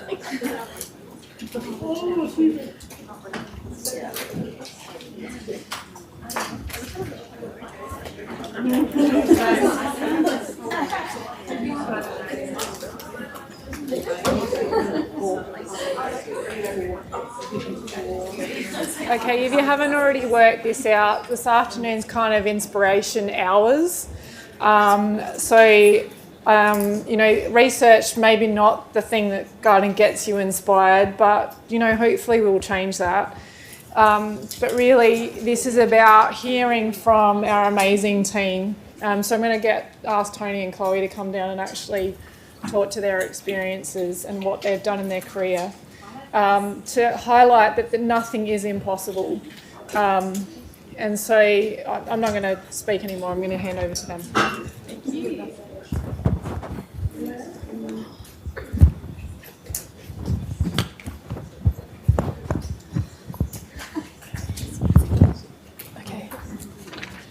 Yes, they can see me.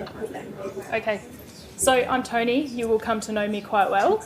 Obviously, it's uncomfortable to talk about ourselves, but we are learning to talk about ourselves the way men talk about themselves. That is certainly how people get on in life. So I started out doing an apprenticeship as a mental health support worker back when that was how you trained to work that way.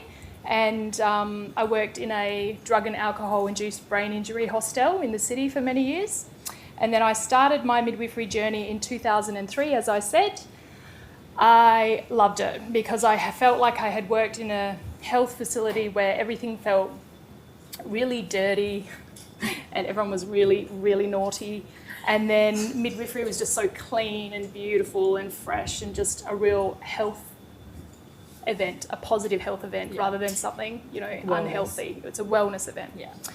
So I did my grad program at the Women's and Children's, and I rotated for a year to consolidate my skills, and then I went into the midwifery group practice program there.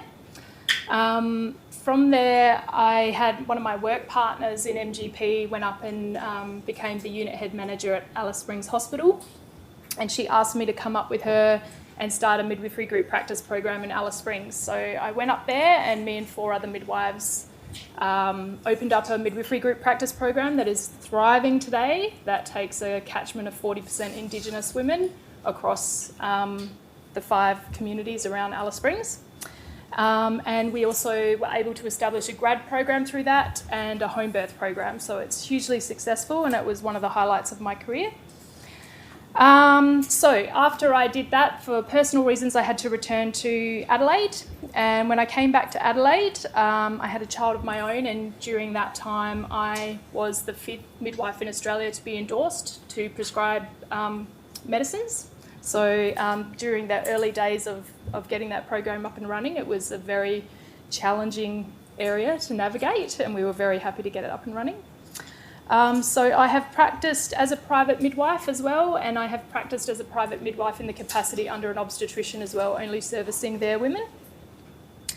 As I said, I've got my postgrad in prescribing, and I've done a postgrad certificate in health management, and I've got a certificate in community health.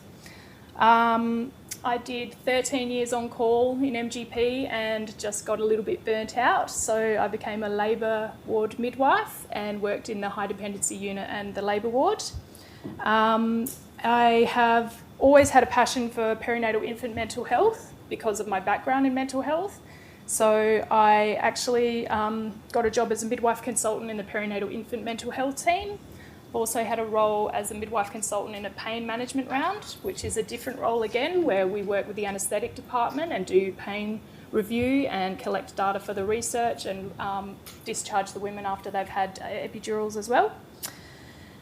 I'm currently doing my Masters in Perinatal Infant Mental Health, and as I said this morning, I do shifts at Helen Mayo House, which is a ward on Glenside for women who are mentally unwell after they have a child. My passion is making continuity models sort of sustainable, because I see it from both angles now. I believe that all women are entitled to continuity, but having been a midwife that worked that way, it's very, very tiring on your family and yourself.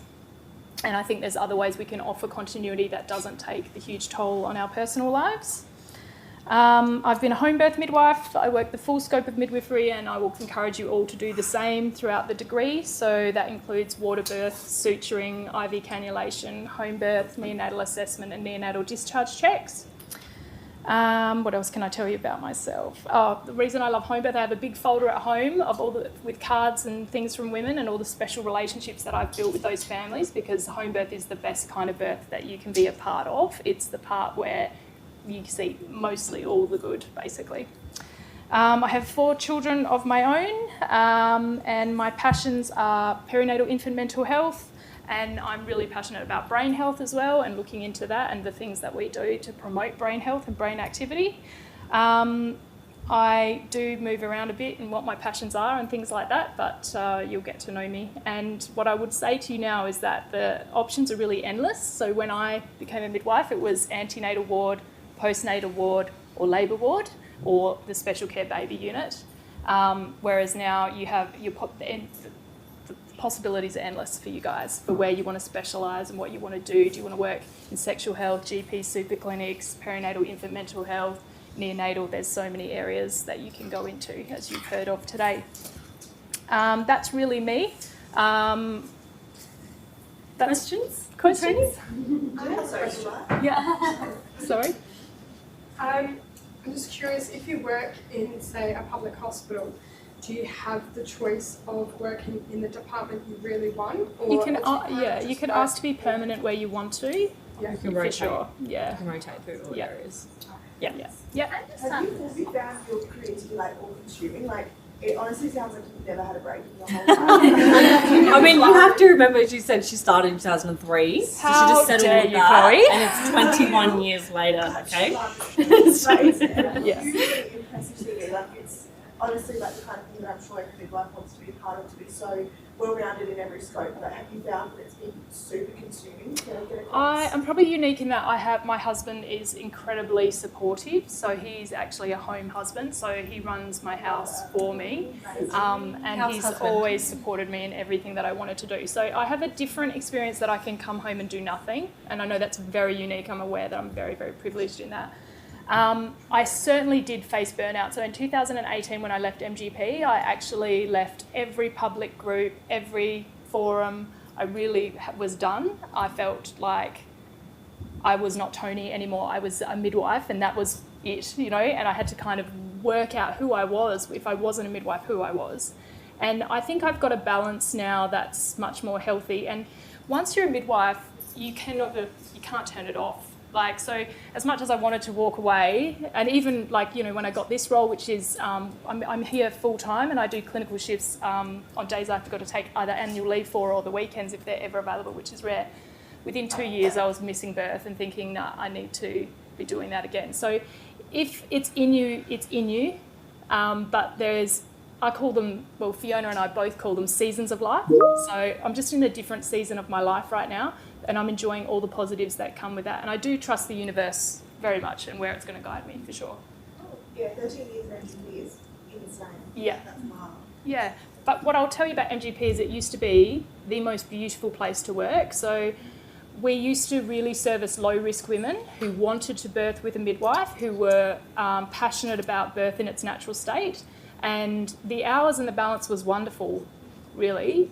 It was when we evolved it to be all risk and everyone just sort of piled in there as a staffing way, really, that the hours the sustainability of it definitely went down. It's definitely difficult. Yeah.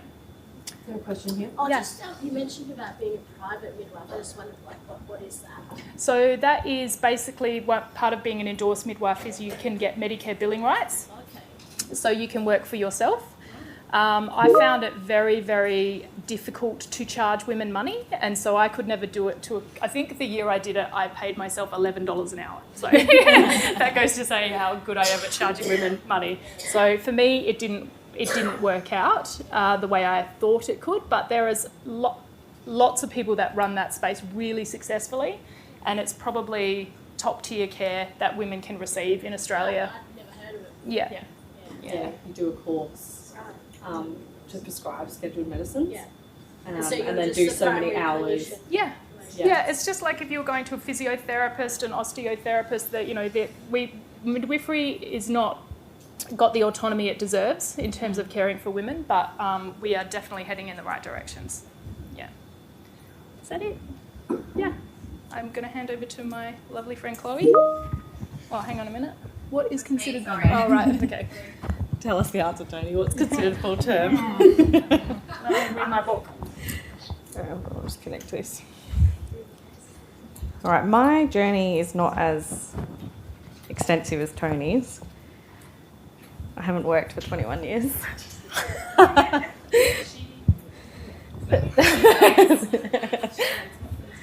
They like to call me a baby. They do. So I started in the Bachelor of Midwifery as a school leaver. So I was 17 and I was fresh-faced and I thought, oh, I love babies so much. I want to be a midwife. That's what I want to do. And I loved watching one born every minute. And I just thought, that's the job for me. And my mum was like, yes, that's the job for you, definitely. And then it's funny now hearing like Megan say, if you like babies, it's the small part of the job. And I quickly found that out. And luckily for me, I discovered that actually I really, really love working with women and supporting them to become parents. I actually really don't like the baby part. It's my least favourite part of the whole job. I find them annoying secretly. I always feel like a bad person saying it out loud. Hands over your belly. I love you, I promise. And I will love you. You may annoy me. And that was where I met Megan. Megan was actually my first lecturer in my normal pregnancy class. So yeah, it's kind of funny now being here and working alongside her, which is also something I really love about this job, is that you are all going to be my colleagues.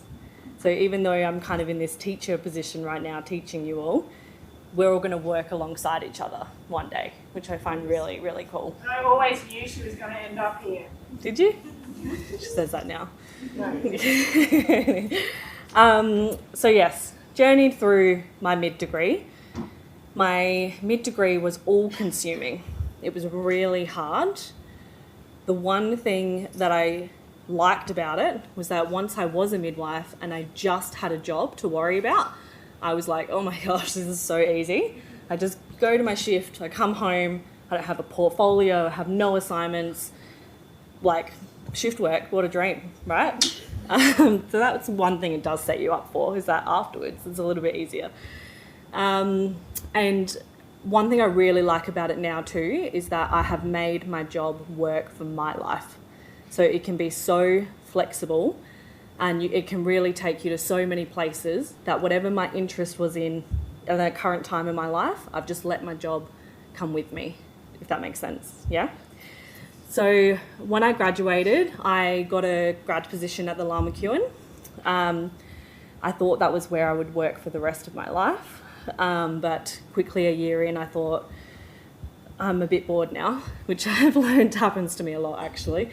And so I worked casually the year after, and I did just night shift just to get money.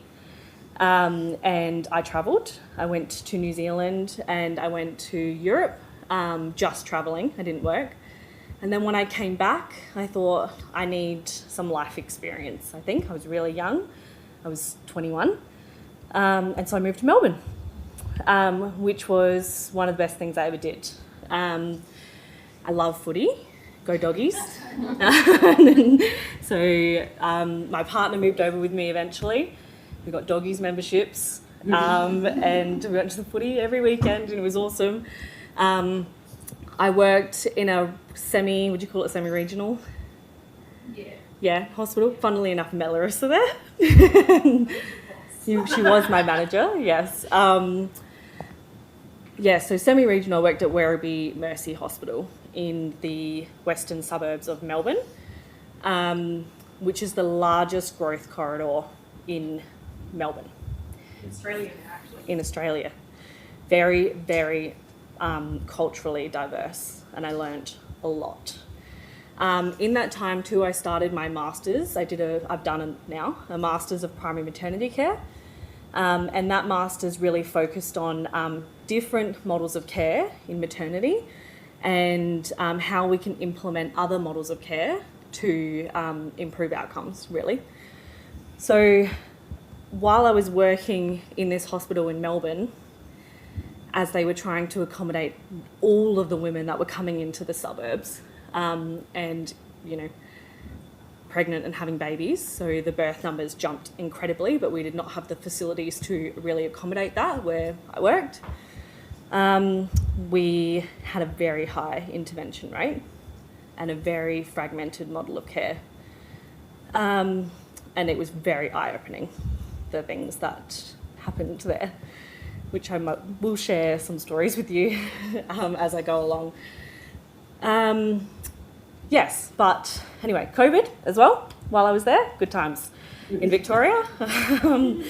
Yes, very interesting time navigating the healthcare system then as well. So I worked in Melbourne in 2020 and 2021 through the COVID period in Victoria, where we were in lockdown in the metro area. Yes, learnt a lot then too. But anyway, got pregnant as well, because why not when you're in COVID? Nothing else to do.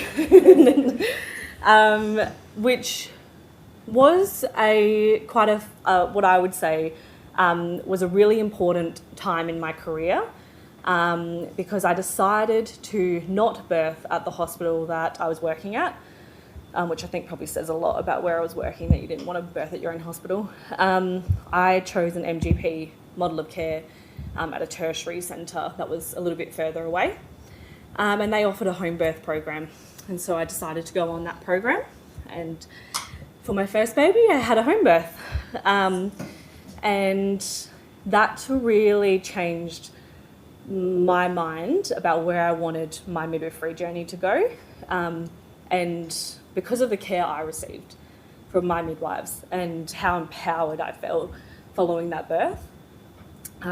So I continued my master's, and then through that master's degree I did my prescribing for midwives course, and I've now applied to become endorsed, and I'm just waiting for that to come back now, which is great, and hopefully I will be able to offer that type of care to women in the future through a private midwifery model, which is exciting.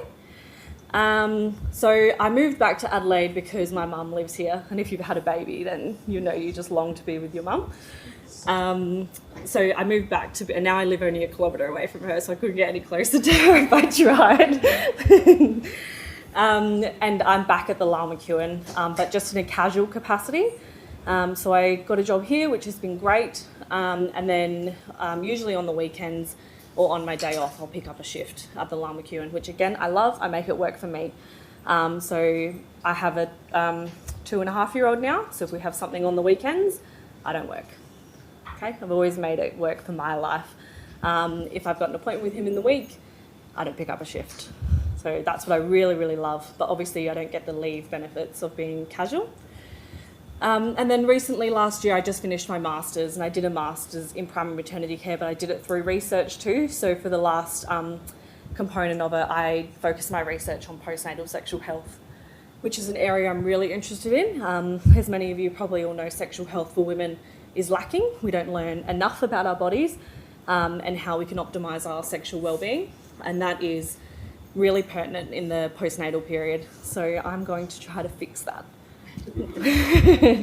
So my journey forward will probably be doing a PhD, but probably some things around sexual health, and I'd really love to do a few shifts at Shine, which is the sexual health clinic in Adelaide, and that's probably where I see myself going, and also having a baby, as you know. Yes, which I will hopefully have another home birth with Larissa, who's my midwife, and Sue's here. They're going to be there. So yeah, that'll be great. Questions for me? No questions? How do you feel on the endorsement process now, like going through it recently?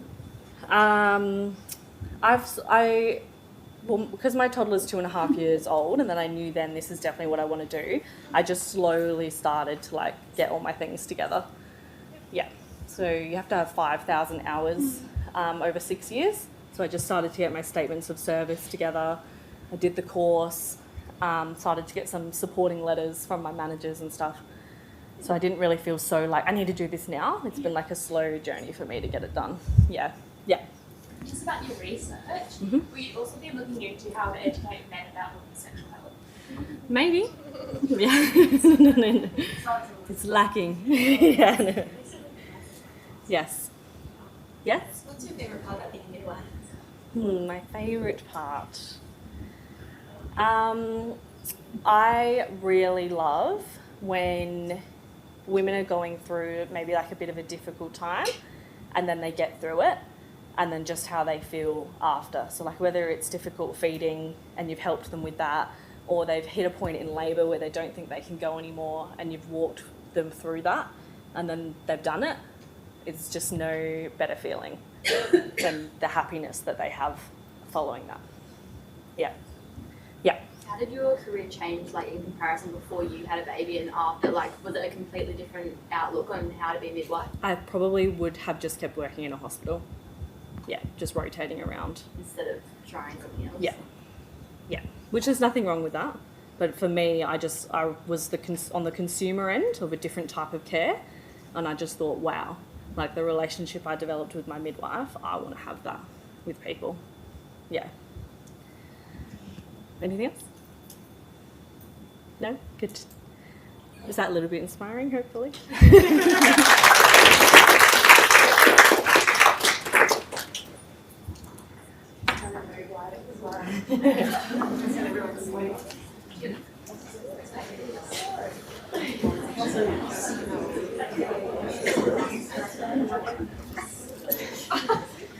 I'm actually going to skip ahead and we'll go back to this. Sorry, we're doing this a bit out of sync, but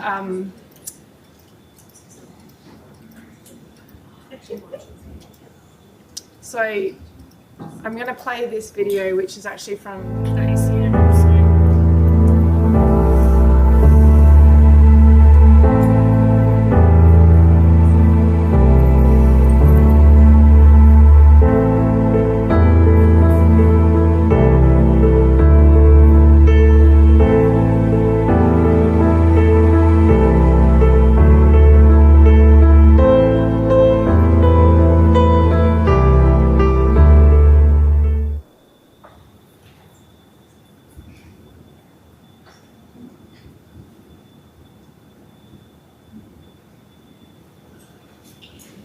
That's rude.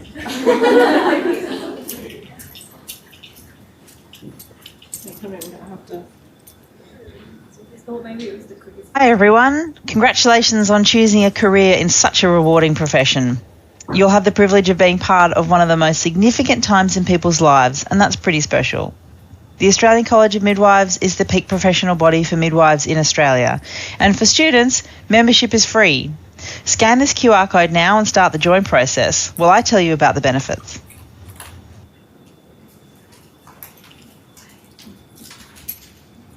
As a member, you will have access to all of our education opportunities to supplement what you're learning at university and give you new perspectives.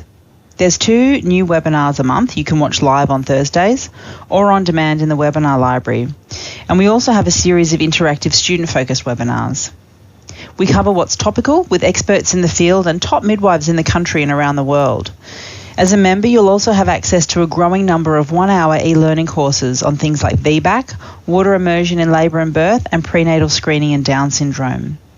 You'll receive discounted rates on conferences and events, and we'll keep you up to date and informed with the latest news and professional opportunities.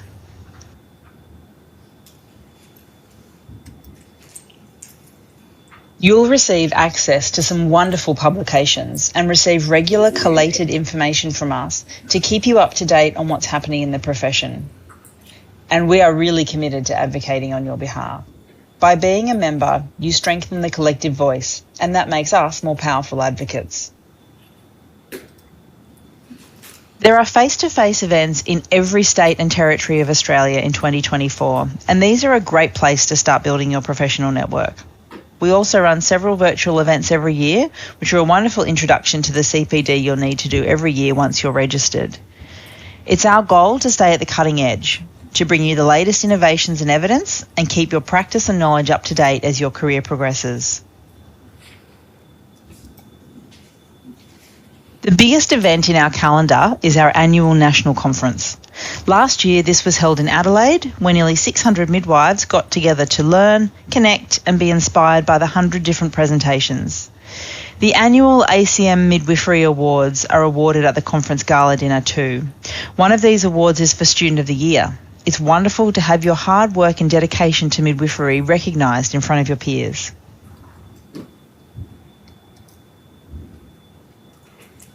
Every year, we accept 12 student volunteers to assist running concurrent sessions at the National Conference. These are some of the student groups from past events, letting their hair down with their midwifery idols at the conference dinner and meeting with Australian and international midwifery leaders at the student breakfast. They're an amazing support and in return receive their 3-day conference ticket for free instead of the usual $600 fee. They also expanded their professional networks and made a real place for themselves in the ACM family, and this looks wonderful on their resumes. Keep an eye out for this opportunity when we call for volunteers later in the year. Another way to attend the conference at a reduced rate is through a HESTA student scholarship. ACM student members are eligible to win one of 8 student scholarships to attend the National Conference in Melbourne in September. Scholarships include a 3-day National Conference ticket, as well as $500 towards travel and accommodation expenses. But here's what some other midwives have to say about why you should join ACM.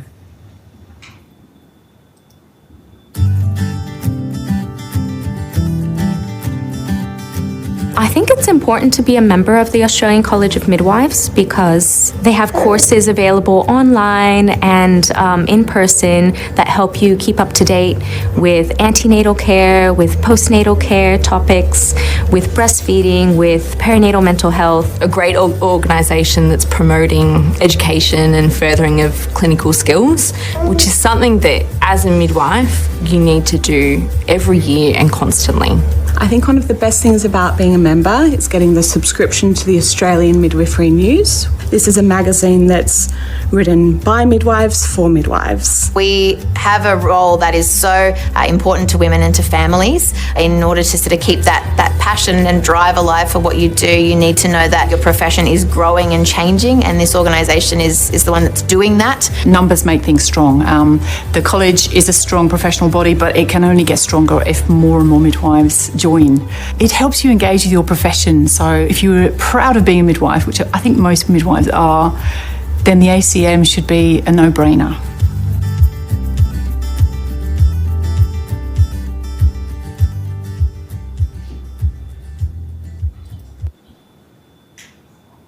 So join now. Here's the QR code again. It only takes a few minutes. See you soon. I think you've all done that, haven't you? So I've then now the pleasure of introducing you to Kristen Graham and Sue McFarlane, who are proud members of the ACM and also work tirelessly with the branch in a volunteer role. As I said, you don't need to hear from me, so I'm going to let them do the honours of actually talking a little bit about what we do and why we do it. Would you mind putting up the webpage? Is that all right? Yeah, of course. Thank you. Oh, it's so wonderful to see so many new midwifery faces, midwifery students. It's always a pleasure to meet such enthusiastic people who are so excited about entering the profession. And so I'm Kristen and this is Sue. So we'll just be very brief because I know you've got lots of things to cover in your orientation. And the video has pretty much told you everything that we were going to tell you, so that was handy. But one of the things that I would really like to encourage you to do is, those of you who haven't joined yet, please do. It doesn't cost you anything and you get so much for $0. So, but one of the things I would encourage you to do is, as you join, you will get newsletters, you'll get from the ACM National Branch, and you'll get also emails from the SA Branch. And so Megan, he's the chair of the South Australian Branch, and it's such an amazing branch. We have amazing get-togethers, social get-togethers, and I have to say that Megan and the rest of the committee are absolutely amazing in advocating for midwifery in South Australia and contributing to what's happening in midwifery nationally. She's a powerhouse, this coordinator of yours, and will teach you so much. And advocacy is such an important part of ACM, and not just advocating for midwifery, but also advocating for midwifery students and midwifery education and making sure that you are getting the best education that you can to prepare you to practice and into the workforce. But we also do lots of lovely social things, and there'll be 3 events this year for midwifery students. And we have a midwifery student committee that has sort of re-established last year, and they've got some fantastic ideas, those midwifery students who are already on there, of what they would like to see happen. And you will have, I hope, hear from them throughout your first weeks potentially about what their vision, and also potentially joining that committee yourselves either this year or later, but certainly let them know what you would like to see happen as midwifery students to support you. They've got some great ideas, and so some of those things will come into fruition this year. But we'll be having some social events where we will probably be meeting in a hotel with UniSA students, other students who might be doing placement here as well. And they're just a fantastic way of getting together and supporting each other and broadening your networks and maybe hearing from some speakers that you wouldn't otherwise. And so people like Sue, for example, talking about becoming a private midwife and what that's like. And so there's some great opportunities, and we really, really encourage you to make the most of those because they're good fun. Really, really good fun. And they usually don't cost very much either. So just... thank you for pulling that up. I wasn't sure what my password was, so thank you. But there are so many different resources online, and I really encourage you to really make the most of these resources on the website, because these webinars are great. You're going to be reading so much in the next 3 years, or however long your program is, if you're a part-time student. And these webinars are fantastic because you often get to listen to people who you have just read an article about, and it's so cool. And the opportunity to go to national conferences where you meet some incredible women. Last year at the Adelaide conference, I got to meet Jacqueline Dunkley-Bent, who's the Chief Midwife for the International Confederation of Midwives. And I also got to meet the outgoing president, Franca Cadee, who I'm an absolute massive fan of, and met her at another conference. And so, and at the Bali conference, at the International Confederation of Midwives, it was just absolutely incredible as well. It's like drawing family of midwives from around the world. So there's so many different things that are available for you to do as part of the ACM, but as also the broader global community of midwives as well. And so exciting. Midwifery is incredible. So I'm just going to flick through a few things as well. But whilst I'm doing that, and you can just follow on, because I'll just go through some things that you can look at while Sue's having a chat with you about her experiences of ACM and what she loves about it. Hi, I'm Sue McFarlane. I am also a privately practising midwife and have been for about 7 years now. So my initial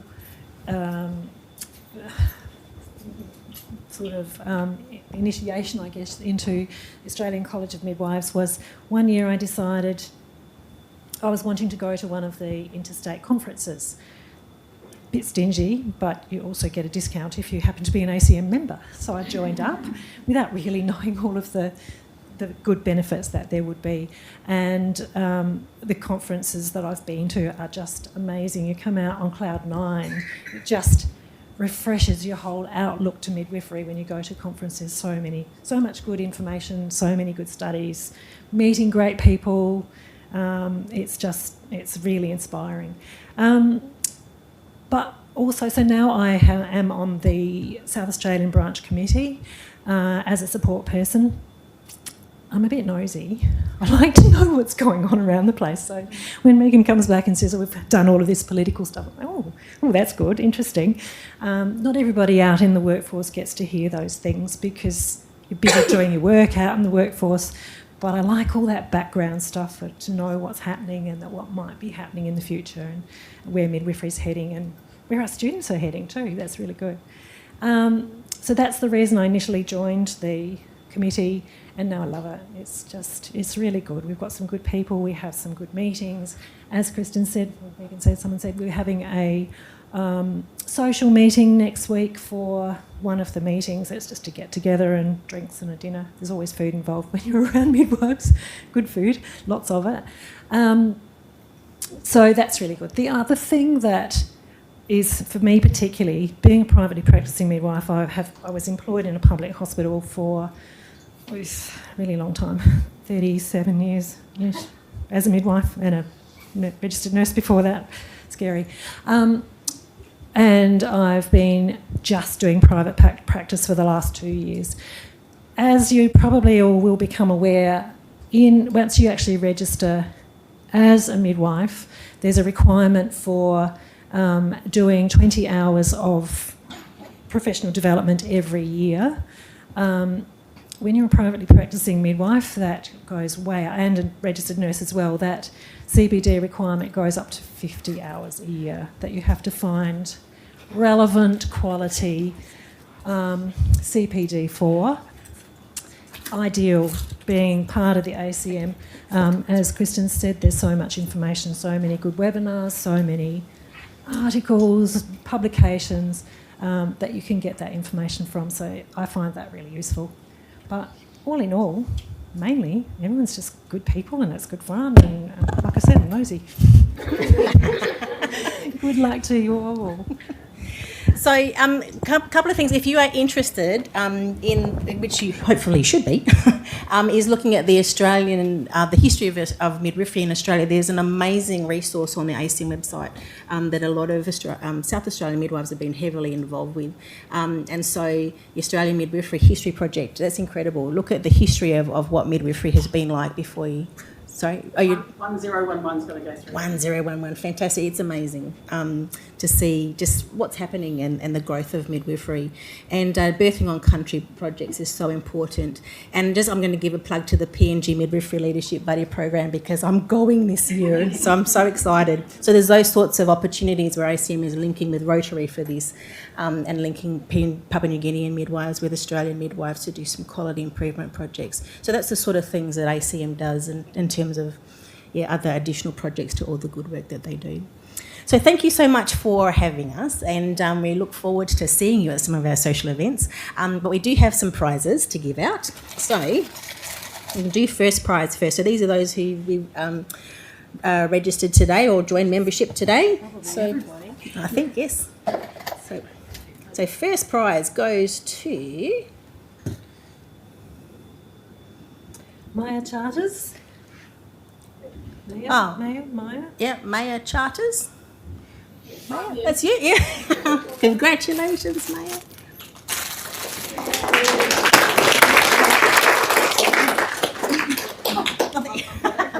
Thank you.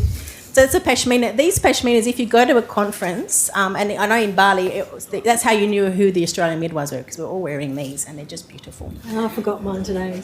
Sorry. You can join it. I'll get me too. Oops, I've got two. Hang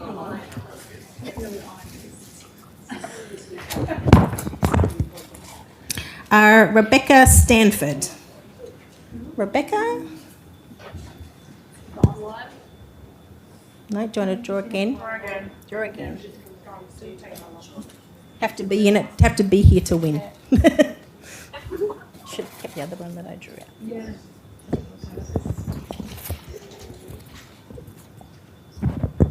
Eliza Zakiris?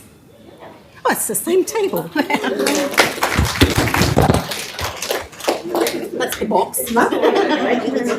And there's that's thank you. Don't drop it. Don't drop it. Last but not least. Olivia Lee Gates.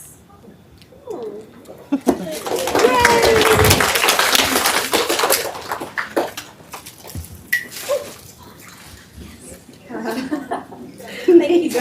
There's the plastic that goes with it, not in front. Did I give you the pen? No. Oh, is that? Right.